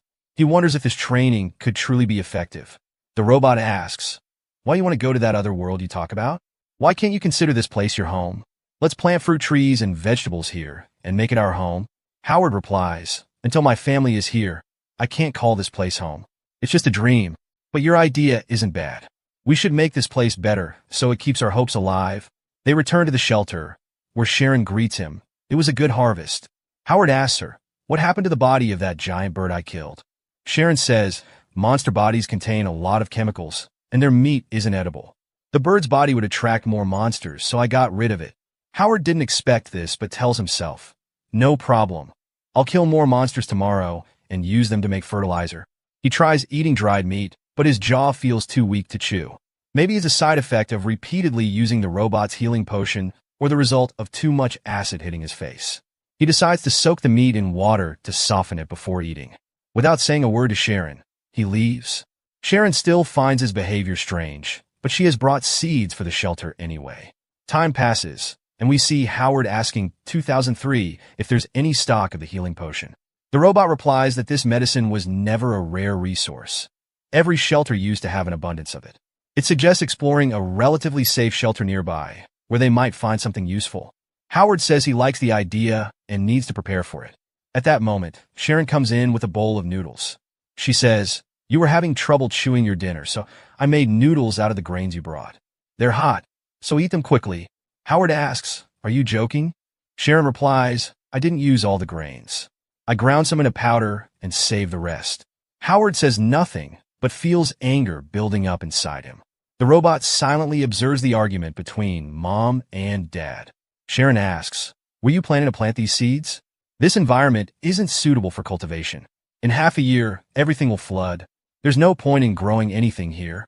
Howard replies, "I didn't expect you to waste the seeds so quickly, but I'm used to such problems. Challenges always arise before achieving anything. Next time, consult me before doing anything. And keep the noodles. Just don't show them to the robot. It'll get angry."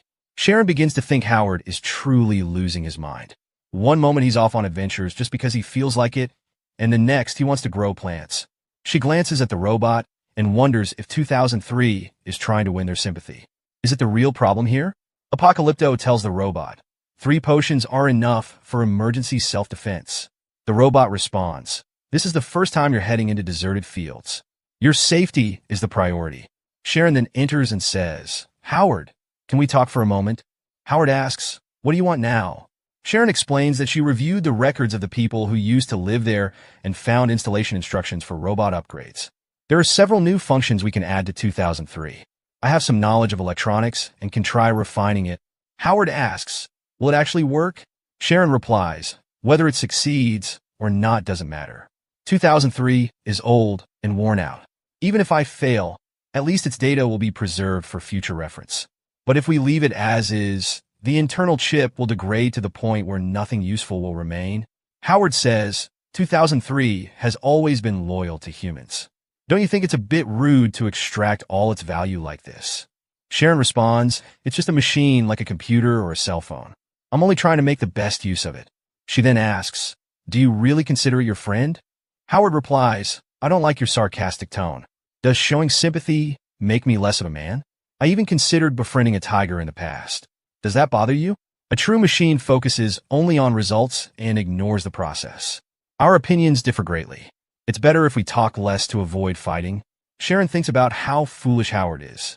At that moment, someone grabs her hand and voices echo in her head repeatedly. After some time, we see another mutated creature hovering above the shelter. Howard asks why it hasn't attacked yet. 2003 explains, "These are scavengers. They're attracted to dying creatures or corpses. As long as you stay away from their nest, they won't bother you." Howard says, "We need to clear the nest above the shelter for good." 2003 replies, "Howard, the corrosive ocean spread because humans fought too much. This should be a valuable lesson for you. You and Mrs. Sharon have already shown signs of future conflicts. Can you stop these disputes? Howard finds it curious that even this dream has a backstory. 2003 wonders why people fought each other, explaining that different colors represented different powers, leading to negotiations and arguments. Despite seeing the spread of corrosion, they did nothing. Howard admits he hadn't thought that far. It's a complicated problem, he says, acknowledging he got carried away while talking to Sharon. He adds that in real life, some people impose their opinions on others, label them, and categorize those who disobey as high class, while others are labeled lower. The root of human disputes lies in overemphasizing differences. Howard reassures the robot, "Don't worry, this is my second dream. I know this is just a game, and I won't do something foolish like taking revenge on a virtual NPC." Later, we see them searching for something. 2003 tells Howard that today's task is to explore the deserted fields. Howard agrees, but soon finds something interesting, a rusty truck with a mutated lizard-like creature perched on it. Maybe there's something valuable inside, Howard suggests. 2003 warns, "Are you joking? This beast's fighting power is literally 100 times yours. It's a dominant class predator, the most dangerous in this land. To defeat it, you need a tank." Howard responds, "I'm not stupid enough to fight it alone. We'll play like experienced players. First, we can't leave since we've come this far. Second, we should press F5, a joke gamers would understand." He then asks the 2003, "Do you trust me?" Suddenly, there's a fire. Something caught the lizard's attention as 2003 spews fire and runs around. The lizard, annoyed, chases after it, giving Howard a chance to approach the truck. He finds the truck filled with loot: honey, a musician's instrument, a crate full of weapons, alcohol for drinking or bomb making, and a glowing red gem surrounded by strange particles. Howard wishes he had a bag, but decides to take the essentials: weapons, fertilizer, the red gem, and some frozen eggs. However, the loot is hard to carry, especially the gem's container, which takes up too much space. As Howard tries to lift the gem, he notices a dust-like substance around it, tiny particles floating in the air. A chemical reaction occurs, and the stone launches forward, throwing Howard out of the truck. The loot scatters everywhere as the gem expels so much energy that the truck is hurled into the air, flipping and crashing in the distance. 2003 yells, "Howard, watch out. The lizard has noticed you." Now in trouble, Howard quickly gathers what he can and runs, wondering why the gem suddenly went berserk. He hides in a crevice where the creature can't reach him, but the strange gem continues behaving erratically. It drags the truck several meters before crashing into rocks and causing a massive explosion. The blast shakes the terrain, scattering debris everywhere. Both Howard and the lizard are thrown back by the force. Howard barely survives. If the explosion had been slightly stronger, he would have fallen into the corrosive ocean.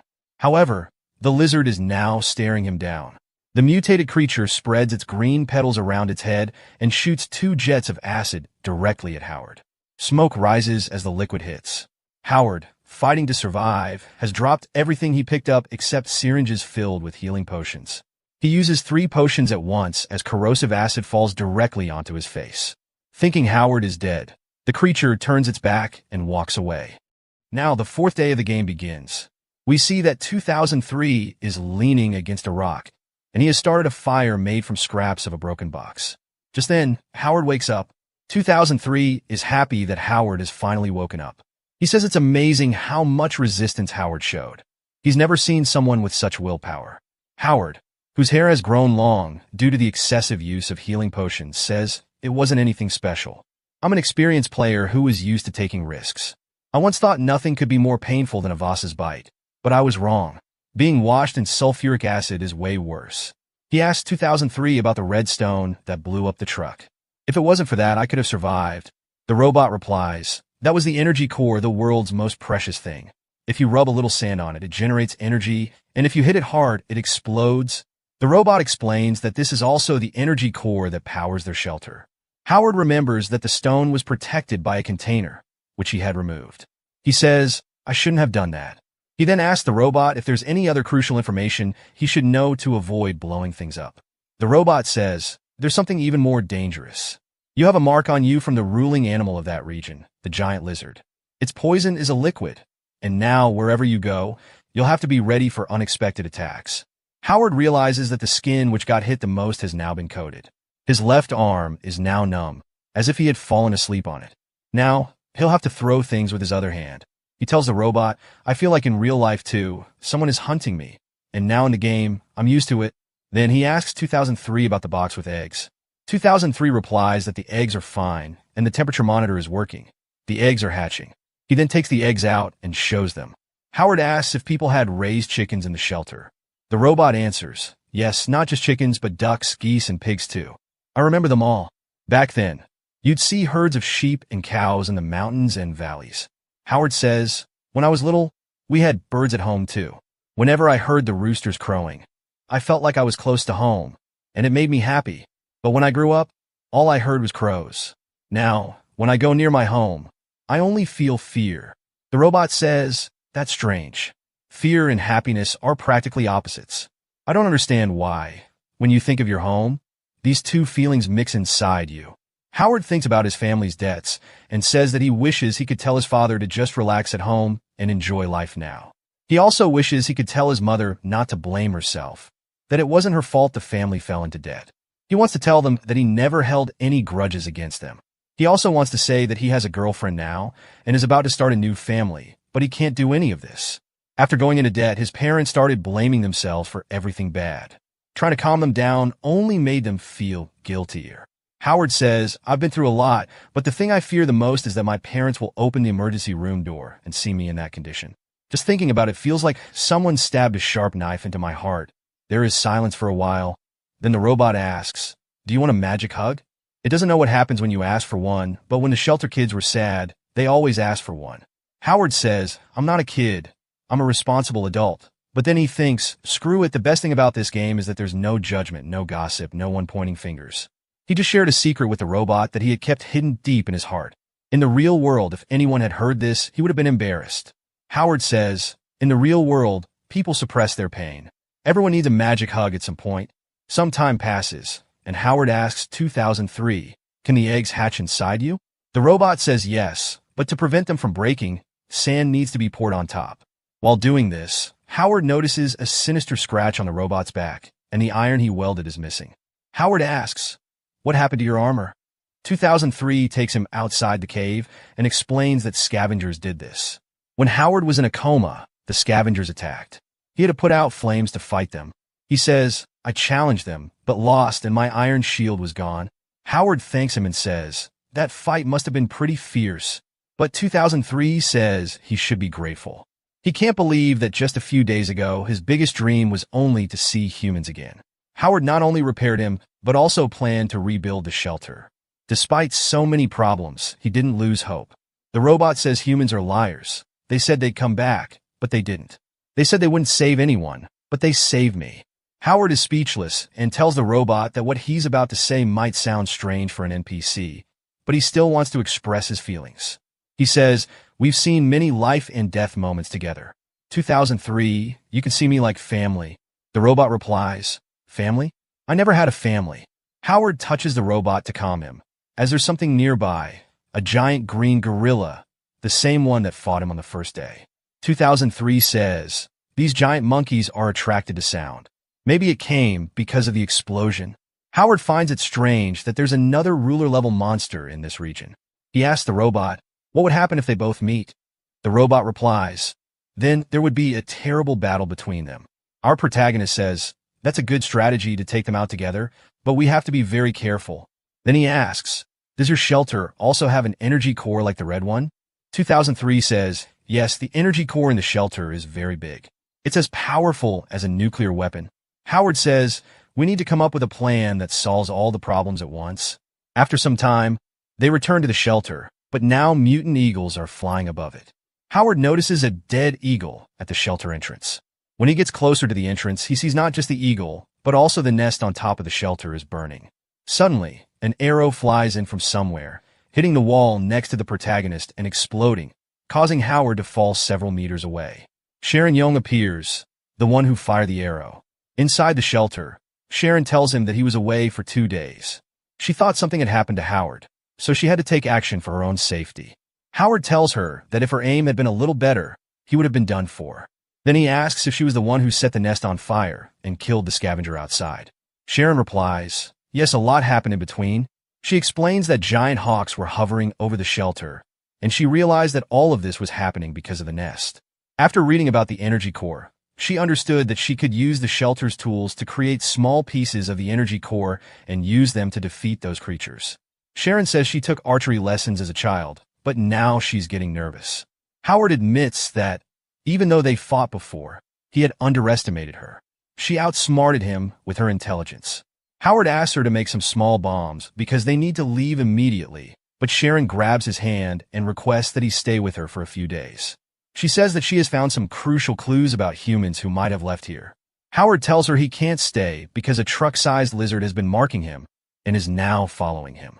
Howard tells Sharon that she can explain her theory when he handles the lizard. Meanwhile, 2003, who had been silently listening, says he needs to recharge and Howard needs to collect the eggs. Howard tells Sharon that they have found fertilized eggs that are about to hatch and asks her to take them to the shelter's incubation shed and take care of them. Sharon immediately agrees and says she loves animals. Sharon ties her hair back and says, "You leave them with me." Howard notices that Sharon's behavior seems a bit off and asks her if everything is okay. Sharon says she's just a little sleep-deprived, nothing more. Howard doesn't pay much attention to it. As soon as the sun rises, Howard praises Sharon's work. She has created 4 spears, each with a bomb attached. Now, Howard has the perfect weapon. He asks 2003 if it has found anything. The robot says there's been no discovery yet. Howard comments on why 2003 didn't mention the radar before. 2003 replies that it didn't know it could be useful. The radar consumes a lot of energy and only works in small areas. It was designed to help people find their lost pets. Suddenly, a tremor shakes the shelter. Everything starts to rumble, and something explodes. The electricity goes out.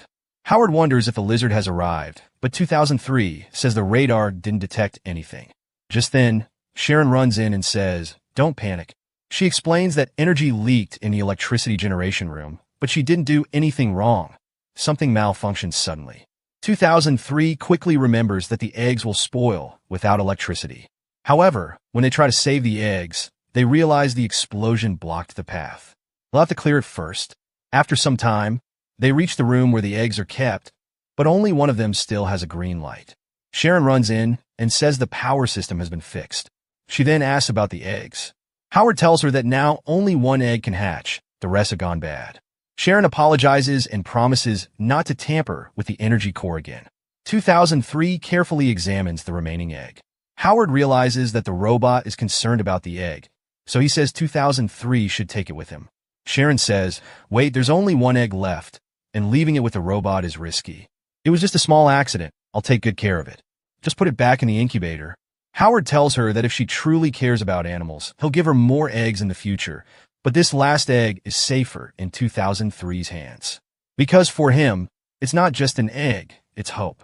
Sharon grits her teeth in anger and can't hold back anymore. She yells, "How long are you going to keep playing this foolish game? Doesn't it feel weird to form an emotional bond with a robot?" Howard, with regret, replies, "I thought there was finally something in common between us, but maybe I was wrong." Amid their argument, 2003's radar beeps. It warns that the giant lizard is very close to the shelter. Howard tells it to stay inside, as going out could break the egg. 2003 responds, "No, you are my family." Howard says, "Okay, but stay away from the fight," and both of them head outside. Sharon finds it crazy that a robot called her family. Once she's alone, the voices inside her head get louder. "Where can you run, Sharon? I'm always with you." Outside, Howard and 2003 prepare to fight the giant mute lizard. The lizard charges toward them at full speed. Howard plans to run across the rocks to lead it away from the shelter, but he realizes the lizard is too smart. It's not directly following them, but trying to cut them off. Howard throws a fragment of the energy core to delay the beast, but it intentionally explodes behind it, strong enough to cause some damage, though not enough to hurt the beast. 2003 says, "It's too far." Howard replies, "It was just to delay it so the explosion doesn't harm us." But 2003 insists, "It's useless. The beast is still following us." As the beast gets closer, Howard says they need to make noise. He and the robot throw more fragments, causing explosions. At the same time, a scavenger notices the commotion. In front of them was a corrosive ocean, and the giant lizard was nearly upon them. Howard says that he has a grenade, which is his last hope. He tells 2003 to move forward, but they are forced to stop when a green giant gorilla appears in front of them. Howard, without fear, says that it's too late now. Behind them, a giant lizard joins the party. Now, Howard and 2003 are trapped. Howard tells the robot to look at the mountain on the right, which looks dry and fragile. He says to follow him. Both giant animals roar, and Howard throws his spear. The explosion creates a crater in the mountain wall, and they both enter it. Outside, the giant animals start fighting each other. Hiding in the crater, Howard and 2003 know it's very dangerous. The crater could collapse at any moment. King Kong throws the lizard far away, but the lizard quickly gets back up, and his green pulses start inflating again. The monkey doesn't give him a chance to charge his skill, and immediately strikes him on the head. He keeps beating him badly, and it looks like he's going to win. But then, 2 jets of sulfuric acid go straight into King Kong's open mouth. Howard is shocked as he sees the gorilla stagger backward, and the sulfuric acid spills over him. Eventually, he retreats and runs away. Howard takes advantage of the lizard's distraction and throws an explosive spear straight at his face. But when he tries to throw a second spear, his left arm, which had been damaged by acid, becomes weak, and the spear goes in the wrong direction. Meanwhile, Howard instinctively grabs another spear and activates his throwing skills to the maximum. He throws the spear, which contains an energy core fragment, with all his strength. The spear flies quickly through the air and collides with the second spear. Howard had calculated the impact perfectly, so the first spear, correcting its trajectory, goes straight into the lizard's mouth. For a few seconds, the lizard doesn't understand what happened, but then its head explodes violently, and green pulses spread everywhere. 2003 congratulates Howard for his brilliant throw, saying he had defeated the ruling beast of the region. Howard smiles and says, "That throw was epic. I think I could be a great basketball player." But just then, 2003 feels something strange. The egg inside him is cracking and could hatch at any moment. At that moment, the weather suddenly worsens with strong winds and lightning. Howard asks 2003, "What's happening with the weather?" 2003 explains that it's a once-a-year typhoon, and heavy rain and sandstorms will come in the next 48 hours. They only have 10 minutes before it starts. Howard says, in this little time, even Usain Bolt couldn't reach shelter. He then suggests using the last fragment of the energy core to open a cave, but just then, he hears a strange beeping sound. He asks 2003 if he can hear it too, but the strong winds make it impossible for him to hear anything. At that moment, the chicken egg inside the robot hatches. 2003 is fascinated by the sight, as he never thought he would see a live chicken. Howard starts hearing the beeping sound more clearly and realizes it's a danger signal. He thinks to himself, "I've heard this sound before," and then it dawns on him. It's the ticking sound of a bomb. He immediately looks toward the lizard's dead body, and yes, the sound is coming from there, but it's too late now. The sound stops, and the body explodes violently. Meat, bones, and acid scatter everywhere. Howard crashes into a stone wall and is completely drenched in sulfuric acid. His right eye is completely burned. This time, he screams in pain, unable to endure the agony. The explosion attracts a swarm of scavengers. Howard took 3 healing potions out of his torn bag and injected himself. It gave him just enough strength to stand. Then he noticed that the last fragment of the energy core vial had fallen from his bag and was lying nearby. The scavengers were now close, and he had to act quickly. He kicked the vial forcefully towards the wall. The vial hit the wall, and another huge explosion occurred, throwing Howard away once again. It had been a tough day for our protagonist, but wait, because the story isn't over yet. What he had tried to do somehow worked. He created a path leading to a cave inside the mountain. If he could get there, he might be able to save himself. Gathering his last bit of strength, he stood up, but just then, a mute eagle attacked him with its sharp claws.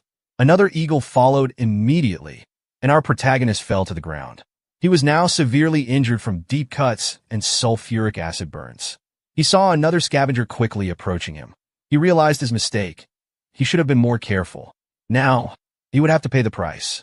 The scavenger advanced with its sharp claws for the final strike, but just in time, 2003 grabbed him and pulled him away, shouting, "Hold on." He injected him with another healing potion. Howard told him he should have stayed away. 2003 didn't respond, only continuing to drag him toward the cave and trying to close the door. Howard told him to give up, that it was over. He said he couldn't even handle his own body anymore, and even if he wasn't dying right now, he would only become a burden. He had made a mistake in the game, and now it was over for him. But 2003 said, "You will survive. I will take care of you." A small chip inside 2003's body was already running. He managed to close the entrance of the cave, and for now, they were safe. Howard, now burning from the acid, told 2003 that he should quit the game. He said the backstory of the game was great, but at least he was leaving to save the chick in 2003. But 2003 responded, "I'm not going anywhere. You are my family." Howard tried to explain that he was just repeating program scripts. He said the game was over, he had tried his best, but he had lost. Prolonging this would only cause more pain. The birds aren't interested in a metal piece. You could take the chick and leave, but I'm finished now. I'll wake up in the real world and face my fate. Just then, a giant beak pierced the cave entrance, and the scavengers tried to enter.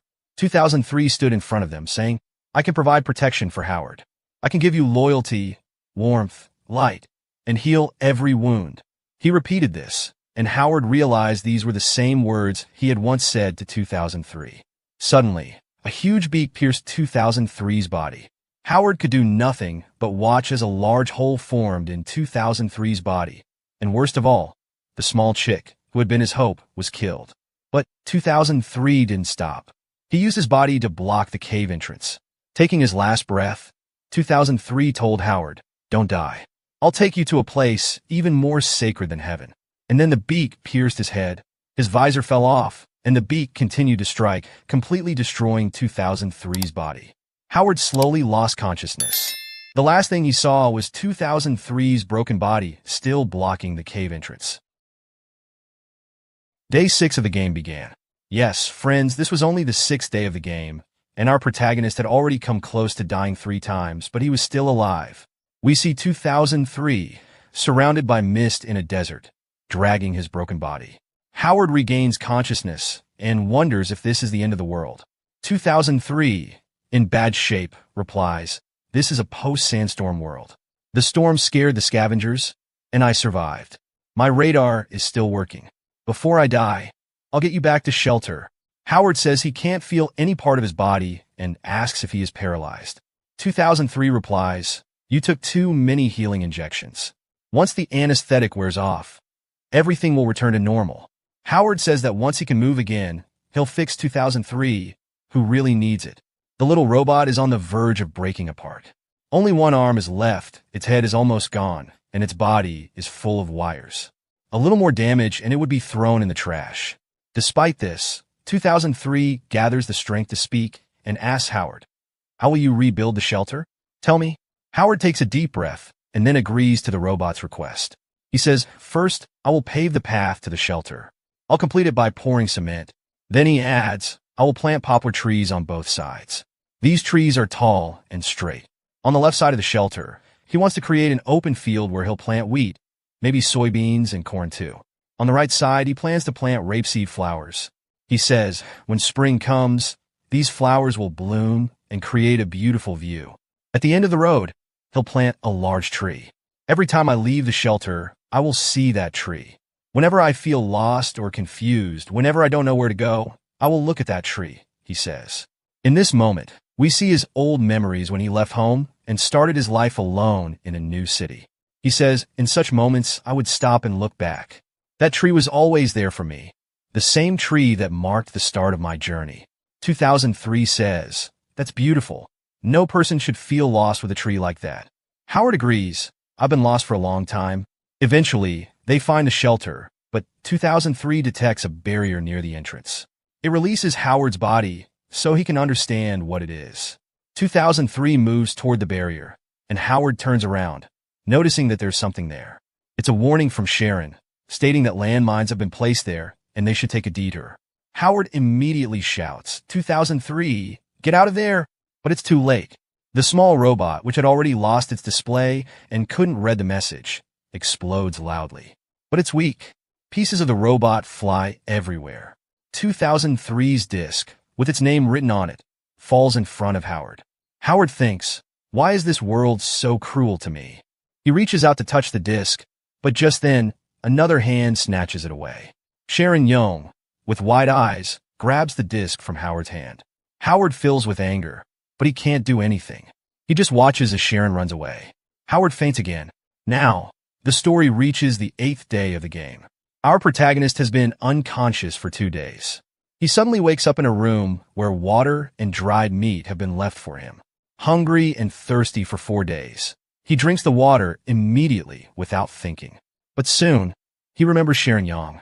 He starts shouting her name, calling her as he exits the room. Meanwhile, we see Sharon, who is nervously holding a screwdriver. Howard finds her, but before he can say anything, the reboot happens. Our protagonist is stunned. The robot says, "System memory recovery." 2003 is standing in front of him, even better than before, not just with both arms but now also with 2 wheels. 2003 regains its memory and asks, "What happened? Was I repaired?" Howard thinks, "How is this possible?" Sharon explains that this metallic ring is the robot's central controller. As long as the controller is intact, the robot can be repaired.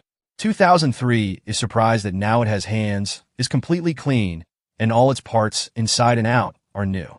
Additionally, it has upgrades like a comeback system, and the best part is that it now has a rice cooking system. The robot can't believe that after all this time, it has become an elite robot. Howard is impressed and asks Sharon how she managed to do all this. Sharon replies, "I already told you that the robot could be improved, but you ignored me." She says that there were many robot bodies in the maintenance room that could have been used for 2003, but Howard preferred to stick with the junk iron parts. Sharon continues, "You never listened to me. It's easier for you to take out your anger on me." Howard tries to say something, but only manages to say that he had heard that the improvement process could destroy 2003. Upon hearing this, Sharon gets irritated and says, "Scientific tests never guarantee 100% success. There's always a small chance things won't go according to plan." She asks him, "How old are you? You have no idea how foolish you are. If I hadn't fixed the robot on time, we'd have had an apocalypse." Sharon explains that when Howard was unconscious for days, she had to take steps for her own safety. She had put up a warning, yet Howard still walked into the landmines. She says, "Whenever I talk to you about science, you become heartless. If I want to make a plan, you leave me alone and do things your way. Every time something goes wrong, you blame me." Tears fall from Sharon's eyes as she says, "I don't understand what I did wrong. I just want to survive. I'm not bad." Howard apologizes, saying he hadn't thought about it much, but Sharon, crying, walks away. She says, "The robot's needs can only be met by the energy core now. Just charging won't work anymore. But after what I did with the chicken eggs, I promised not to touch the energy core again. Now you'll have to handle this yourself." Sharon leaves him to think about changing his attitude toward her. As Sharon walks through the shelter's corridors, she thinks that Howard is stubborn and can't stand it when someone is tough on him. While tying her hair up, she says to herself, "If he wants to play games, fine, we'll play the game." The story progresses, and we see Howard happy because his in-game family is back, and now he has hope in this difficult situation. 2003 asks him how he's feeling, and if he'll be able to fight those beasts after so many acid attacks. Howard thinks for a while and realizes that he can move like before, but his hands are uncontrollably shaking. Maybe he won't be able to throw anything anymore. But the robot tells him it's okay. He can relax now because there's no need for a fight. A fighting chip has been installed in him, which makes him practically know every fighting style, from ancient times to modern. His fighting power is now 300. Howard tells him not to be so confident because his own score is only 90. How could a robot have 300? But 2003 explains that the chip contains 400-year-old information from when human civilization was at its peak. After that, the robot starts showing off its skills. It performs crazy moves in the air, showcasing boxing, judo, karate, kung fu, tai chi, and Bruce Lee style. Overall, it has become a martial arts master. Howard is speechless upon seeing this because the robot now seems completely out of control.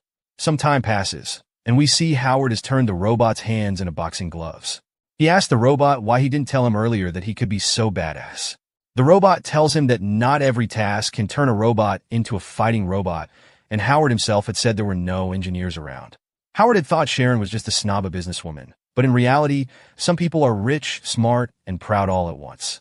Anyway, it's time to change plans. From now on, they'll train.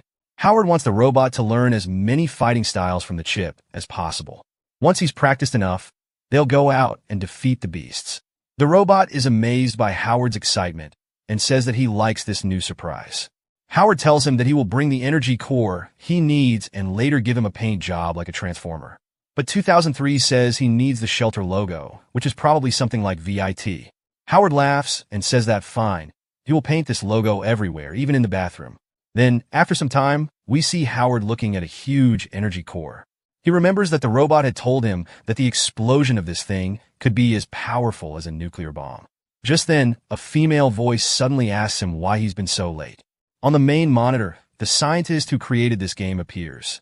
She says that this energy core is the most precious resource of the game.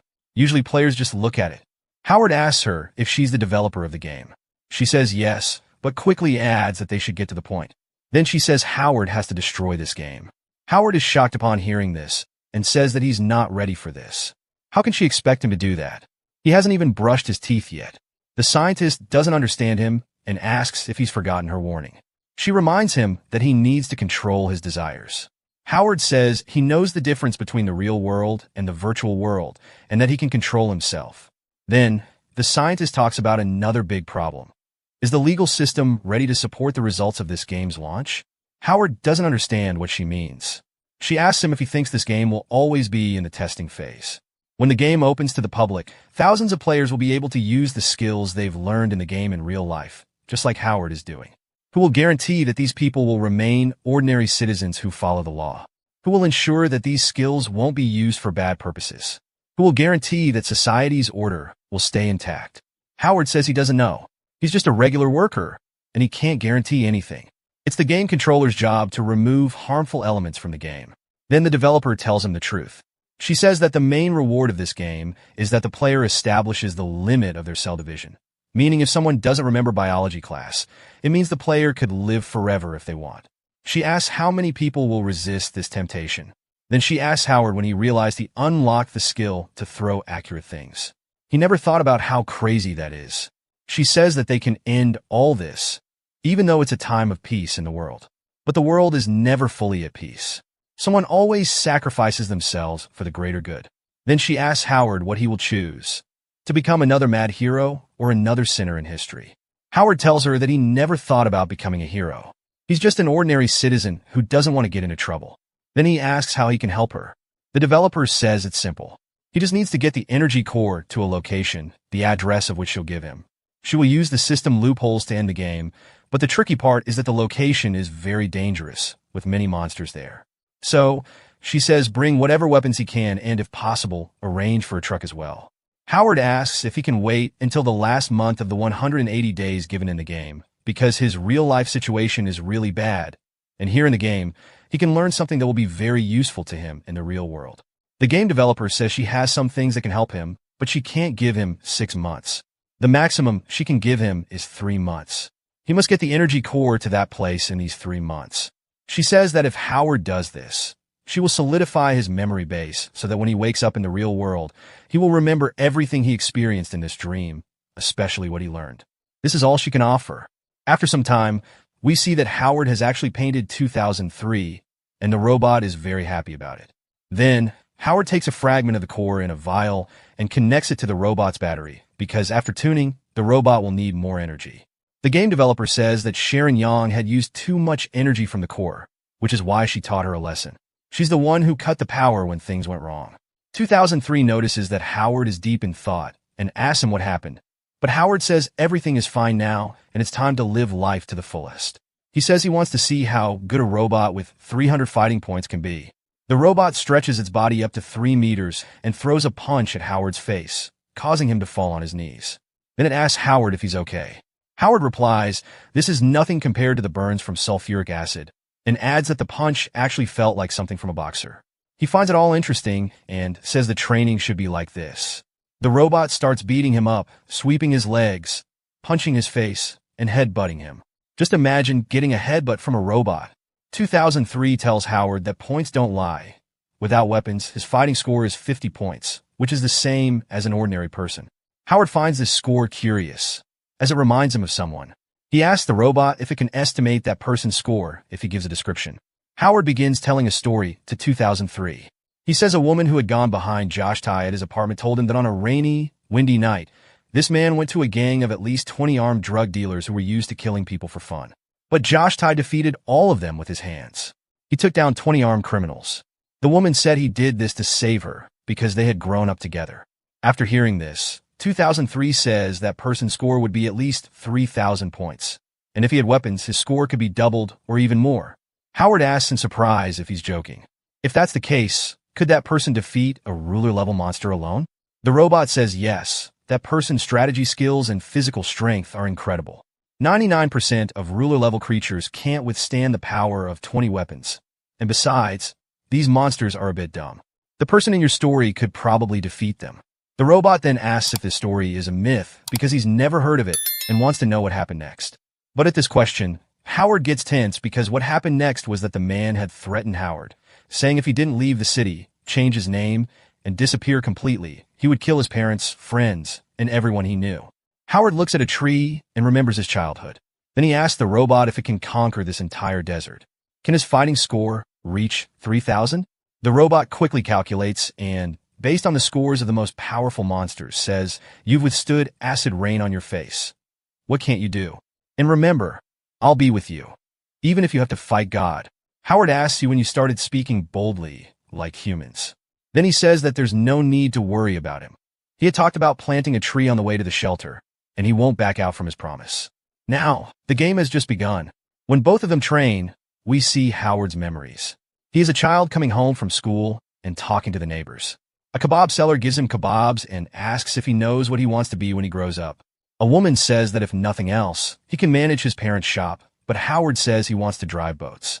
They ask why, and he says simply he wants to feel free, to go wherever he wants, to laugh and shout in the waves.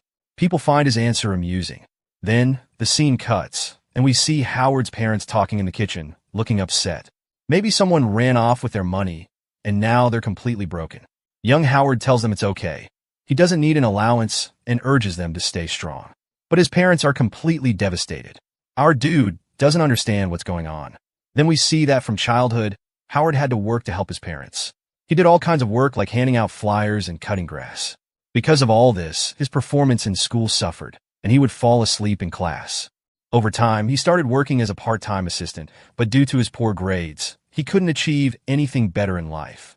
Howard always knew that if he wanted to change his life, he would have to start his own business. But this mindset caused problems with a friend who betrayed him. His parents always advised him that they were poor and that he shouldn't get too involved with others but should just work hard. We see Howard apologizing to his friend Donald. Donald doesn't understand why he's apologizing for everything. Howard just doesn't want more problems. Donald tells him that a big company is hiring new employees and they should try it. But Howard says he's definitely going to fail. Donald asks him why he always underestimates himself. Howard says that everyone knows his place in manual labor, and he can't do anything more. Donald asks him if he defines himself based on what others think of him, and why he doesn't ask himself who he really is. But Howard just lowers his head and refuses. People pretend to be happy, but inside, Howard was ambitious. However, on the outside, he kept pretending to be an ordinary person. Gradually, he buried himself behind this fake mask, but inside, he was completely frustrated and living in constant agony. Then we see young Howard standing under a tree, looking at the road that would become his life. He sees the troubles and frustrations he would have to endure, but at the other end of that road, someone is standing. It's today's Howard, looking directly at his past. Everything was clear now. Howard's inner child smiles, but then 2003 calls him and asks what he's looking at.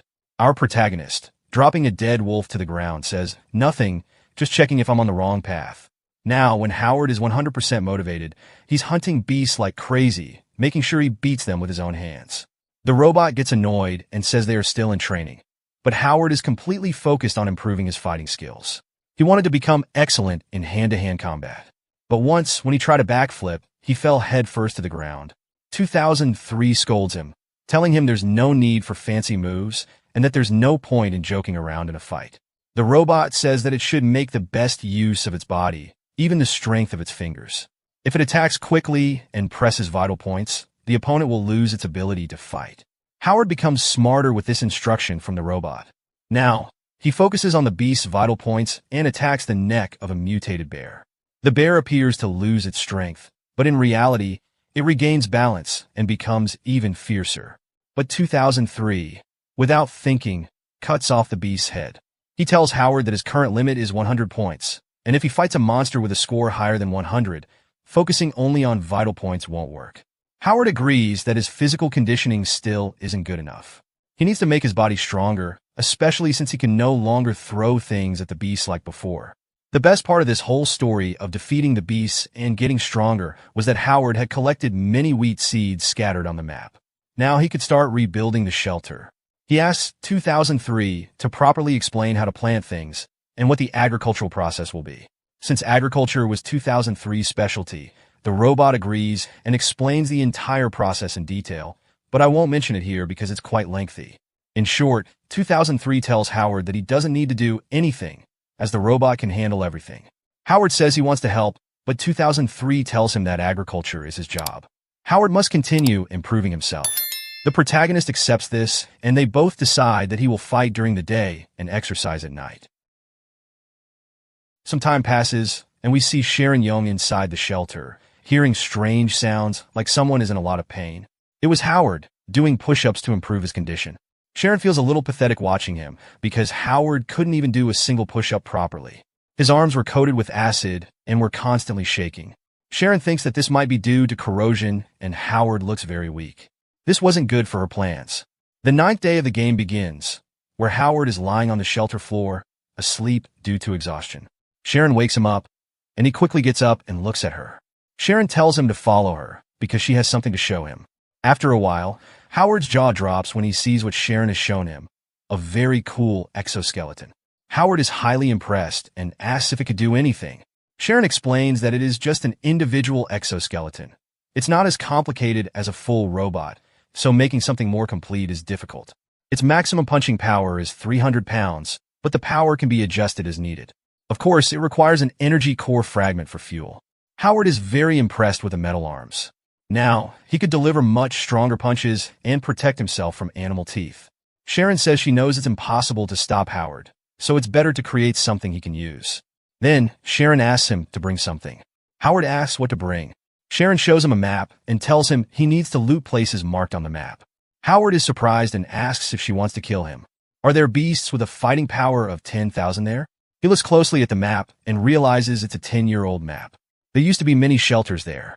Sharon tells him that details about these shelters aren't in the records. Howard looks at the map closely and sees that there are some monsters with fighting power up to 100,000. Howard wonders if there could really be monsters with a fighting power of 100,000. If so, hand-to-hand combat would be impossible, even with the metal arms. The only way to win this game is to start from the bottom and collect weapons along the way. Howard tells Sharon that it's fine. Anyway, he will have to explore these places. They will start from the simplest one today. Sharon says she will do everything she can to help Howard. For now, the most important task is to collect information, and it would be great if she could bring back any animals as well. Some time passes, and now Howard improves his appearance. He cuts his hair in the default style and wears an eye patch. Now he is ready for the morning training, and in the afternoon, they're going to the ruins. 2003 jokingly says, "Hey Howard, now you look like me. You only have one eye too." Howard says that Sharon told him it's better to cover it, or it could cause problems later.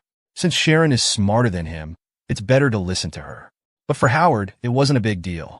Time passes again, and we see a starry sky and a headset. Sharon is trying to connect to someone through radio signals, but gets no response. Sharon gives up but says that the text-to-speech conversion is finally complete, so she doesn't need to decipher that strange language anymore. She says she can now see what's written in the diaries of this place. Sharon presses the play button, and a voice is heard saying, "Today is the annual festival of the Guardians."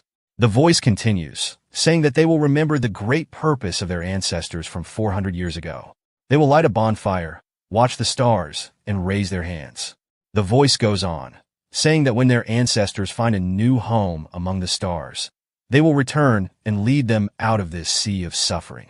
They were the fearless guardians. Now, we see a logo that says Museum of the Guardians. Howard arrives at a place that looks like the ruins of the Museum of the Guardians. There is a group of mutant hyenas, beasts with a fighting power of 100 points. Howard can handle them. Howard says that he never imagined he would see a ruined museum. He then asks 2003 if it would like to tell the story of this place. The mutant hyenas appear, but they don't seem too concerned. Instead, 2003 calmly begins to tell the story of the place. It says that it all started when a radioactive meteorite struck Earth 400 years ago. Humanity's ancestors saw the meteorite coming and knew that this event would wipe out most of Earth's species. So, they stopped fighting among themselves and united. This led to rapid advancements in science and technology, and spaceships were created. Just before the meteorite hit Earth, human civilization fled into space. However, not everyone could fit on the spaceships, so some had to be sacrificed. Those who survived the cataclysm came together to form a nation. They were the Guardians. Their dedication and bravery passed down from generation to generation. It is said that when the ancestors find a new home in the universe, they will return and bring back those who were left behind. But those who stayed on Earth waited for centuries, and only enormous creatures arrived in their place. The warrior guardians easily defeated them because they still had the technology their ancestors left behind 400 years ago. Their military power could defeat any beast. But archaeological discoveries indicated that the ancestors of the guardians, those who stayed on Earth to die, were actually criminals. This information hit the guardians' morale like a bomb. Realizing that all of humanity's descendants were criminals, their pride and dedication became a joke. Everything they believed in turned out to be a lie. Now no one would return. The remaining humanity was left to die. This led to deep debates, and people started thinking differently. Hostility grew, and the guardians divided among themselves. Nations split into regional autonomies, and people focused only on their own groups. Corrosion covered the entire ocean, and since each group only cared about itself, no one tried to stop it. The voice continues, saying that this was the last time the Guardians celebrated the festival in the shelter. They prayed to their ancestors, but no answer came. The last soldier died under the moon while searching for shelter. Now it was their turn. The voice says that they left a loyal robot in the shelter, named 2003. The task of 2003 was to protect the shelter and save the soldiers returning injured. Then a voice says that when people are safe, it will return and take him. That's its promise. After hearing and noting all this, Sharon says that it's no surprise that they have hand-drawn maps, even though they have satellites. Sharon also says that the first-generation people were all criminals. Maybe there were some engineers among them. Finally, Sharon says that she hopes Howard finds something useful in the ruins. If he turns out to be useless like the people of this story, she will kick him out of her life. Now, talking about Howard, he is below, testing his new exoskeleton while beating the mutated hyenas.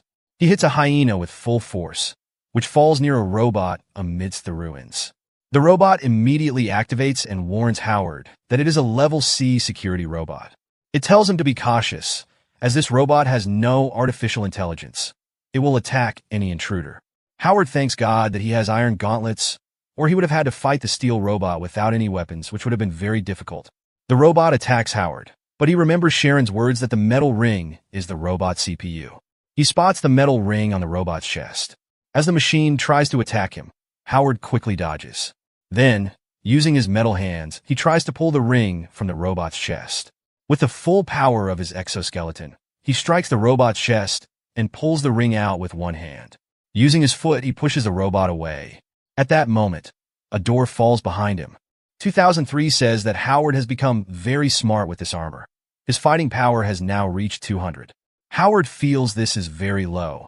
He says it's growing too slowly and that he needs to fight a stronger creature. Then he says, "Let's see what's behind that door."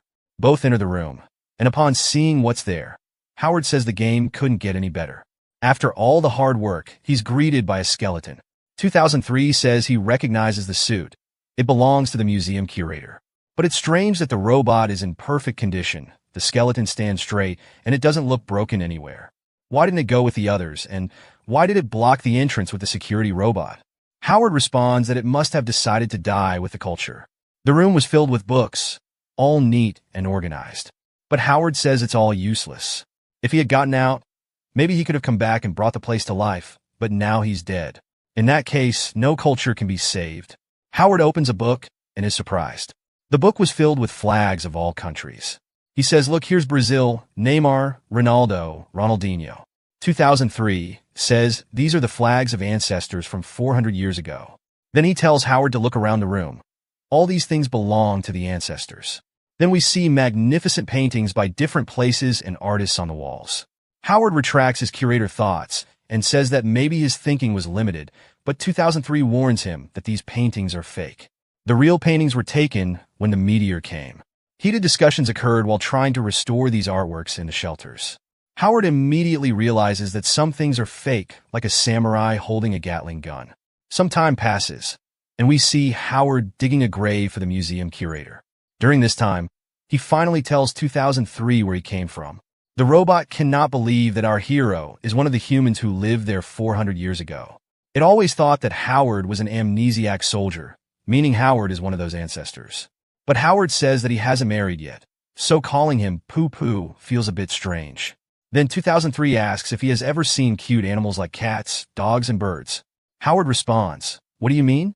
Aren't there cats and dogs in this world?" 2003 replies, "Number 400 years ago, when the meteor was approaching Earth, humans were busy running away, killing each other, and doing weird things. In the meantime, most pets were abandoned. Then the Earth's temperature dropped, and terrible typhoons and snowstorms came. Before the meteor reached, those cute little animals had almost gone extinct." Howard says, "Wait, this all sounds familiar. This is what happened in his previous dream." Then he picks up the Guardian's history book and can't believe what he's reading. It said that an approaching star called Center C exploded, and its fragments were going to collide with Earth in about a year. This caused panic everywhere, and all the electricity was used for spaceship construction. The power supply was cut off, and soon we see a plane that stops working in midair. After that, Howard's first dream begins. He looks around and realizes he's alone. When the plane crashes into a building nearby, he finally realizes that this dream is a series. When he was hunting wolves, people were building spaceships. He recalls what I-67 had said, that the ultimate goal of this game is to figure out how humans' future can be improved with the player's help. This means whatever he is doing now will affect the development of this world. Howard understands that he might be able to change the history of this world. The story continues, and Howard returns to the shelter with many books from the museum. He tells Sharon that he didn't find any animals, but he did find a Defender robot's ring system, which he defeated alone in the museum. Sharon thanks him. Howard asks if she found the lunar shelter she mentioned earlier. Sharon tells him that the shelter is called Su Moon. She hasn't found it yet, but she's confident she will soon. Then she asks Howard why he suddenly became interested in it. Howard tells 2003 to explain the story of the corrosive ocean to Sharon. 2003 explains that the corrosive ocean is not a real ocean.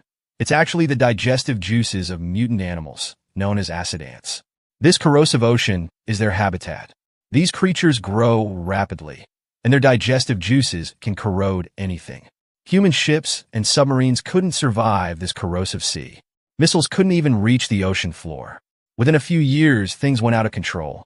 Howard adds that when the acid ants devour the last piece of Earth, they will move towards humans. That's what Judgment Day means. Sharon finally shows a bit of fear. She suggests that they should gather all their resources and find a shelter. Howard agrees with her and says that they should try to find others. Sharon says that the more people there are, the more fun it will be. Then, she hands Howard a bundle of papers. It's a project for a satellite station that she wants to build. She says Howard will bring the necessary materials, she'll organize everything, and 2003 will complete the entire structure. Howard can't believe that this time Sharon is helping him instead of going against him. Sharon says, "What else can I do? Besides, if they focus on the same goal together, it will work out much better." Howard thanks her and says it means a lot to him, but in Sharon's mind, she's just thinking that not everyone is as crazy as Howard. Once they finish building the satellite station and find the Su Moon shelter, they'll each go their separate ways. Howard thinks that if he can solve this challenge in the game, he'll be able to handle real-world problems too. This game is a test for him. So, friends, they start putting their plan into action. First, they visit a lumber yard where Howard defeated a 230-point scavenger worm. Then, they head to a steel factory where he beat a 320-point rusty venom scorpion. Meanwhile, Sharon and 2003 start working with the materials Howard brought. Howard faces off with a 430-point giant lizard and then a 600-point security robot. The two people in the shelter are also giving their best. 2 weeks go by, and it's now the 24th day of the game. As we can see, a giant antenna has been built. Sharon thanks Howard in 2003 for their hard work and says that now she can try to locate the Su Moon shelter. Howard says he's waiting for good news, then calls 2003 over. He shows the robot some trees that he worked hard to bring. 2003 is happy because now he can finally plant the trees. On the other hand, Sharon is also happy because she's about to leave this barren land. After a while, we see a satellite peacefully orbiting Earth. Sharon successfully accesses the satellite and establishes contact with the Su Moon shelter. But then there's interference on her screen. A voice is heard, claiming to be from the Su Moon shelter.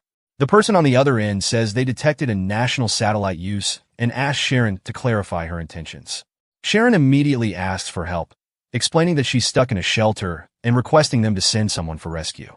The person on the other end is surprised to hear they have found a survivor, but they tell her that they don't offer rescue services and advise Sharon to take a power core to the launch platform where she can try to save herself.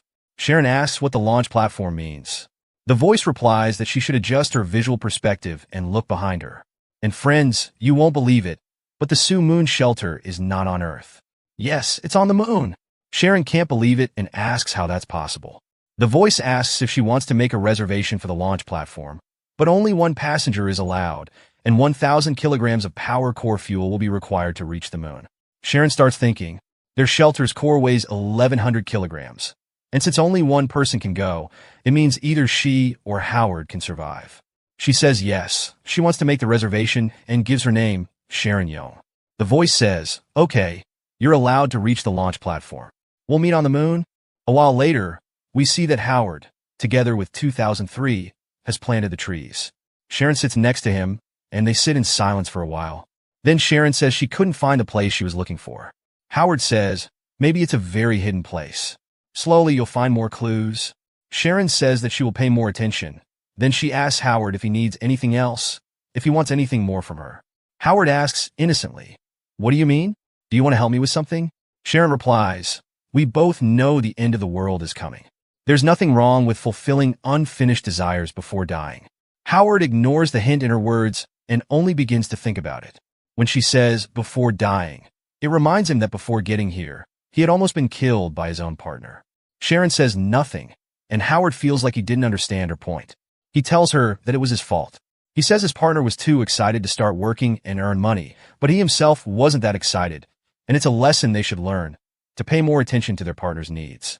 Sharon fixes her hair as he says this. Then Howard adds that he should be more optimistic and not think too much about death, which will come one day. Now that she trusts him, and they both have become a team, he will take care of her. Sharon gives a faint smile and says, okay.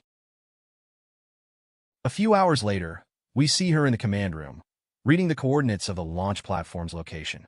She tells herself that as long as she reaches there a day before the launch, she will be safe.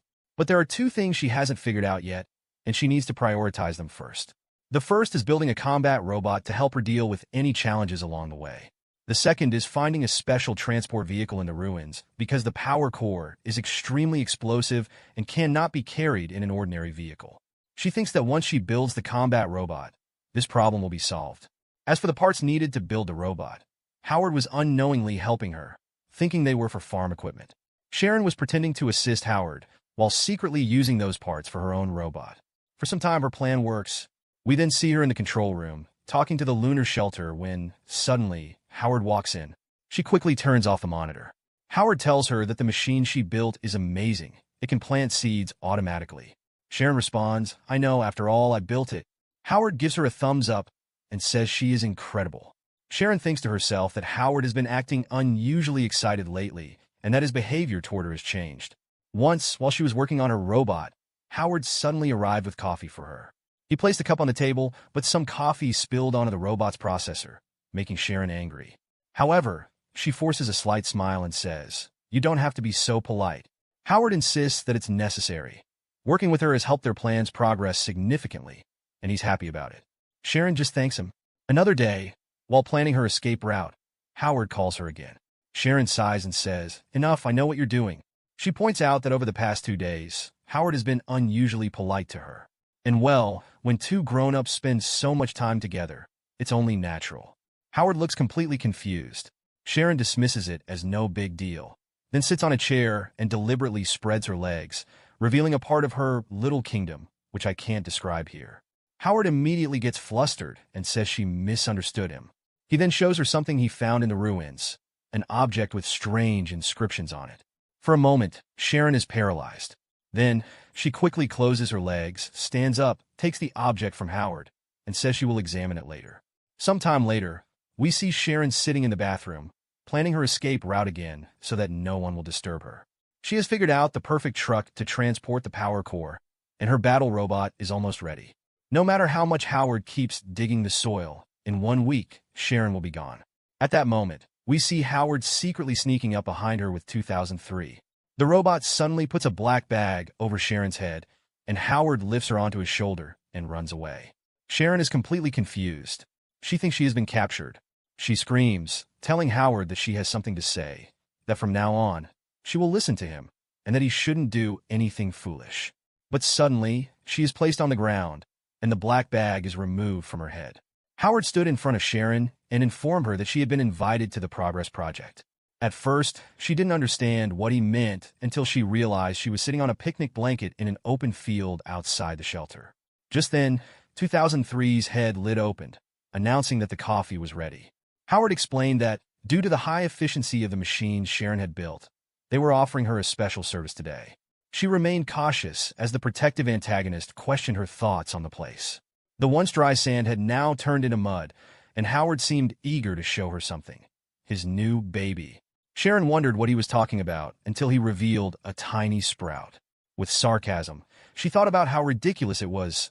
He had practically kidnapped her like a gangster just to show her a plant. Howard, however, called it only a small step, encouraging her to imagine a future where their plantation efforts would lead to the growth of trees, bringing back mountains, valleys, and even animals. If something as small as this sprout could spark hope, he believed it could motivate the remaining survivors to come together and save the earth. Sharon, unimpressed, questioned whether they had enough water to irrigate the entire land. Her words left Howard speechless for a moment as he realized the flaw in his plan. Their water supply would deplete too quickly. Internally, she found him even more foolish than she had expected. Still, she agreed to search for a water source, though her real intention was simply to get Howard out of the shelter, so she could have time to work on her robot. But Howard had other plans. He mentioned noticing how hard she had been working, rarely leaving her room, and admitted he had been worried that she might be up to something reckless. To ease the tension, he in 2003 had arranged something special for her. A strawberry cake, freshly made and looking delicious. Howard proudly revealed that they had secretly gathered the ingredients from ruins, keeping it a surprise for her. He acknowledged that his past behavior had isolated her, though he insisted that his intentions had never been bad. Before Sharon could react, a sudden blur dashed past them. A small creature appeared out of nowhere, snatched the strawberries from the cake, and scattered whipped cream all around. Howard, taken aback, exclaimed in frustration and immediately gave chase, determined to reclaim the stolen fruit. Sharon, watching the chaos unfold, had only one thought. She definitely didn't want to stay here any longer. As Howard pursued the creature, something unexpected caught his eye. The small sprout they had planted earlier had started growing leaves, and fresh grass was beginning to sprout around it. The same creature that had stolen the strawberries now seemed to change its mind. It returned something to them, as if trying to help. 2003 analyzed it, identifying it as a highly efficient fertilizer. Howard, sniffing the substance, found its scent convincing. The creature then made a gesture, signaling them to follow. Howard, now intrigued, wondered if it was trying to show them the location of more fertilizer. Some time passed, and Sharon remained just as frustrated as before. She was angry because Howard had gone after the creature a few days ago and still hadn't returned. But regardless, she pressed a button, and finally, her robot powered on. She had completed the most crucial part of her plan, ensuring that she could leave this place forever. With this, the chapter came to an end. The next chapter began with unfamiliar voices echoing around her, accusing her of being a true evil genius. They claimed it wasn't just her. Every woman in her family was the same. One voice stated that her grandmother had killed her grandfather, while another added that her mother had murdered her father. Sharon tried to protest, her voice firm as she denied their accusations, but the voices grew harsher. They declared that she didn't deserve to live in this world and commanded her to die. She begged for help, her pleas growing desperate, but then she suddenly woke up. She was inside a car that was apparently running on autopilot. Taking a deep breath, she muttered to herself that she was exhausted from these recurring nightmares. The car's artificial intelligence spoke in a neutral tone, informing her that they had arrived at their destination. Stepping outside, she assessed her surroundings. She and her combat robot had come in search of a truck, one they could use to transport a power core. As she walked forward, a thought lingered in her mind.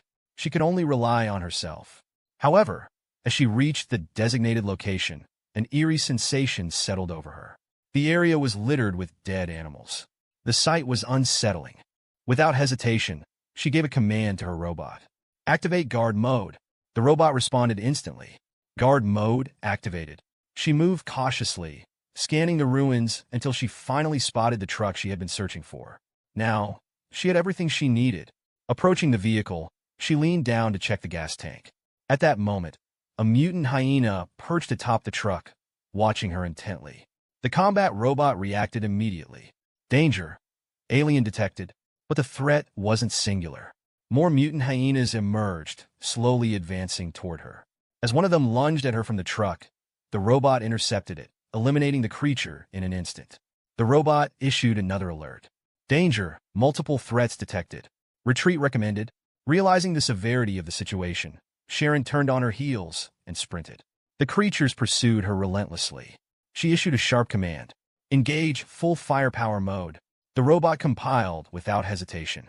Full firepower mode activated. A barrage of bullets erupted from the robot's machine guns, cutting down the attacking hyenas. Sharon ran as fast as she could, her eyes fixed on the exit of the ruins. The relentless gunfire echoed all around her. Just as she reached the exit, more mutant hyenas appeared, blocking her path. Her heart sank. There was no way out. The combat robot immediately detected the additional threats. Danger! Danger! Insufficient ammunition. Without pausing, the robot ejected its depleted machine guns, deploying its blades instead.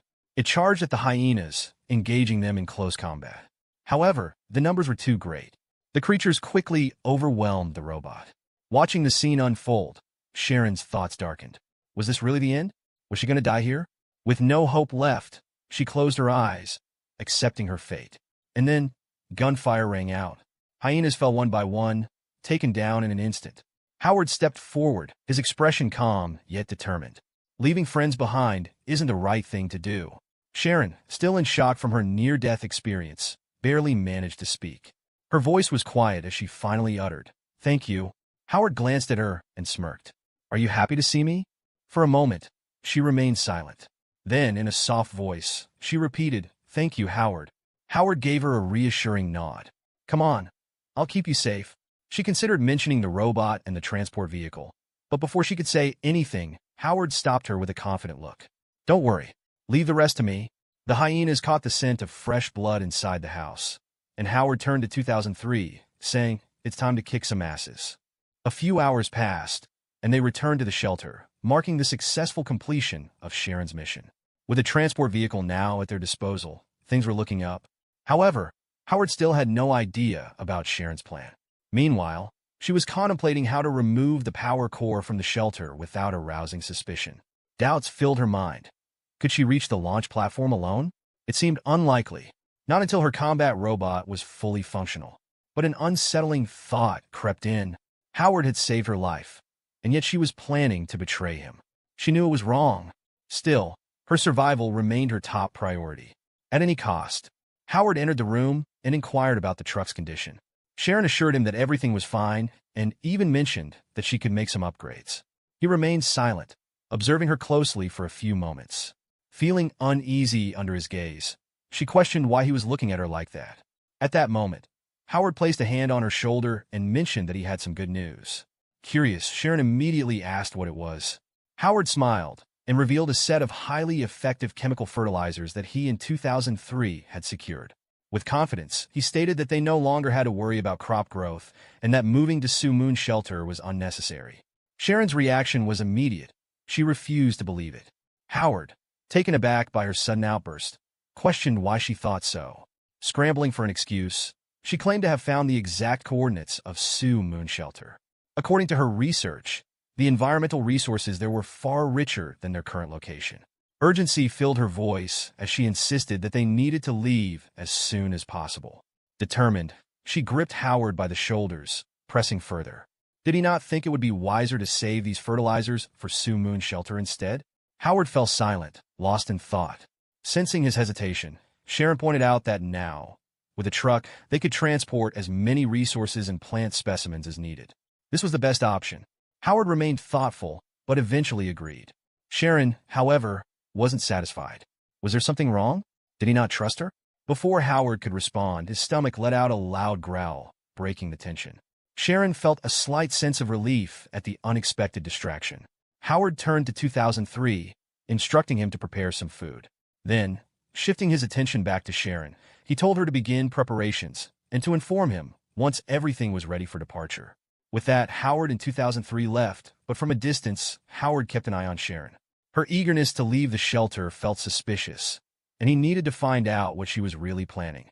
The next day, they arrived at the launch platform. The structure bore a striking resemblance to their shelter. As Sharon gazed at it, one thought dominated her mind. This was her escape route. This launch platform could take her to the shelter on the moon. Finally, she could leave this miserable place behind. Her first task was clear. Find the control room and establish contact with Sioux Moon Shelter. Howard mentioned that he in 2003 had already searched the surroundings, but found no signs of any creatures. Still, they had brought multiple weapons to ensure safety in case anything went wrong.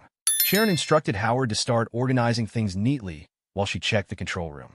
Howard agreed, but reminded her to be careful as he watched her leave. Deep down, he knew something was off about Sharon.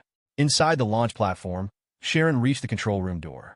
She placed her hand on the scanner, which began analyzing her identity.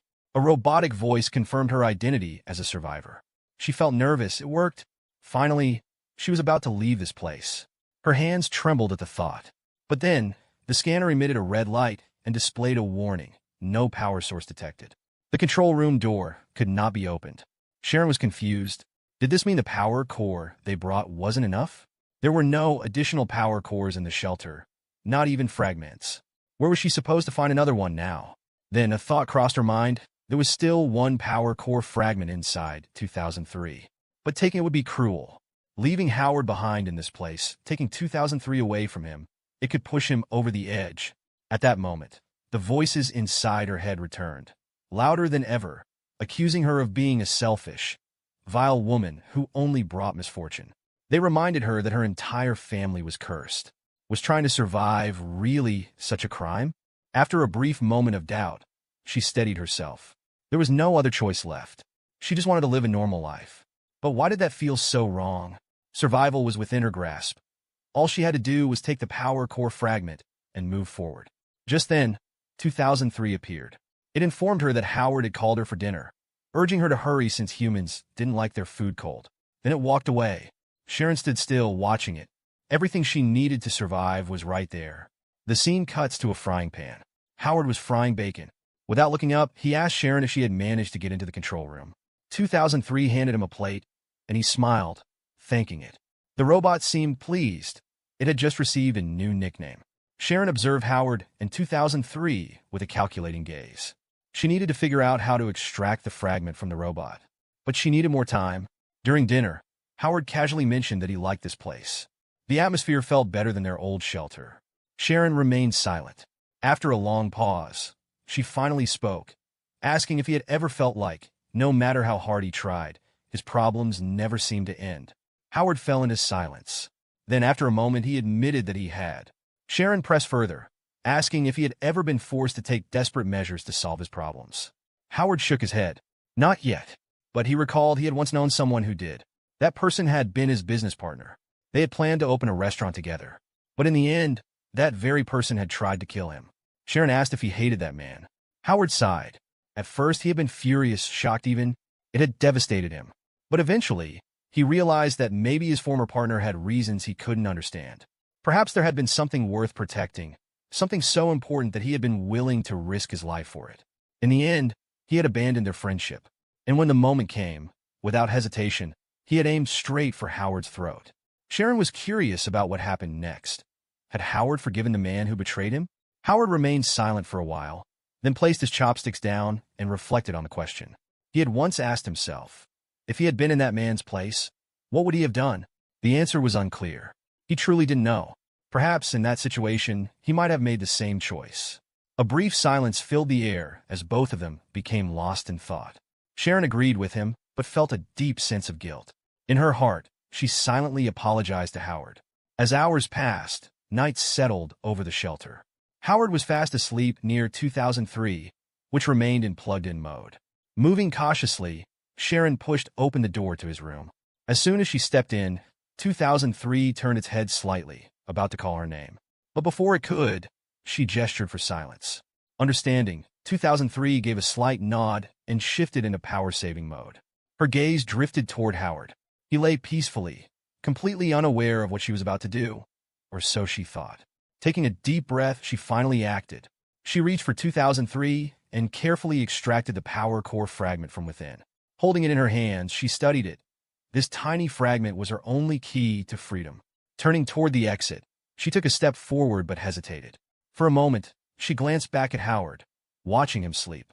A heavy feeling settled in her chest. Then, without a word, she left. What Sharon didn't realize was that Howard wasn't truly asleep. Somewhere deep inside, he had expected this moment to come. Rushing through the dimly lit corridors of the shelter, Sharon didn't stop until she reached the control room. Her hands trembled as she inserted the power core fragment into the recognition system. Her heart pounded. This was it. Either it would work or it wouldn't.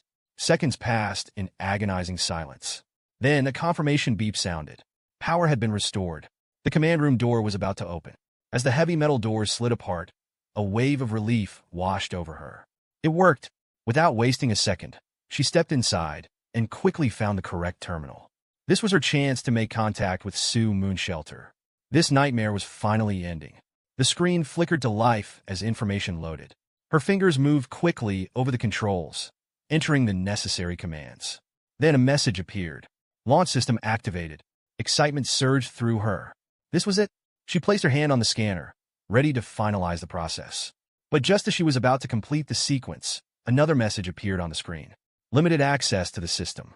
Launch system will be terminated after the countdown. Her body froze.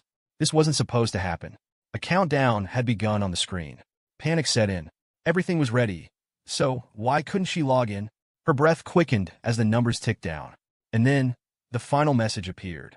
Launch system terminated. For a moment, Sharon stood still, her mind unable to comprehend what had just happened. Then, the realization struck. Her hands trembled. She had betrayed her only companions for this moment. And yet, it had all been for nothing. A deep, uncontrollable frustration overtook her. Grabbing a chair, she hurled it at the monitor, her voice breaking into a scream. She had only wanted to live. She had only wanted to escape this nightmare. What had she done wrong? The chair crashed to the floor as her shoulders shook. Tears streamed down her face, her sobs filling the empty room. Then, from behind, a voice shattered the silence. Cold. Steady. She still didn't understand, did she? Sharon turned sharply. Howard stood at the entrance, watching her. While she had been asleep, he had investigated everything. There had never been an off-planet sanctuary. Sue Moon Shelter had always been just a rumor. Howard began explaining the true purpose of the system. It was designed to periodically bring surviving humans into the shelter so that their energy cores could help keep this place active. Sharon, filled with rage, refused to believe it. This was all nonsense. The system had failed her because of limited access, but she was determined to find a solution. She would escape this hellhole no matter what. But then Howard spoke again. What if, he said, no survivor was ever meant to have full access to the system? Sharon's eyes narrowed. She didn't understand. What did that even mean? Without answering, Howard called for 2003. The robot responded immediately, stepping forward. Sharon's mind raced. But how was this possible? She had removed its core fragment with her own hands. Howard calmly revealed the truth. 2003 had a backup battery. Before Sharon could process this, 2003 began typing. Within moments, a hidden door activated. As the door slid open, a bright light flooded the room. Sharon, still on her knees, squinted as her eyes slowly adjusted. And then she saw it. A world unlike anything she had expected. Lush greenery stretched before her. Trees, plants, vibrant leaves, a hidden paradise. It was a massive greenhouse, thriving and full of life. For a long moment, she simply stared. She couldn't believe what she was seeing. Howard's voice broke the silence. This was why the system needed to remain active. This was its ultimate purpose. He went on to explain that during his investigations, he had also discovered several incomplete scientific systems and projects. If they could finish the work, there was a chance to build something greater, to continue humanity's survival. But Sharon wasn't ready to accept it. No, this couldn't be real. There had to be something else. Desperately, She tried to convince herself. The launch platform must be hidden somewhere. This place hadn't been fully explored. There had to be another way out. Turning to Howard, she argued that he hadn't explored every secret location in the shelter. Maybe the platform was still out there. Howard's patience began to wear thin. Placing a firm hand on her shoulder, he tried to make her understand. But Sharon jerked away, eyes burning with fury. She didn't want to hear any more lies. He was trying to trap her here. This whole story. He had made it up just to keep her from leaving. Anger flared inside her. She wasn't going to fall for it. But then, Howard's voice cut through her thoughts. Sharp, firm. Enough. She needed to open her eyes. She needed to see what was right in front of her. Accepting the truth wouldn't kill her. But Sharon refused to listen. I'm not wrong, she screamed. Howard exhaled, trying to keep his frustration in check. She needed to wake up. She was so blinded by her desperation to survive that she was deceiving herself. Stepping closer, he tried one last time to reason with her. But Sharon wasn't ready. Her mind rejected everything he was saying. This couldn't be real. She couldn't have been fooled again. Suddenly, the scene shifted, taking us back into Sharon's memories. She was younger now. The friend smiled at her, marveling at how beautiful the day was. Then, with excitement, she invited Sharon to join her for a walk up the hill. But Sharon hesitated. She had too much homework to do. Her friend's smile faltered. What a shame. She had planned to invite Charlie as well, but he would only come if Sharon agreed to go. Then the friend admitted something. She really liked Charlie, and she needed Sharon's help. After all, they were best friends. Sharon was born into a wealthy family, but happiness had always eluded her. Other children refused to befriend her. They whispered behind her back, calling her a bringer of bad luck. From childhood, she had grown up under the crushing weight of expectations placed upon her by her family. But no matter how hard she tried, she could never escape their shadow. People believed her grandmother was responsible for her grandfather's death. They said her mother had brought misfortune upon her father, costing him his life. Even her uncle, who had lovingly raised her like his own daughter, had perished in a tragic car accident. The rumors only grew worse. Her mother, unable to bear the accusations any longer, fell in a deep depression until she ended her own life. And so, Sharon was left alone with her grandmother. But the whispers never stopped. They said that every woman in her family was cursed, that they brought disaster wherever they went. Sharon knew it wasn't true, but how could she ever prove it? One day, after yet another painful rejection from her peers, Sharon wept alone. And then, a voice called out to her. It was Yami. Unlike the others, Yami didn't care about the rumors. Despite everything, she had become Sharon's only true friend. For the first time in her life, Sharon felt a spark of happiness. We see Sharon now, climbing a steep staircase. Her breaths are heavy, her steps slow and exhausted. She and Yami are hiking up a mountain, but Sharon can barely keep up. Yami, holding her hand, encourages her. Just a little more. We're almost there. Sharon, still catching her breath, asks, Didn't you say your crush would be here? You should have arrived by now, right? Yami hesitates. Who knows, she says. Maybe he's already at the top. They continue climbing, but suddenly Yami stops. There's something she needs to say. Sharon watches as her expression changes. Then, Yami drops the truth like a dagger to the heart. Charlie doesn't like me, she says. He likes you. Sharon freezes. What do you mean? She asks, her voice barely a whisper. Yami's face twists with anger. Don't pretend you don't know, she snaps. Everyone knows. Sharon shakes her head. She and Charlie were just classmates. She barely had any friends. She had never even thought about romance. But Yami wasn't listening. With fire in her eyes, she spat out her hatred. You disgust me. Sharon flinched. She didn't understand. Yami's voice rose with fury. You knew I liked Charlie, and yet, you still stayed close to him. Sharon felt her chest tighten. But, we're best friends, she said weakly. Yami's rage exploded. Shut up. We were never friends. This stupid friendship should have ended a long time ago.